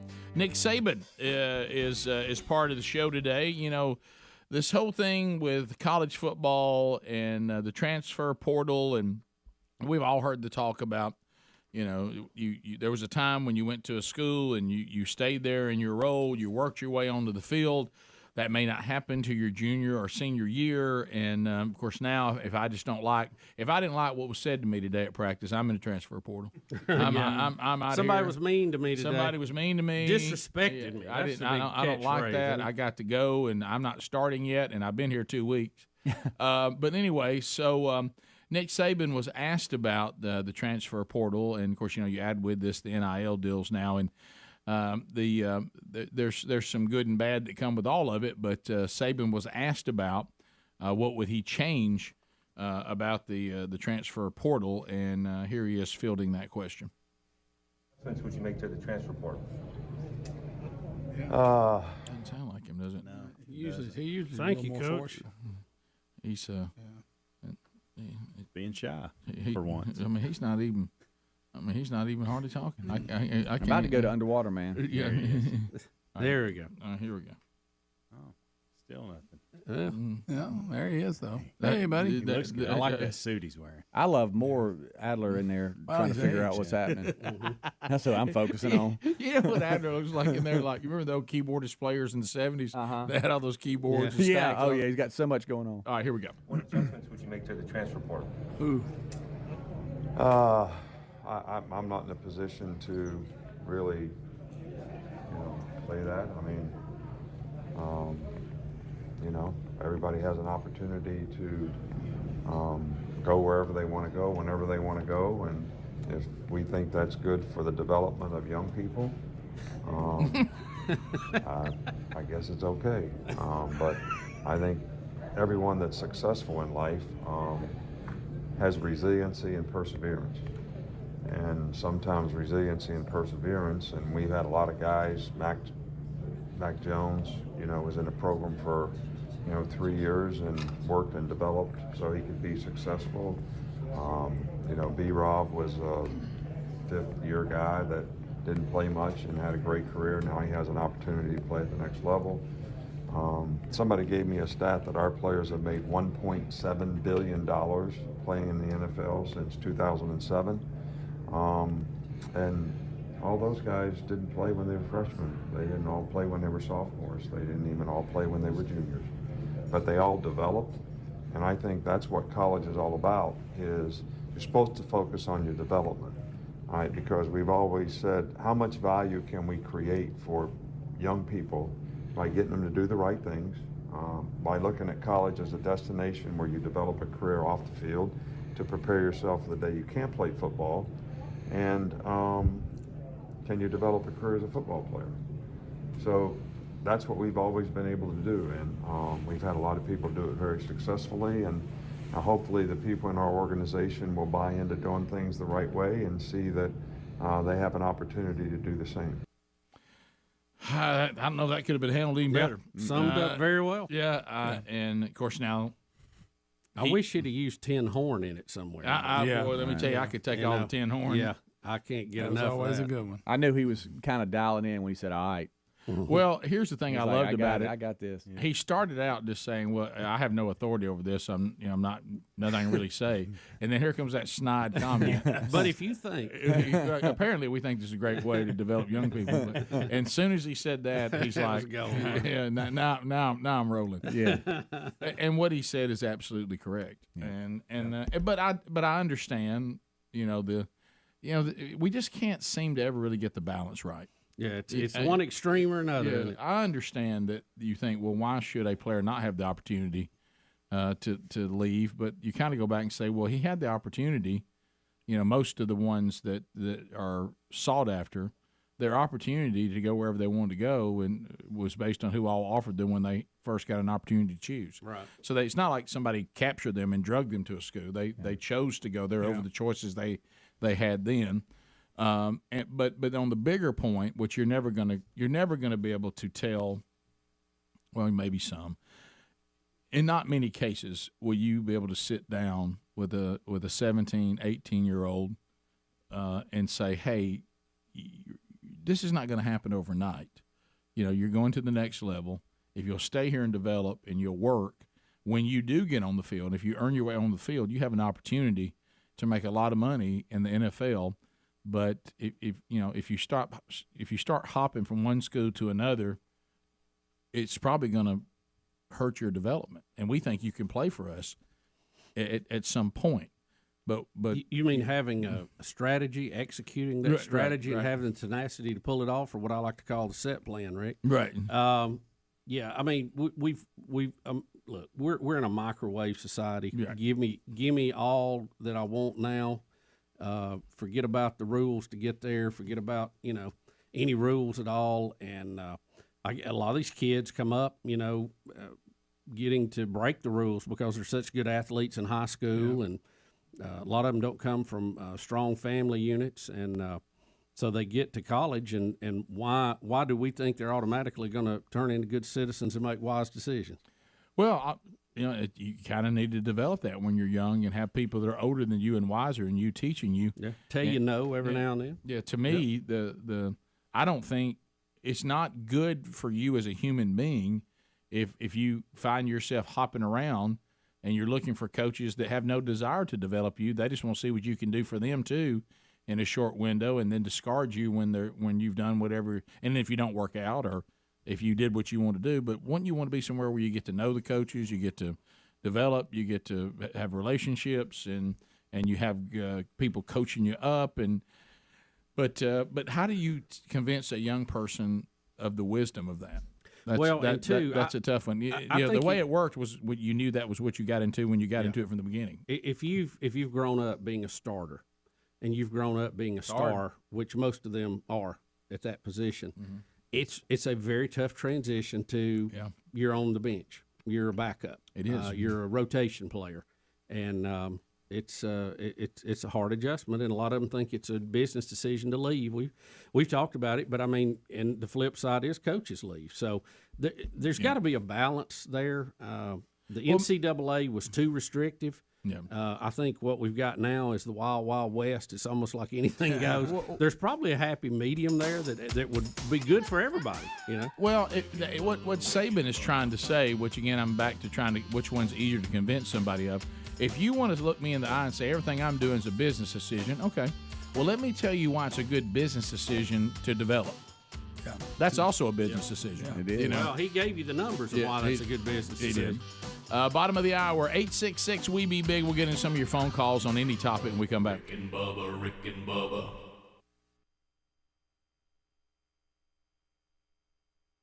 There's the male and female dynamic of the child, which is two completely different worlds. And so we're talking about, a young male here, okay? And so, which there's really nothing dumber on the planet. You know what I mean? And I said, Sherry, he's not going to wash clothes at college the way you would wash clothes here. We're thankful for how you take care of our clothing and how meticulous you are. I've told him there's towels and there's clothes, and she goes, what? And I said, no, you do your thing this week, but don't get no college person especially a male, is going to separate their clothes into the tiny divisions subgroups that you do. You're going to get as many in there as you can. I said, so really, I do separate colors and whites. I'm pretty good at that. no. That's what I'm talking. That's what I got to. I said, you can't wash the whites with the colors. I'm good with that. I don't even like towels in. But she will literally take the blues and put them together, the reds and put them together, the grays and put them together. Rick, you're gonna have 50 loads. They're all gonna be about this big. Yeah, the blacks and put them together. The towels are put together. The whites are put together. And I said he needs to go whites, colors, towels. Yep, Yeah. that's it. That's it. And I said, That's hunting camp breakdown right there. And I told him, I said, everything. And camo's by itself. Everything stays. Everything stays in warm to cold, so the error is reduced, Yeah. and you can do your towels in hot. Yeah, you never mess up doing cold. You never mess up Right. with cold. I told him if you needed a quick wash, you could just I throw said, everything in cold. If you just don't want, I said, if you don't want something to stink, Yeah. wash it all in cold, put it all in there together. Yeah. And then of course that sadly was interpreted that I said put everything together. Can I tell you what has I helped? didn't say that. What has helped my washing experience? Well, Dad said, shh. One was having. lump up. Betty's always claimed that I did not receive proper training at home, but being at the hunting camp and having to wash camo stuff because I wanted it washed, that helped me. And I'll tell you what's now. And I told you the other day we just got a new washer and dryer, and it's high tech. It's almost like playing with a computer. Oh, yeah. So it's fun to wash clothes. Now it's fun to dry clothes. Folding, I still haven't found any motivation there. No. There's a machine that'll do that for you now. How about really bad? Serious business. I'm bad at look folding at that. clothes. I'm real bad at folding. Well, and clothes. Betty likes for all the towels to be folded in a certain way so it doesn't have a crease on one side. And when you put it in the closet, you see the folded side, not the crease, the open side. Because God forbid. But I just can't. I can't find a lot of fun in that. So I can do the washing if I can get somebody to fold. I'm good. Yeah. Well, I'm with you on that. I hate folding. And I love that new washer. It plays little sounds, and I love it. Yeah. And I'm like, oh yeah. That's Really, awesome. the chore to laundry is not putting it in the washing machine or dryer. It is the folding. It's putting it up. And putting it up. Or the skill of separating. I've got the solution. Which I've got the kids putting up their own clothes now, which has helped tremendously. Yeah. Well, that's it. Well, here's the thing. I forget leave it in the dryer too long, and it needs to come out promptly. If it's been in there 3 days, you're probably gonna have to fluff it again. Well, the wrinkle goes way up at that point. Yeah, it does. But here's what you do. You've seen some of my shirts lately. This is dude talk, or any female who wants to do it this way. Okay. Here's what you do when you're left by yourself at the house and you got to wash some clothes. Okay, and you're not a good folder, which I'm not. I'm a terrible folder. Yeah. So what I do is this. First of all, I wash colors together in warm and cold, and I do the towels and the whites separately. I do towels because I don't want to get that fuzz on. Yeah, I don't do subgroups at all. Yeah. So then 3's best I can give you. And then what I do is if things that I can fold easily, gym shorts, I can fold a towel, not the way she wants it, but I can fold a towel. You really don't have to fold underwear. Everything else I put on hangers. Yeah. Everything else I put on hangers. I put a ton on hangers too. I just take them. I do hangers in there, and when I come in and they're completely, and I call that, you don't have to iron them; they just kind of fall out. That's right. And then you just go grab them and put them on as you need them. Yeah. You know what I wish would happen though? I wish there was can't fold a T-shirt to save my life. I wish there was a giant tube. And like when I took them out of the dryer, I could just throw them down that tube and they'd appear in my closet hung up. Now that's what I wish we had. And cannot fold I know that's unrealistic, but that's what like I wish. This. Oh, I fold something like this. Oh, no. I have no clue. That's so hard. Hang that. Hang it. Yeah. I don't my like wife hanging. can fold a button down. It looks like you're buying it out of the store. Yeah. The problem with hanging T-shirts is the collar gets all stretched out sometimes. Yeah, you got to be sure you put it and up on the shoulders. You got to have good hangers too. That still don't work. Lazy hanging there. That still doesn't work. You got to have good hangers so they don't slide off. Right. They make them that'll catch. Yeah, because you put them in there and just what you're saying, you mess with them, then they slide off and then they're like this. Especially if you pack them in like I do. Yeah. So what? I got to clean my closet. I'm so mad at that. What Sherry has done, as she has said, these are the clothes that you need for this week to go to college this weekend. You've got to take every load and wash them and pack them.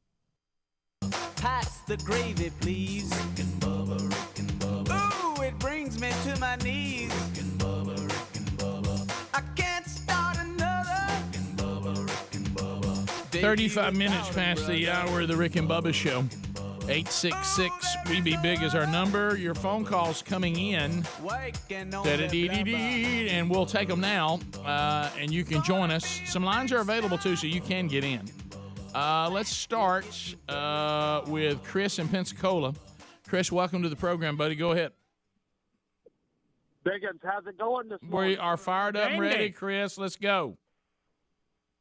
Well, I was watching ESPN this morning and hit this video, and there was this pitcher that gave up a home run. I don't know if you guys have seen it yet, but the guy was rounding the bases. We have, yeah. And the pitcher threw his glove down.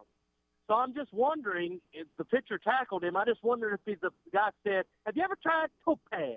Well, that's funny. Let me say this. This pitcher hits this batter, I mean, like a defensive back. he decleats, we have audio too? Okay.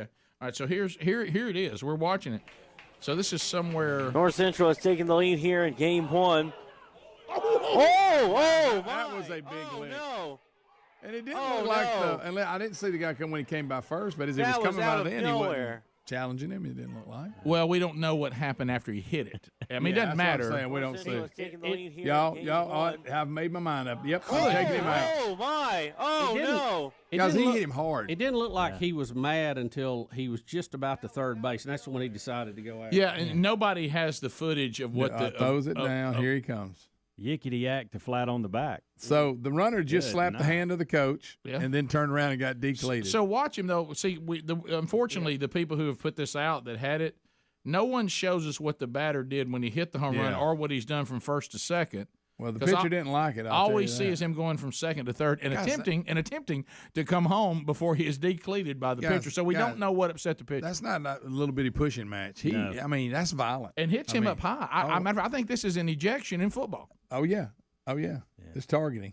Because look, a year suspension in baseball, I guarantee. Oh my goodness, he doesn't play. I mean, that's a year. Yeah, they're gonna sit him down. If he hit him with his right shoulder, he might not pitch anymore. Yeah, well, so I don't know, if the guy. Now the football team called him, and they're looking to see if they can sign him up. Look, do you think the guy said something to him going by? He had to, Rick. He must have, and whatever it was, the pitcher was not acting like he was going to go get him till right before he got to third base. Somewhere between second and third, there was something said about his sister, and I can't really help, bad. I can't help but watch the guy that was on deck that was up to bat next, and how he's just kind of nonchalant walking around. Right. He's not. Yeah. So, clean them up. We continue. Let's go to Jenny in Birmingham, 104.7 WZZK. Jenny, go ahead. Hey guys, I just want to say that Speedy's impersonation failures are the best. I almost spewed my coffee the other day in the car when he started trying to do Mike Tyson. Y'all gotta have him doing that more. Yeah, his run at Mike Tyson may have been the worst run so far that he's tried. Awful. That's so good. Let's go to hey, it's Rick Nash. What up, Nash? Hey, gentlemen, how are you? We're good. We're good, Rick. We hope you're good. We're good. I have a business question. How much does it cost to advertise at Talladega? I would love to see a Rick and Bubba logo out there. Oh, you mean on a car? Yeah. Or just at the track? At the track. Okay, you're not talking about trying to get on a car. No, I know they're pretty expensive. Yes, it is. Yeah. About $500K. Yeah, it's a big one. Well, we actually were on a car for one race, Little Dougie. Remember he put us on the back bumper. That's been years remember? ago. Yeah, Yep. that was an ARCA. Was it ARCA? Yeah. Yeah, Saturday and race. yeah, I mean, sure. I mean, what Nash is visioning is, you if you're coming to Sweet Home Alabama, which is the home base for the Rick and Bubba Network and out to the world. If you were coming into the track and you're saying welcome to Sweet Home Alabama, home of Rick and Bubba, right?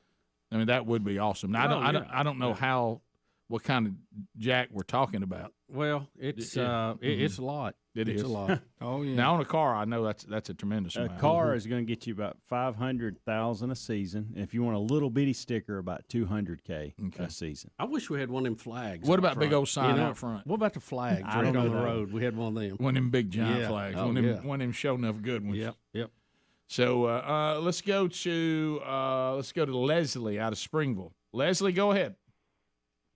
Hey guys, I was listening to y'all's commentary after Nick Saban made his comments about the transfer portal, and perseverance in kids. And I think that that's something that happens when they're young and they're coming up in youth sports. We've had to teach our middle kid that this year because last year he was 10, he was in 10U, he was at the top of his game, he's learning how to pitch, he's having a great season all year.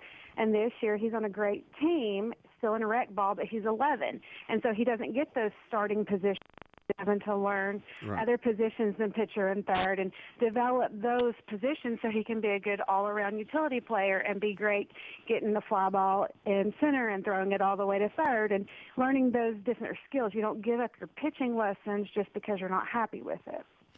Yeah, I mean, teaching our kids, to persevere, because remember, we're not just trying to raise good kids; we're trying to raise good adults. Yeah, and adulthood is a long haul. Yeah, and if you're lucky. Yeah, and I tell you how you don't help your kid if you don't like the way this works is if they're not starting or they're not getting to play the position they want to play. You start agreeing with them, and then you vilify the coaches. Right. That does not help. You talk to them about, well, apparently, you need to work harder or you need to be patient or your time is coming or here's why you're not playing as much as you did or here's why you're not getting the position that you wanted. I went through this. I remember one time talking to a parent. I remember it so vividly, and he was just absolutely certain that his son was a linebacker, but he wasn't. Right. Now, he was a good defensive back. Right. He could have been a great defensive back. And he could have played for us at defensive back. And the dad was so adamant. And I said, sir, here are your choices. Your son can play cornerback for us, or he can sit the bench. Right. Okay. He's not a linebacker. You're delusional. He's not big enough. He's not strong enough. Why was he? Why was he dead set on that? I guess he must have played it, and we must have been some all stud linebacker or something. but his son really, if he had developed to this caller's point as a defensive back, probably could have played. Yeah. And eventually, of course, I had to make the decision that he and I could no longer work together. But because I'm not going to tolerate deal with that all season long, it's just not going to happen. Right. So you can take him and go then. But unfortunately, that was that delusional parental thing that we all have to some degree. Right. But you gotta help your athlete to understand that you have to earn getting on that field, and if they're not putting you in the position that you want to be, then work harder to get there. Right. You got to make it look like that the coach would be goofy not to play you. Right. And if you're not willing to put that work in, you just think just because my last coach liked me or I was good at this level, so I should have automatically be given the same accolades at the next level. Look, that's a motivating factor for you to if you don't go to the level you want to with one team, you end up with another, and then get as high as level as you can just to show that they were wrong for not playing you. I mean, that ought to be plenty of motivation. Look, I don't think that's a bad motivating factor to have. No. I think it's good. I think it's healthy. Absolutely. Yeah, it's and sometimes that's better for you because when you do get on the field, you were ready for it. Right. How many times do you see people go ruin players because of a lack of depth or whatever? They had to play a player too quick. Right. Even who was gifted. Yeah. And then maybe had a couple of picks and it shook his confidence and never was the same. Seen that. Let's go to Shane in Georgia. Shane, welcome to the Rick and Bubba Show. How are you? Hey, I'm good, Rick and Bubba. Hope y'all are as well. Yeah, sure. Hey, Rick, when I believe it's when you guys were on your Bahamas vacation, y'all were doing the Best Of show, and one of the stories was about the time you took your family to Pine Mountain. Yes. And went to the animal park, Wild Animal Safari Park. Oh, yes. I'll never forget it. How long ago was that? Oh, gosh, that's many, many moons ago.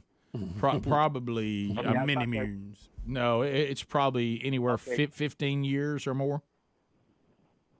Okay. My wife and I bought it. We live about 3 miles away from there, and we were from a neighboring small town called LaGrange, Georgia. Oh, yeah. But we moved there about 21 years ago, and we had, I think this was right about the time the park first opened, but we had some friends helping us move in, and it was about 7 o'clock in the evening, and all of a sudden we just heard,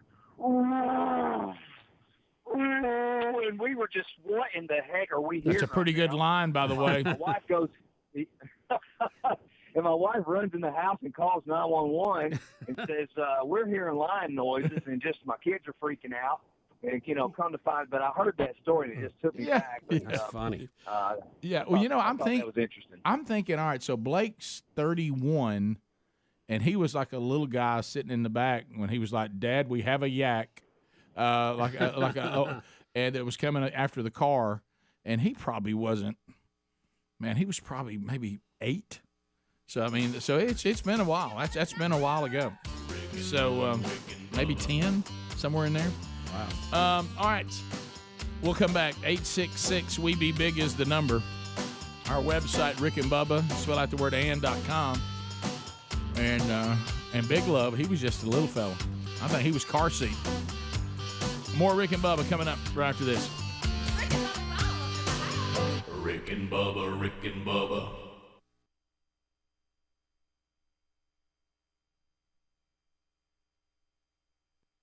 And I'm like, well, that'll be a little crash course there at the end. Be sure you got it. So, I'm telling you though, Rick, if there's a lot of lights and noise and things you can choose on the washer, it's more fun. Not gonna have that, I don't think. The dorm, probably not. No, I told him, I said, you're not gonna see anything like this thing. No. The learn how to use their system. You know what I like too? Big upgrade though for modern college. Huge upgrade. Huge. If we'd have had this, it changed our lives because we didn't even have the debit cards at all. Is that they can now do the dryer and use a debit card, and not have to come up with change every time. I see. Yeah. Remember trying to find your laundry change? Oh yeah. Another way to have your ID stolen. Great. Right, now sure. the Yeah, dryer's out. The dryer got me. I'd almost rather lose my identity and have to keep quarters. Listen, this new washing machine, it don't even have that thing in the middle, Rick. The whole thing slings back and forth. It's great. See if you can get Woody to run it for you. You know what? It's got a clear lid on it, and I just stand there and watch it sometimes. Yeah. I'm You know what you amazed. need? You need some robotic help. They got these new robots now. You need to get a robot made. And it says, Bubba, I'll fold. After it comes out, it kind of comes over to give me your clothes. I'll fold them. Yeah, now. we're front end loader loader only. No, Betty handles most of that, but I wish I was better at it. And if I had that tube, I could just throw it down. That would be great. Well, I get it done if I'm just left I'll be on alone. the other end The of the worst thing tube. for me is to be asked to be part of it with her supervision. Oh yeah, That's if I'm over. working solo, I can get That's it done. over. Now you leave me at the house by myself, I get it done. Don't ask any questions. Just ask if all the stuff's been washed. Don't Yes, ask me it no has. questions. I won't tell you no I got lies. in trouble the other day because I put too big a load in. Yeah. Hey, don't put Oh, the big. yeah. Why is it so I big do in that. there? I do that I'm a like, lot. well, I had to get it all in there. Well, don't do it. It doesn't get as clean. No, I'm you're like, right. what? I hear that I get speech that once a one, too. week. You got in trouble. I got busted when Sherry Won't got happen with this washer. when Sherry got back from the last trip. I got busted because I threw in some of the button downs, and to Bubba's point, forgot about them. So they laid in the dryer a while. Yeah. And I tried to hang them up, and she got home, went through. She goes, I see somebody didn't use the dryer properly. I said, what do you mean? She goes, look at those wrinkled shirts hanging there. You left them laying in there, didn't you? I said, I didn't think you had to iron them shirts. She goes, you don't if you'll take them out of the dryer when it stops. Yeah. Not 2 days later. Yeah, You 2 know or what I 3 mean? days later, they will wrinkle. Right. She goes, you just gonna think they're just gonna hang there and not be wrinkled? I said, eventually I'm gonna come in here and not gonna be wrinkled. She goes, just keep watching that and see if that happens.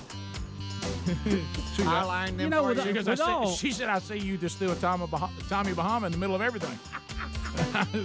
She goes, that looks good now. Hear a lot about. It was a very interesting interview with her. Does she not think that would be a gateway to the other stuff?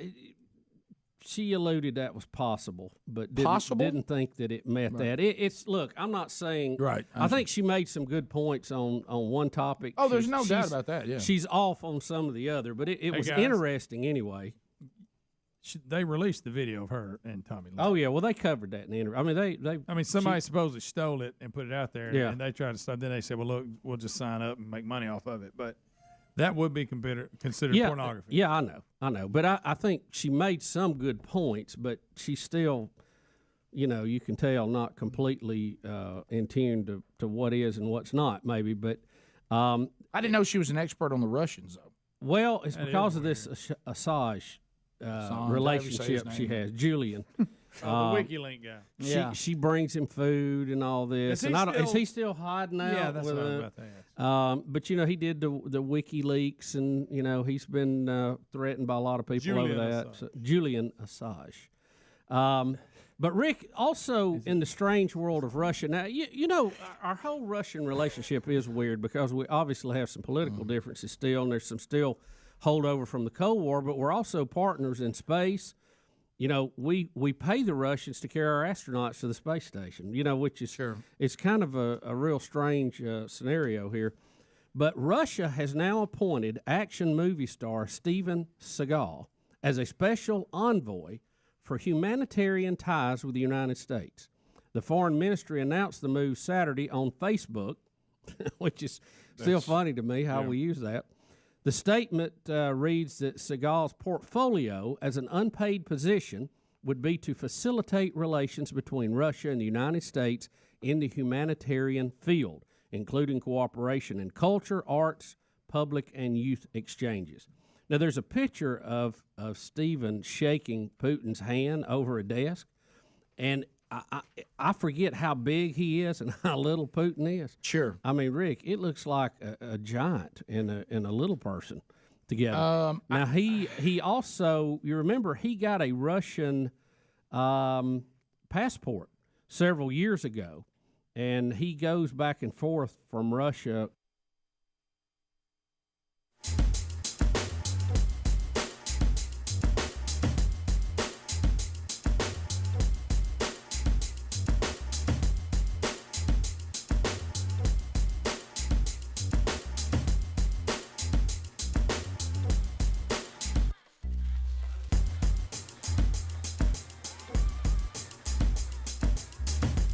It is 8 minutes to the top of the hour of the Rick and Bubba Show.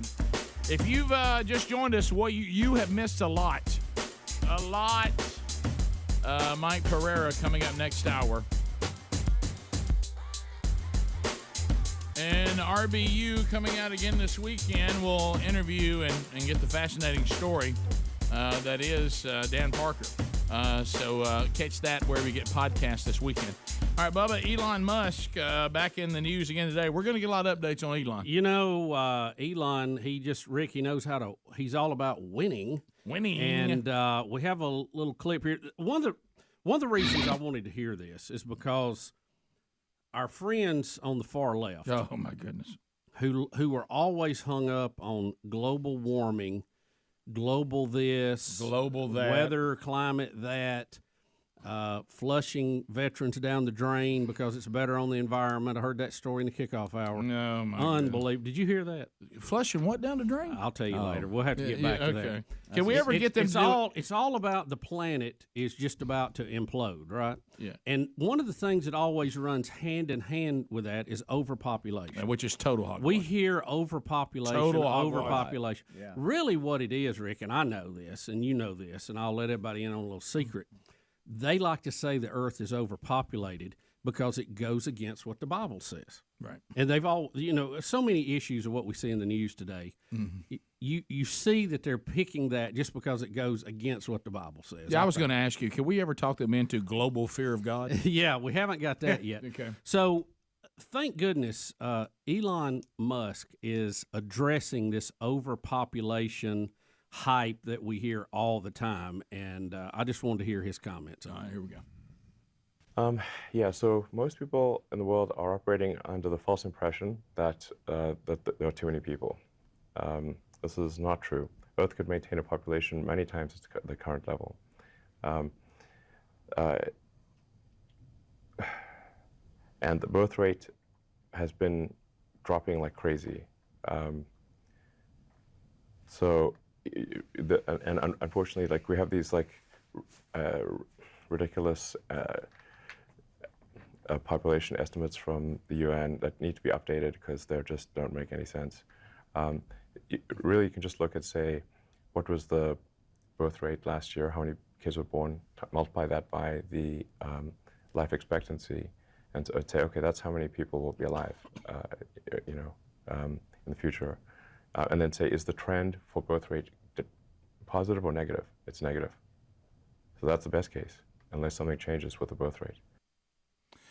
Yeah, the games they play with overpopulation are just bizarre and not very scientific.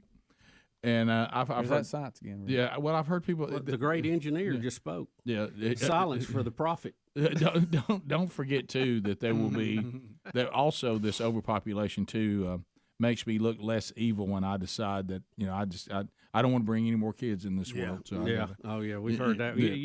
Overpopulation, unwanted children. Y'all be fruitful and multiply till I get back with you. Yep. Fill it up. Is what he said. So I'm not buying into the other stuff. Elon, of course, we had rocket launches this week, Rick. We've had all kind of things going on. I'm buying Twitter. I mean, he's moving. Yeah. Can you imagine what one of his days looks like? Oh, he's got a few things on there, doesn't he? He's got a lot going on. And Tesla came out this week and has posted record profits once again. Overcoming supply chain issues, the company's earned adjusted income of $3.7 billion, much higher than the $2.6 billion that was forecast by analysts.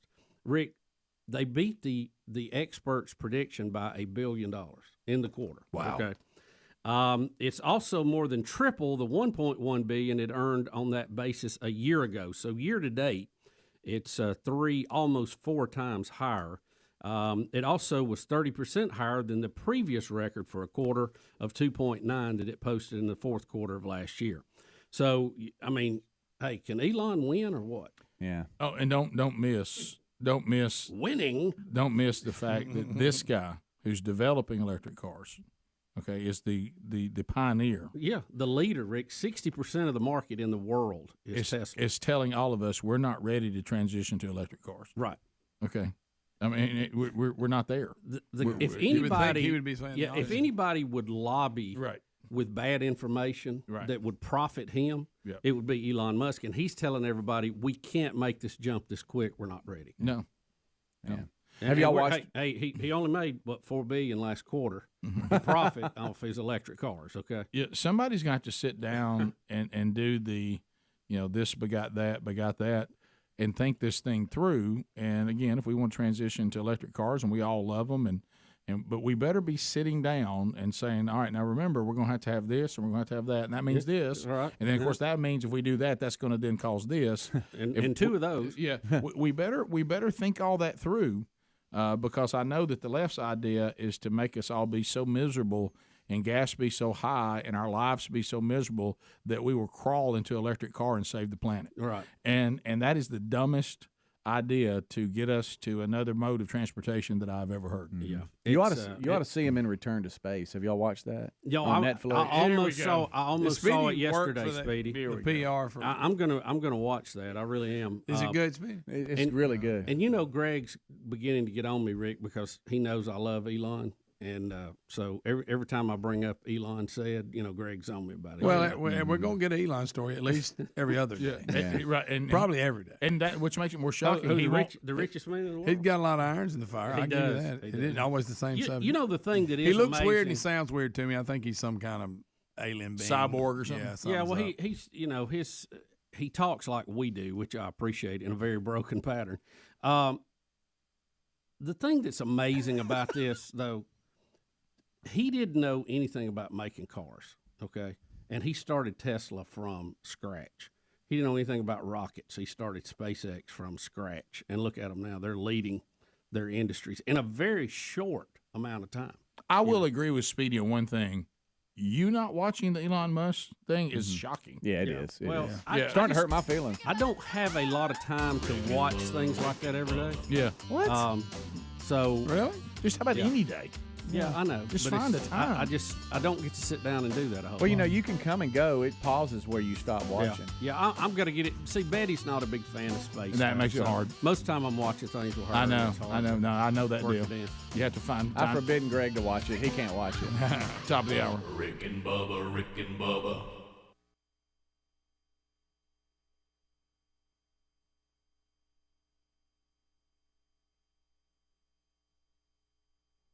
Quite a bit, according to him. So he's now a special envoy to help U.S.-Soviet relations. He's the Russian Dennis Rodman. Yeah, correct. I guess what Dennis Rodman is to North Korea, Steven Seagal is to Russia. Is that fair? And then somewhere in Look between, at that picture. And somewhere Rick. in Look at that between, picture. somewhere in between is Paula. I mean, Now, Pam is he, Anderson. is he Steven Seagal here or is he Casey Ryback? That's what I knew you were going to say that. But they do know he's an actor, right? Yeah, those people he played in the movies was not real. Which I love those movies, by the way. He said, I've always had a strong desire to do all I can to help improve Russian-American relations. I've worked tirelessly in this direction for many years unofficially. I'm now very grateful for the opportunity to do the same thing officially. Okay. So, wait a minute. So, North Korea's situation was resolved by Dennis Rodman, and now our Russian situation will be resolved by a combination of Steven Seagal and Pamela Anderson. Yes.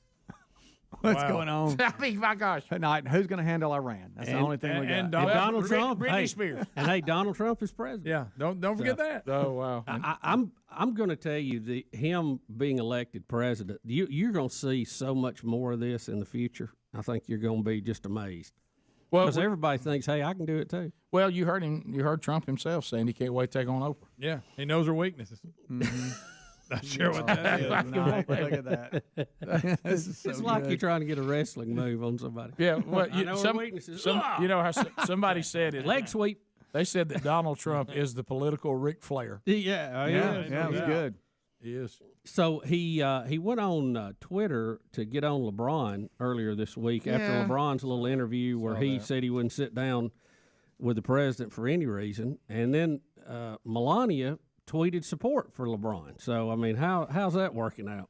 Well, now it's really getting odd because the president said, made some comment that Don Lemon is the dumbest person on television.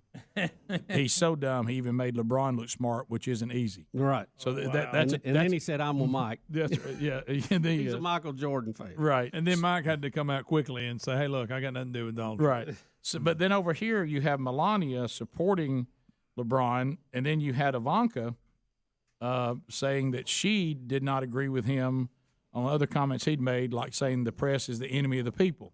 So you've got Donald Trump making comments sometimes that are so fired up that even family members are out trying to say, well, now, look, I don't agree with it saying exactly that way. Yeah. I mean, it's just it's entertaining every day. I'll tell you that. Well, you never know. I mean, it's and watching the what I call the kind of the mainstream left-leaning press have a conniption and a breakdown. I mean, I know it didn't say much about me, but it's funny to watch that. It is. Yeah. I mean, they're just like I say. They're the kind of people. They're the ultimate bully that they'll go out and attack. But then when they're attacked, they cry foul and not kind of Rick rolling the floor screaming. I know. Welcome back, Bill Bubba Bussett. Glad to be here, Richard. Thank you very much. Why Bubba crying? He just got dunked on. That depresses Adler, by the way. That is so old, but it is funny because I'd never seen it before. So we're gonna have fun. We do old stuff all the time.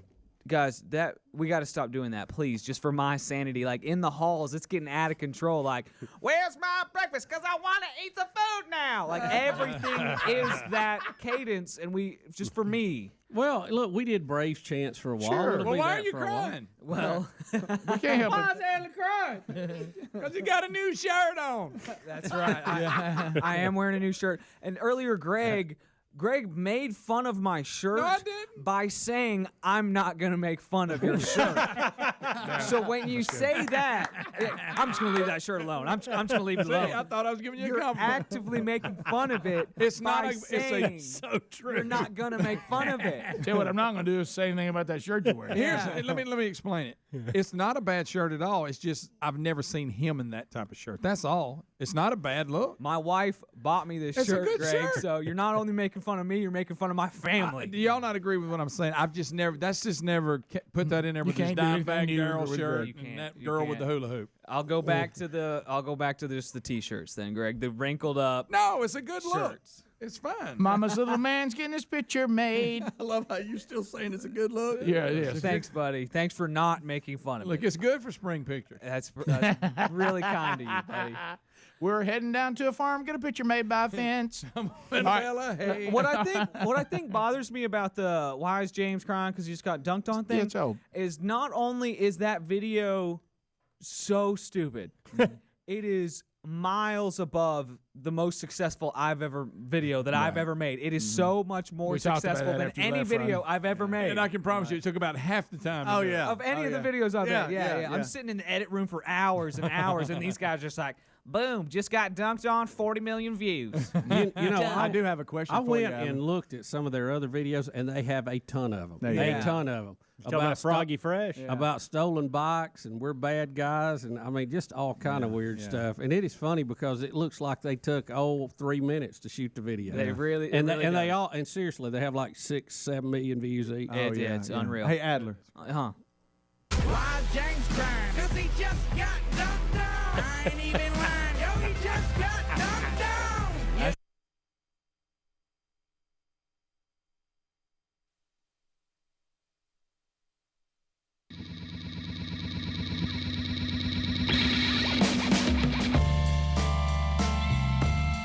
6 minutes past the hour.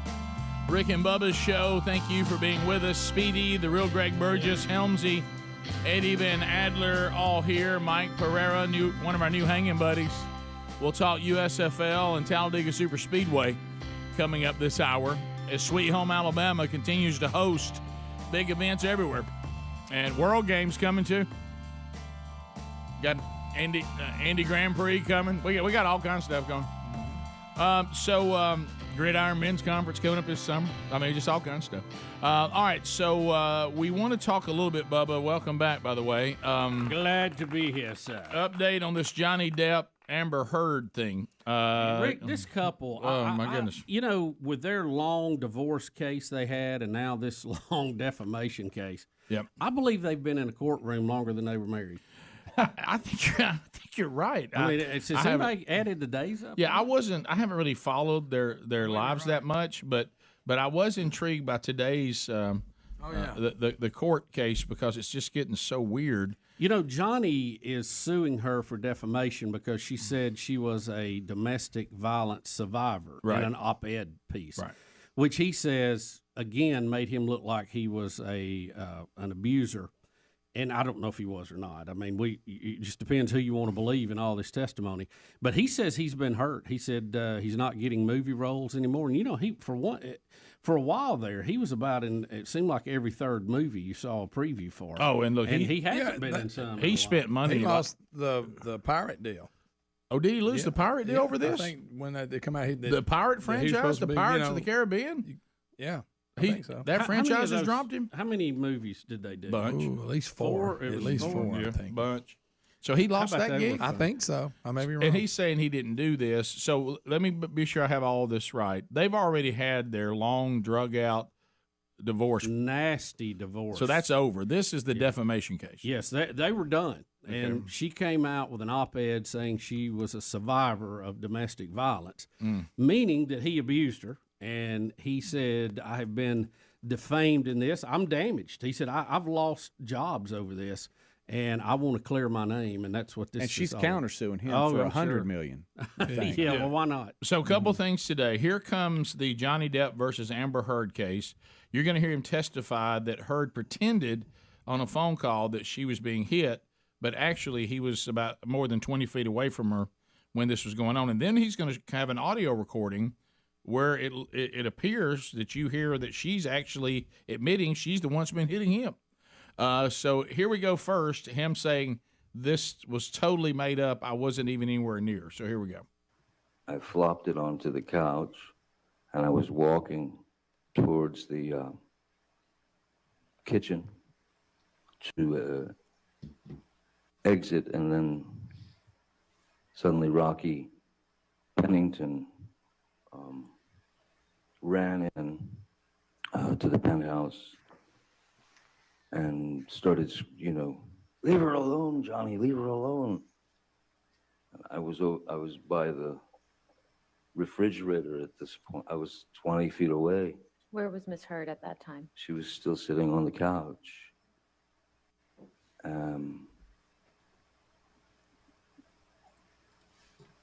And that's when the screaming, the screaming started with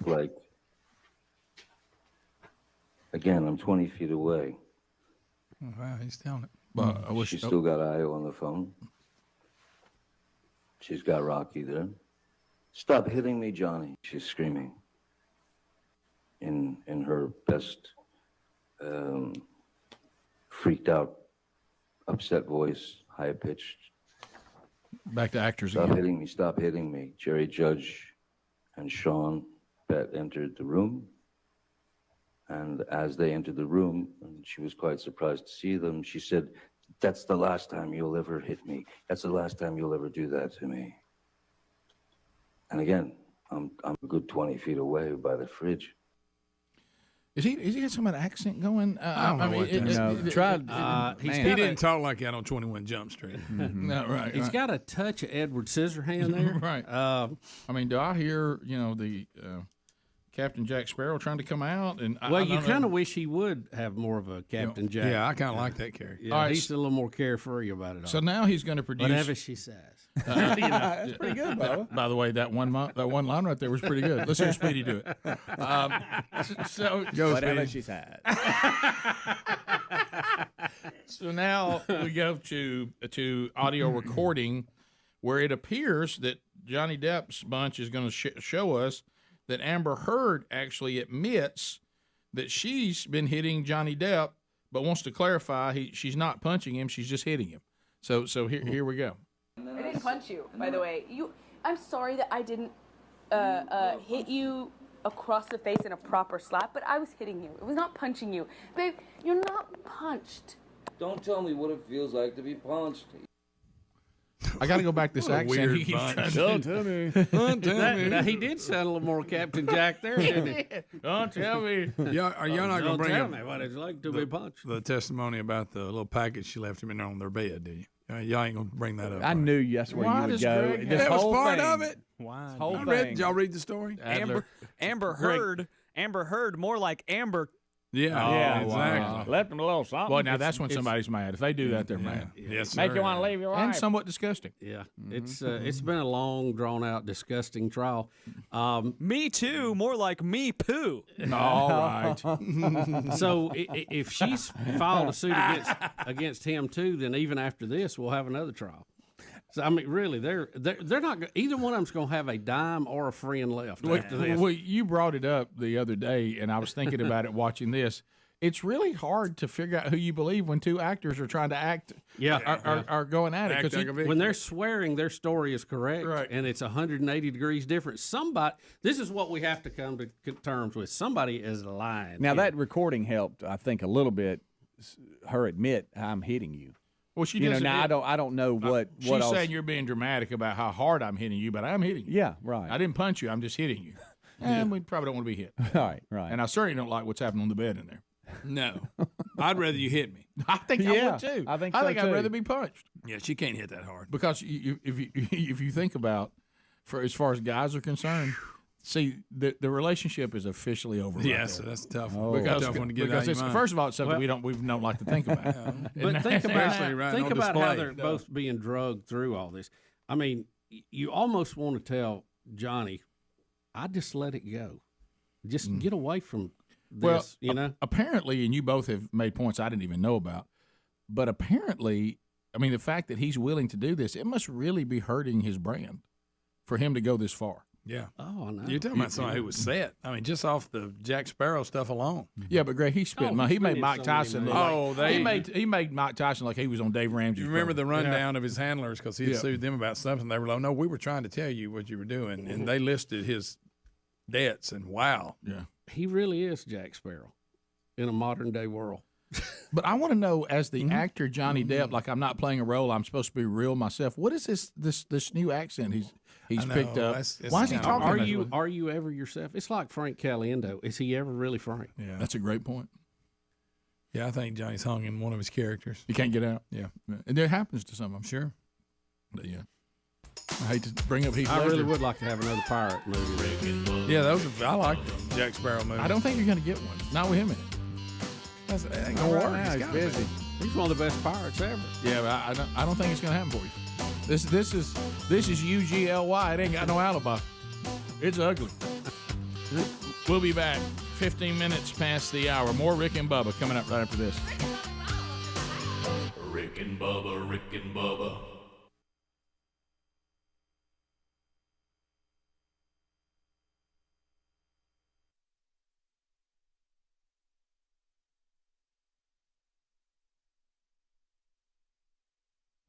Cause he just got dunked on. I ain't even lying. Oh, he just got dunked on. That's good, guys. Yep, That's great. yep. Yeah, I love the fact they have like official uniforms and they're full dress for it. Right. You know, his Of course, buddy they're probably grown men now and don't even. Well, I don't think so. If you Really? look at their videos, Mike, he calls him Moneymaker Mike. That's his name, and they're doing live concerts now. By the way. Sorry, Adler. Yeah, thanks, guys. That's good. That's good. But, Probably sold out stadiums. Sure. Cause I just got dunked on. In the words of Ben Shapiro, everything is stupid. Okay. All right. So you left out. Can I tell y'all one thing about that, and then we'll go on? Oh, Please go look at his heartfelt speech about goals Okay. that he shot in the basement that's out of focus. Please, just go look at that. I need to watch that. I need It's to a watch great that. message, but I tell you, the presentation, it's hard to keep a straight face. No, it may be the James Knupp of home videos. I don't know. Let me tell you the thing about the future, and we'll get into the story if we have to come back about where we are now. So I go Saturday. My sister just moved back closer to where we live to take a new teaching job. So her twins that are, how are they now? 9? 9. We're there, and Sherry and I went by to see her just to kind of see how things are going, and as they're settling in and all that. Well, the male, our nephew, Reese, comes out, and he's carrying with him a laptop computer. I mean, he's got it with him, and he's sitting down and get his headphones up on the couch, and he says, "Uncle Rick, so tell me about your YouTube channel." And he says, y'all got a YouTube channel? And I said, well, yeah, we do. So do I need to subscribe? And I said, well, you can actually just go to the website and look at it, and then you can subscribe. And I look over, he's got his headphones on. Also, he's watching Rick and Bubba go to Washington. He's just sitting there, just rolling through it. He said, I thought y'all probably did. That's what he was. That was the thing. He won't know what kind of content you got on YouTube channel. Oh, yeah. There you go. You know it. 9 years old. Yeah. And knows how to access it, knows how to watch it, and sit there rocking it. Oh yeah. It's unbelievable. Yeah. Everybody's. I don't think I was a big deal to him till just then, right then. Well, good. Because he also is a big Trump guy, of course, at 9. And yeah, because Trump talks to the world like he talks to his sister, and so he said, That's a good point. And so he sat down and said, "So you got to see President Trump? Interesting." And then he watched it. So anyway, so you left out on Friday. I did. And missed us going back and bringing up this old YouTube thing that frustrated you. Right. Yeah. And you went to play drums with your dad and some other musicians. I did. To provide praise and worship at a men's conference. Yes. Andalusia, Alabama this weekend. 107.7. Which I found out on Wednesday. We're practicing for this thing. Andalusia kind of sounds like Tuscaloosa, but they're not close at all. Not. No. And Tusca. Yeah, right. Found out I was not going to be sleeping in my bed on Friday night because Andalusia, I honestly did not know where it was. I thought it was like 45 minutes away. It's like almost 3 hours away. Correct. And so I found out, this weekend is a lot more involved than I thought it was. But you don't drive on Friday. You don't drive to the beach and count on them. That's right. Because I know right where they are. Yeah. So I actually shared a hotel room with my dad on Friday night. Dad snores, found out. Really? A lot. Yeah. Really? A lot. About 25% of the time that he's asleep, he does snore. And I told him that the next morning. And he was like, well, yeah, your wife, or my wife said the same thing. So not a lot of sleep that night. Why is Adler crying? So about he just got snored on. This is how it is in the hall, guys. So what I'm talking. Where's the ketchup? I think it's in the fridge now. So what I'm saying is.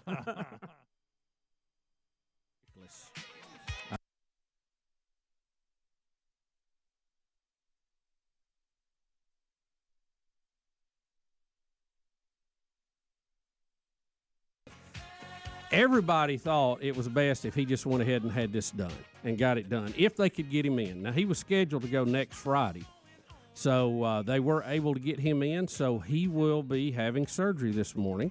And probably reporting to the place to get it done here very shortly. So just remember him in your prayers today. That is Pass the gravy, please. Ooh, it brings me to my knees. 20 minutes past the hour of the Rick and Bubba Show. Thanks for being with us. Day without 'em, brother. Much to do on the program today. Upcoming events. Man churches going on everywhere. Tonight, my home church in Birmingham, Valleydale. Valleydale Church, Birmingham, Alabama, tonight, 6:30. Andy Blanks will speak. We'll have praise and worship. We'll hear a testimony of one of our teachers that had never taught a small group in his life. And he said, I took on one of the Man Church curriculums, and he's going to talk about what that's meant to him and the group that he is leading. So that'll be going on tonight if you want to join us. And anybody can join us. 6:30 we start, and then Friday up in beautiful Avon, Indiana. They've been rolling over a year with the men's discipleship strategy from themanchurch.com. Brian Gunn will be there at Harmony Baptist Church for their latest man church. That is tomorrow night, the 22nd. And then on the 23rd, 3 different man churches, 3 different markets, and these are all in Alabama. I'll be in Gordo, Alabama at Harvest Baptist Church on Saturday night for their man church. They've completed one of our curriculums, and they're a couple of sessions into the second one, and I'll be there talking to them on Saturday night. Excited to be there. Helmsy goes to First Baptist Church in Satsuma, Alabama. Now, where are they at? Are they getting started, or in the middle of it, or kicking it off? I think it's a big kickoff. Big kickoff. Yeah. So Satsuma. They're having all now. This is what Amanda's actually going to go with me, but I'm not going to be a wife bringer. Yeah, you can't be a WB to the event, and so she'll do her thing while I'm there, and then we're going to stay a night and come back Sunday. But I'm hearing rumors that we've got this axe throwing competition. Oh, nice. Okay. Have you ever done that before? Oh, yes, I love it. Now, I'm going to show you the technique in the break. Okay. So you don't look bad. So I had to work on it. I look bad until I figured it out. I'm hoping to get there in time for that. But it may be good if I don't. I don't know. Yeah. Never thrown an axe before. Yeah, I think in Gordo we're going to eat. I think we got some. There's a dinner, too, here at Satsuma. So we're eating, we're throwing axes, and we're worshiping. All right, so should be a good night. That's Saturday too. So Helmsy and I'll be in 2 different places, and then Scott Dawson will be over in Warrior, Alabama, at Crossroads. They've been doing the strategy for about a year now, and he's at their next man church, so you can attend that one. All those are at themanchurch.com under upcoming events, and of course Helmsy, he and I are there at rickandbubba.com under upcoming events too. Looking forward to all of that going on this week. All right, so a couple of political things here before we get to Pereira coming up here at the bottom of the hour. Have you seen this thing with Trump versus Piers Morgan? It's like he's teasing an upcoming interview with Trump, and he tries to portray that Trump walks out of the interview, but Trump is coming back saying, this is edited. This is making it look like I walked out of an interview, but I didn't. And he's trying to clarify that. So here that is.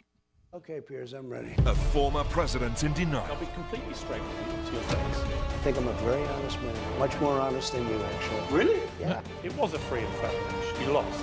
Only a fool would think You that. think I'm a fool? I do now, yeah. With Excuse me. Okay, With respect, the legislature. The hard evidence. Excuse me. The most explosive interview of the year. I don't think you're real. I realize I'm not like- very dishonest. Let's finish up the interview. Morgan versus Turn Trump. the camera up. Very dishonest. Only on Talk TV.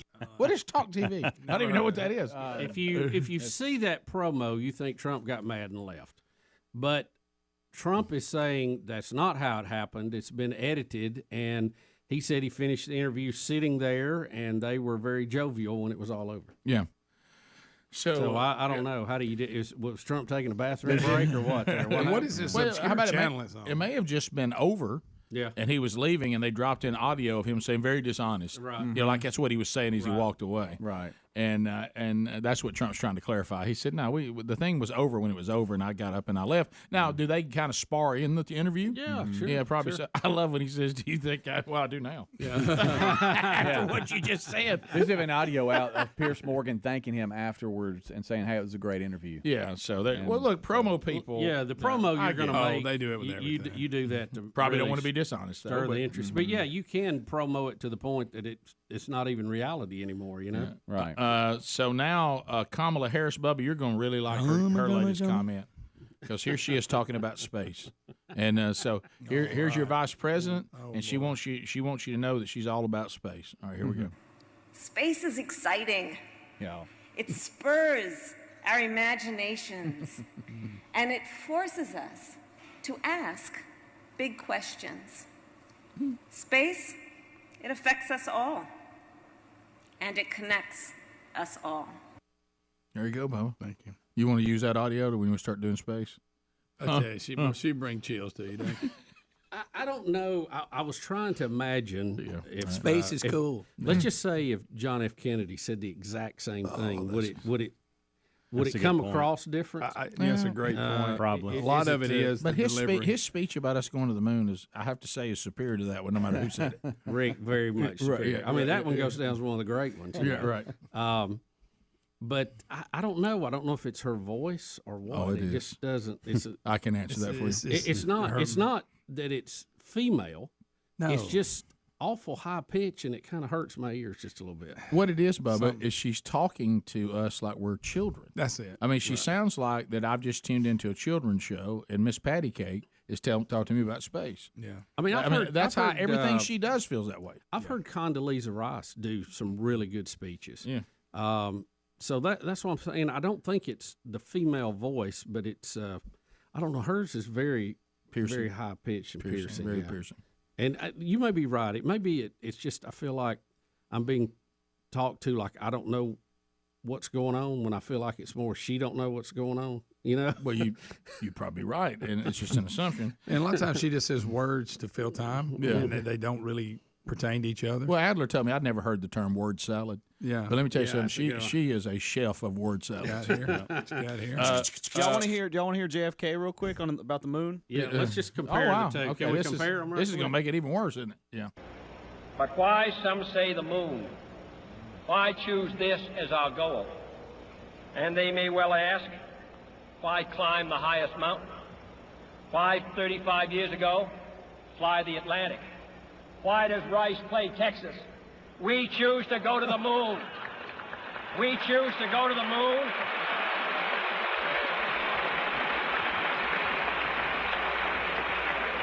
We choose to go to the moon in this decade and do the other things, not because they are easy, but because they are hard. That's right. Oh, wow. Uh-huh. We don't. Well, let's hear the vice president one more time, Adam. Just compare. Just real quick. Let me just see, because the hairs on the back of my neck was standing up a little bit during that. Well, yeah. Right there. You think I didn't love not because it's easy? Easy. Because it's hard. Yeah. That's why we do it. And then there's this. Space is exciting.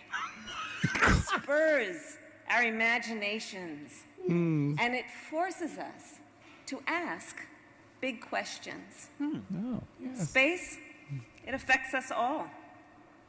And it connects us all.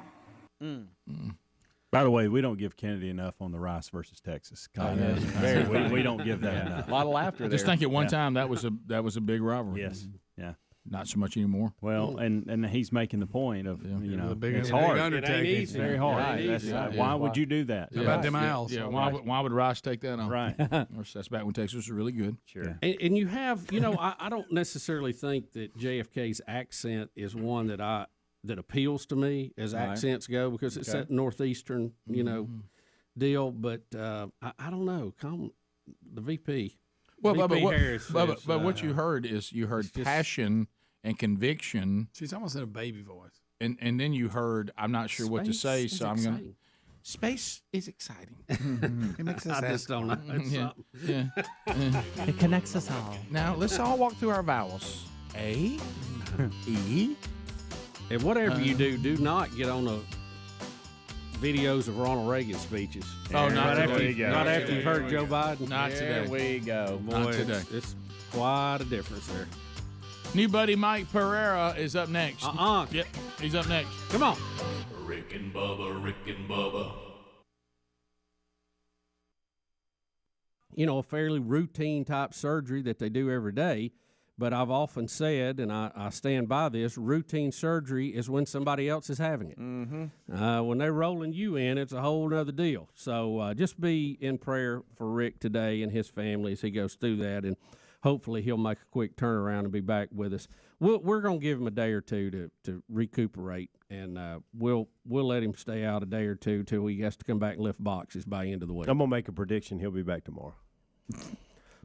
I don't think that'll. No, happen. no. But I love your optimism. Let me tell you, you're the one that's had the surgery. I haven't, so you might be right. I remember coming up here the next day after the gallbladder surgery. Now I wouldn't have felt like talking on the air, but Rick's a lot tougher than me. Everybody knows that. Yeah. Well, I think the main thing, I think Rick's drive he wants to be here. That won't be a problem. I think getting the drugs out of your system and getting that, that fuzzy feeling gone, that's a whole nother thing. And Right. it just takes you can't out-tough some of that. It's just a time thing to get out of your system. But I guarantee you he'll be back at the very first possible moment. So I came back after laser lipo next day. That's good. Well, let me just first apologize to you, Bubba, because you're smack dab in the middle of the Good Time Gang. Oh, and, I know. I feel like I'm a guest on the kickoff. Hey, I we tell got a you, guest. We got to get them in. And so we'll get through it, and hopefully we won't pull you down with us. You know? Well, it's different, as we've always said. When somebody's not here, the show's not the same. But we'll have fun and we'll do our best, and we'll just see how it all comes out. And we got a lot on tap today. There's a lot going on. I don't know if y'all saw Rosie O'Donnell leading the protest out in front of the White House yesterday. Big Row? Yeah. Oh, Row. Now I love when she. Sad thing though. The president was not there to hear him singing. He was 250 miles away. He was closer to New York, where a lot of these performers came from. But funny, nevertheless. Bubba, let me guess. Were they doing the hey, hey, ho, ho, something's got to go? They had that one chant they used for everything. She actually brought in a bunch of Broadway performers. Oh, really? And they were singing show tunes.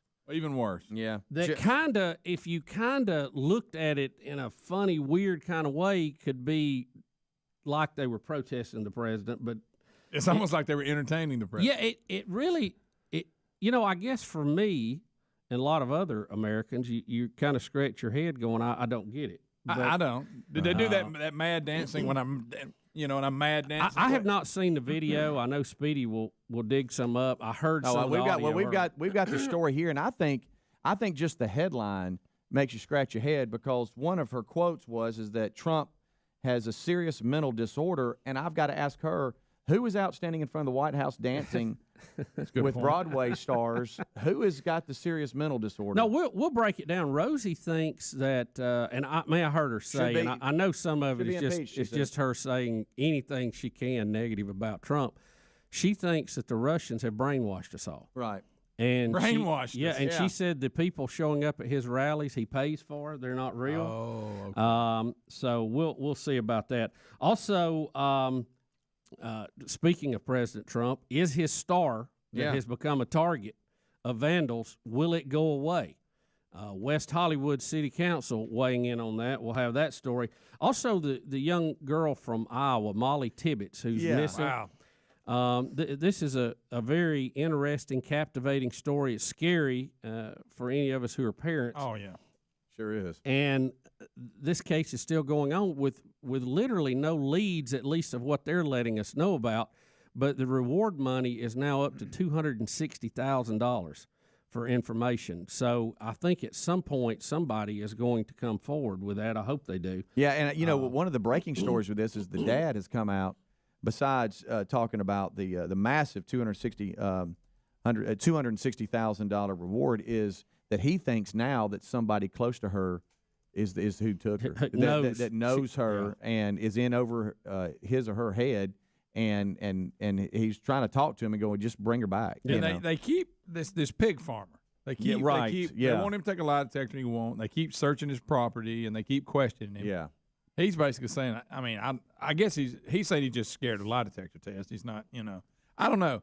But like I said, something keeps taking them back to his farm because they've been there, I think, twice. And the authorities are not sharing all the information with the public, and maybe wisely so in this. And a lot of times they'll do that. They'll hold back some information. That way, if somebody comes forward and says they know something, they have, they kind of have a test. They have a litmus test. They can.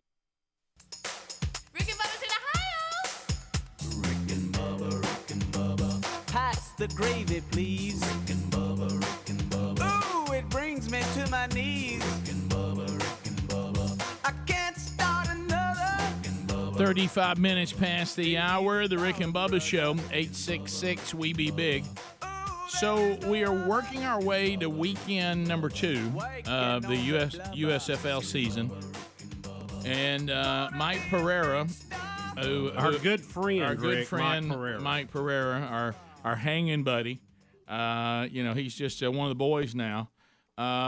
Joins us again. Mike, welcome back to Rick and Bubba. How are you? I'm like close to perfect. How are you guys? Oh, we're great. Fantastic. I mean, just fantastic. So let's look back before we look ahead. I will say I know that there were some uphill climbs with weather late in the weekend on the kickoff weekend. Easter, obviously that's going to be, people have got commitments there. But I will say this, and I'm going to see if you agree. I thought the kickoff game on Saturday night could have gone as about as well. It did go about as well as could be expected. It really was a great presentation, a great game, and from what I've gathered, a lot of positive feedback for what took place.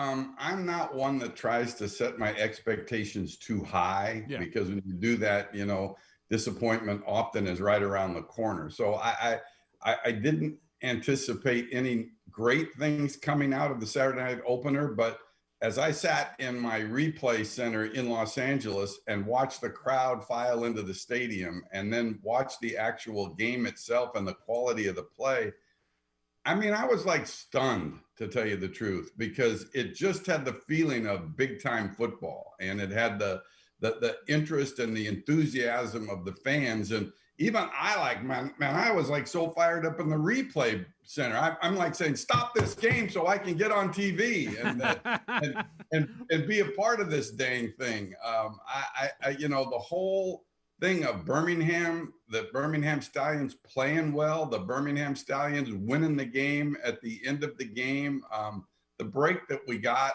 in the weather in basically a lousy weekend of weather, it all to me kind of sent a signal that we're headed in the right direction. And we've still got a lot to go. I mean, we've got a long way to go to get where we want to be. But the fact that so many fans showed up, and it's such a inexpensive form of entertainment to come watch football. I really think, and when you think also over 3 million viewers on all levels of the platforms of television, the media, I mean, we're on to something here, and I'm excited to see what this weekend's going to bring. Mike, I thought the presentation on TV looked good too. I flipped back and forth between Fox and NBC, and I guess I was thinking there were going to be 2 different announcing crews.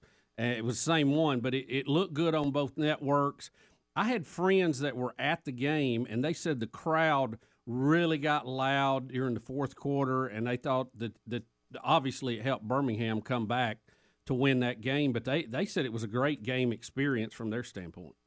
Yeah, I think we look back and say after Saturday and after, the crowd that we had there, what can we do better? And I think that's the way with any startup league. And when you look at it, we're making steps this week to make sure that when we get a good crowd like that, and Birmingham, of course, is playing on Saturday, that we have the people set up to where we don't have the long lines at the concession stands. We don't have the long lines to get in. And those are the types of the growing pains that you go through. I think when people show up this week, if they were there last week, they're going to get a different feel of access. Parking, the whole ball of wax is going to be better. And like I say, and then I think you have to look at the style of play and what we had Saturday night. I mean, boom, you got the kickoff return and then touchdown pass, and then the other team touchdown pass. So you had points, which is something, honestly, Bubba, I was concerned about, because we didn't put any defensive restrictions on. So you can blitz at any time, you can blitz as many times as you want. And we've talked before about the shortage of good offensive linemen, but we basically had good offense in most of the games. And that was really impressive to me. And I think fans like offense, right? I mean, they do. They like to see score. They like to see action. They like to see car crashes in Talladega. You know, fans are just like that type of energy. And that, to me, the actual play was really good and physical. I mean, there were some huge hits. And then as I'm reviewing the film here at home in Sacramento this week, it was not only physical, in some cases it was cheap. I got some cleaning up to do. There were some shots that were taken that in the NFL would lead to $15,000 fines. And we certainly can't do that in the USFL, not to that degree, but we will have to take some action in a couple of situations. Well, I thought that aspect of the game, there was a breath of fresh air too. I saw 90% of the game, and I loved the pace of the game. I loved how the officials, as you were training them and hoping for, they really listened. They stayed out of the game. They only called the stuff that needed to be addressed. Had to be called. They certainly weren't nitpicky. They didn't bog the game down. Even when we had the replay, you got that done quick, and we moved on. I loved that part of the game. Yeah, and I think fans like the transparency. I mean, you had so many cameras, on players and microphones on players. The noise starting out, and when we watched on social media the reaction, the sound was a little overwhelming. Yeah, it was. There were too many microphones that were on, and there were too many things picked up that made it hard to even understand the announcers.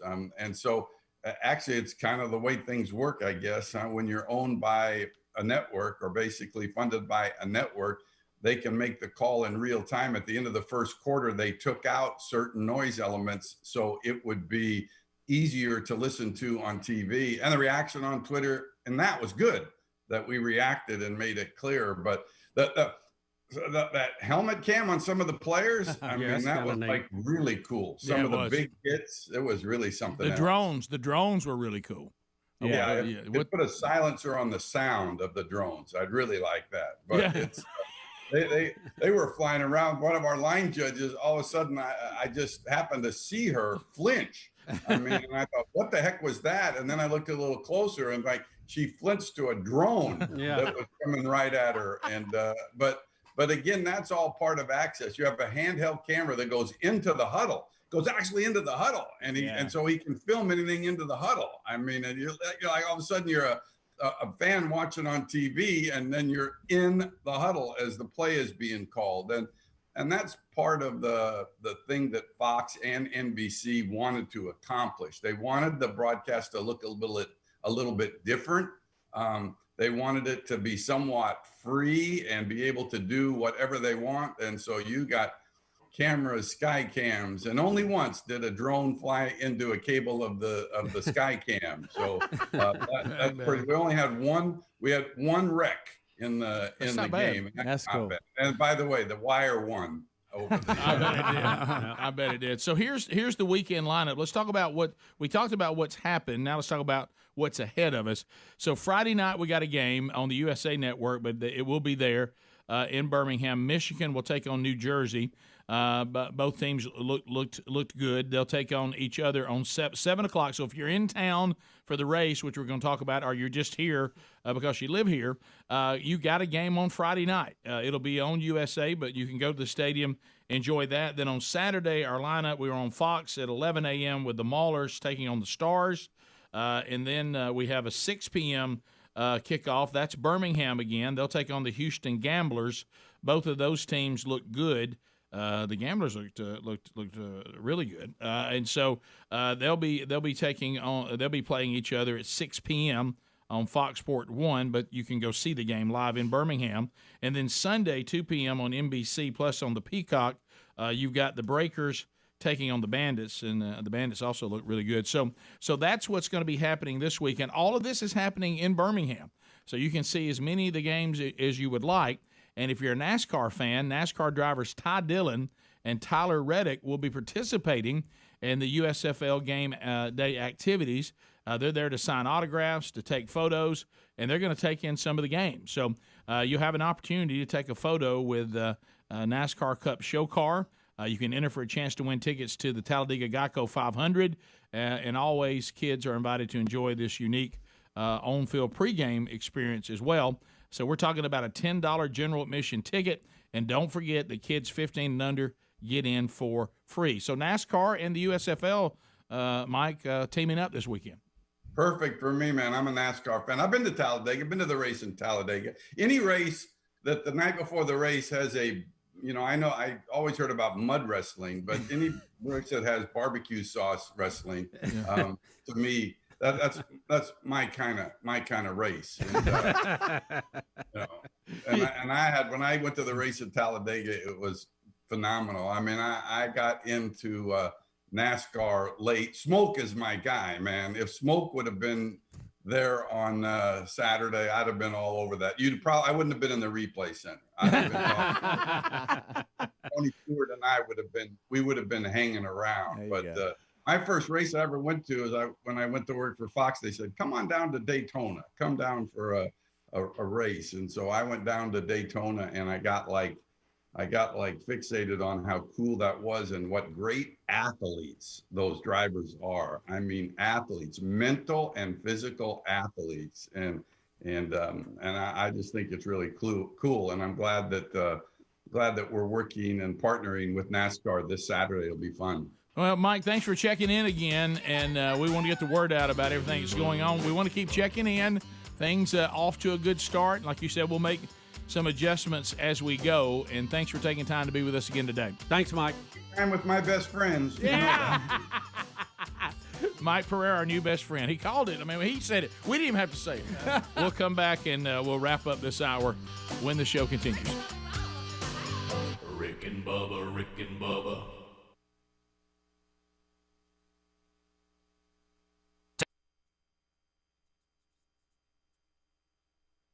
Them to see if they're really involved with it, or it's just a hoax. So hopefully that will come to a good close. But we'll talk about that too. Some of you may have watched the Bachelorette final last night. The guy who did not get picked, it was one of the most brutal destruction that we've seen on TV in a while. He was toe up about it. This will be sad for you, but I think it's good for me. I didn't even know that was on. Well, I have not really watched this year. Betty watches it. Betty, listen, Betty had one TV. Caitlin and some of her friends had the other, and so if you're walking through the house, you're going to get a little bit of it. Right. I will say this, and me and you're in the same boat. Lisa's the same way. And there are certain seasons when I'll sit down and I get hung up in it. Yeah, I know. I don't want to. This didn't happen. I don't know nothing about this. But it has happened to me. I think because it's summer and I'm not around the TV as much, maybe that is what saved me. I don't know. But anyway, we'll look at that too and a whole lot more. And right now, I mean, back from quite a hiatus, we have Dan Moultrie's going to be He here. is going to be back, and he brought some friends. Oh, I know. So I don't know if we're ready for that, but the Rick and Bubba Outdoor Expo is coming up at the end of the month, 24th through the 26th, at the crossroads of the South in Birmingham, Alabama, and that's been a great event. We're looking forward to that again, but we're glad to have Dan back, man. He's been out there moving and shaking, so yeah, good to see him again. Look forward to it. And one thing that I brought up in the kickoff hour that we got to discuss, and I didn't even know, on ESPN2 last night, those of you around the country might have seen some of the Little League World Series, and the team that was playing at, I think, 6 o'clock Central was Alabama. And they got beat, I think, by Georgia. I think they play Virginia today, but that's not the story. The story is that some of those kids go to school with Reese. Oh, really? My youngest. Are there a few sidewinders on there? No, but it was funny because when I turned it on, this one kid hit a home run. I mean, went yickety-yak, left center fence, it's gone, and Reese and JC screamed, "Dad, that kid lives 4 doors down from us in our subdivision," and his name was Reese. It's just weird the small world that that those kids that are on ESPN2 or most of them live in the community that our kids go to school in. It's pretty neat. And so they play again, I think, today in the losers bracket. All right, we'll go to break. We'll get back. Dan Moultrie will be up. We'll talk with him, see what he's been up to, and look forward to the Rick and Bubba Outdoor Expo. And, again, Rick won't be with us today. Surgery this morning to get rid of that nasty gallbladder causing him trouble. So remember him and his family today in your prayers. Thank you for being with us. We're going to need you today. Let's just call it. We got a lot to do, but we need you. You're listening to the Rick and Bubba Show. Rick and Bubba, Rick and Bubba.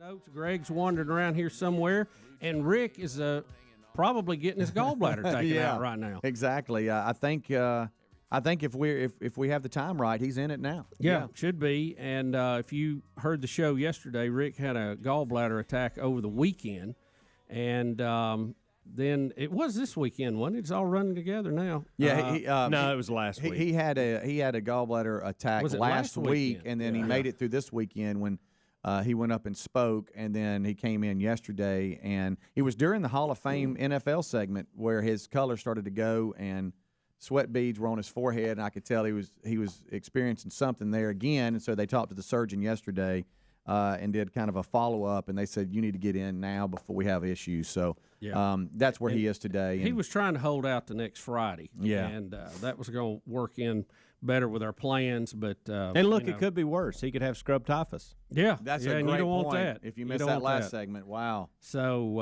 anyway, he's undergoing that this morning. He'll probably be out for a day or two recovering from that. But keep him and his family in your thoughts and prayers today as he goes through that. And, gallbladder removal is what we typically call routine surgery nowadays. Mm-hmm. But as I've always said, routine is when somebody else is having it. That's right. If it's you, it's a big deal. So anyway, keep them in your thoughts and prayers. Speedy, we've got a lot to cover here today. We're still trying to recuperate from Tagged and Happy being here.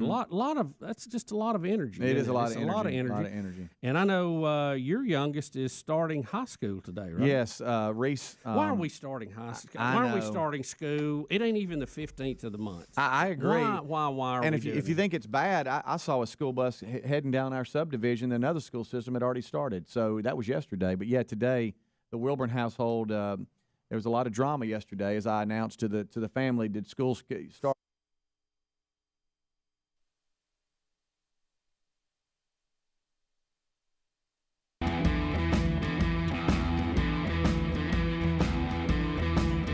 And we're back.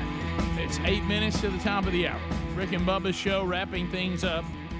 Everything you need to know from all the things we did on the show today, you can find those in show notes there at rickandbubba.com. All right, so some things we haven't hit on before we wrap up today. And we didn't get to, this thing that's going on in Florida.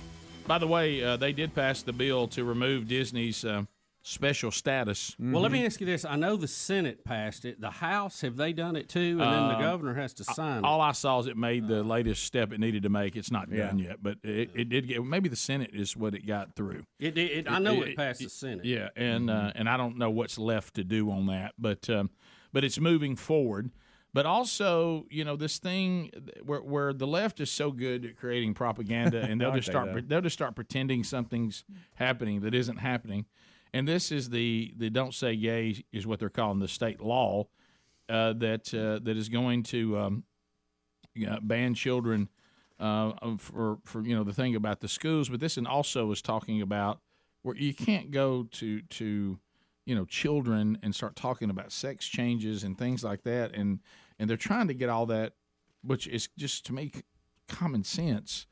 But now Psaki is going to get so distraught about this that she's going to actually break down in tears. Do I have this right? Yeah. Yeah. Okay. All right. So here we go. The political games and harsh and cruel attempts at laws that we're seeing in some states like Florida, that is not a reflection of the country moving to oppose LGBTQ plus communities. That is not what we see in data. That is not factual. And that is not where things stand.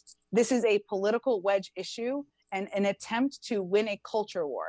And they're doing that in a way that is harsh and cruel to a community of kids, especially. I'm like going to get I'm going to get emotional about this issue because it's horrible, but you know, it's like kids who are bullied, and like all these leaders are taking steps to hurt them and hurt their lives and hurt their families. And you look at some of these laws in these states, and it is going after parents who are in loving relationships, who have kids. It's completely outrageous. But it is a wedge issue. Sorry, this is an issue that makes me completely crazy. But it is an issue that is a political wedge issue. It is not a reflection of where the country is.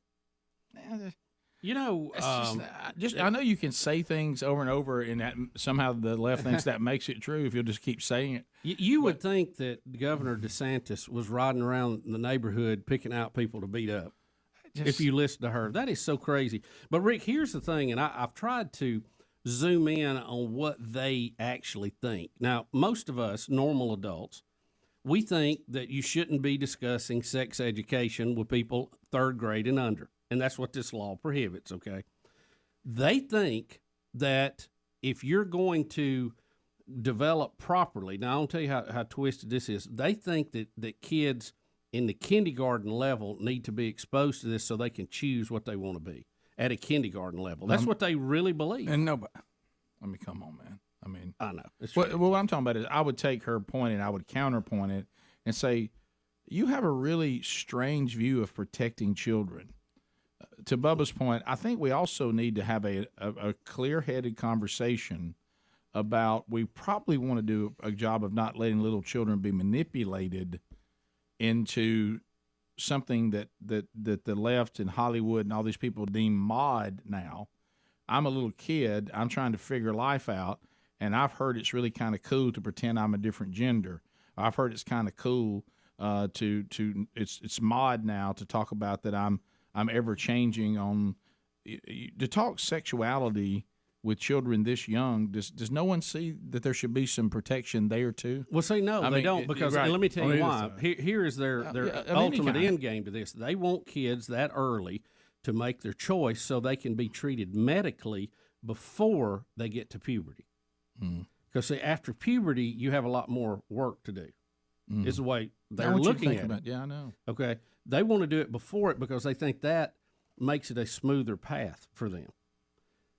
Again, you're talking about an age where they don't understand the world. I mean, it's very simplistic, and they're wanting these kids to make a decision about what gender they're going to be for the rest of their life when they haven't been to first grade. And this is any yet. sex education. 3rd grade or younger. Yeah. So, but that's what the left wants them to do, and that's why they're saying they want them to do it.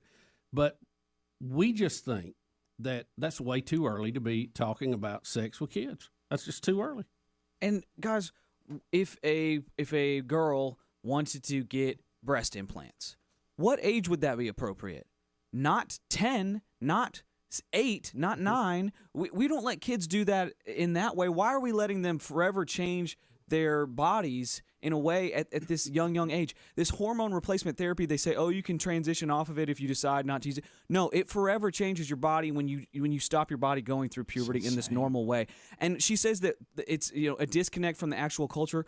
Why does the president have the lowest approval ratings since Jimmy Carter? If they're so connected to the people, and it's just a joke, guys. It's just sad and it's evil and it's wrong. And the fake world they live in is just.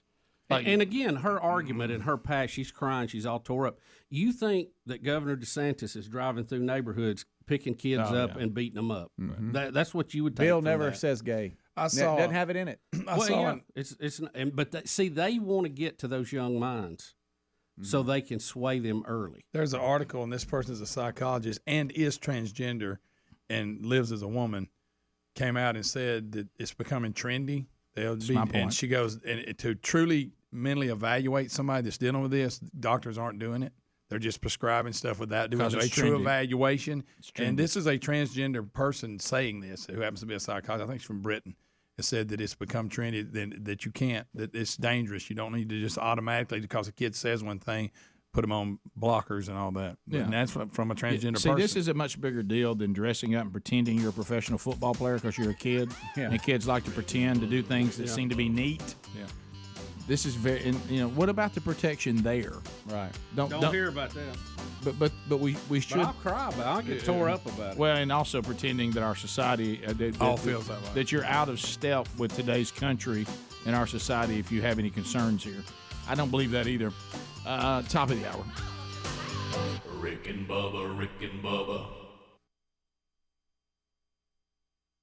Hey, thanks for watching Rick and Bubba live on YouTube. We're here live at 5 with a kickoff hour, bright and early, Monday through Friday. Don't forget to subscribe and click the bell for notifications on our YouTube channel. And catch a commercial-free Best of Hour on Blaze TV every day. Rick and Bubba, it's must-see TV. Or radio. Well, yeah. Rick and Bubba.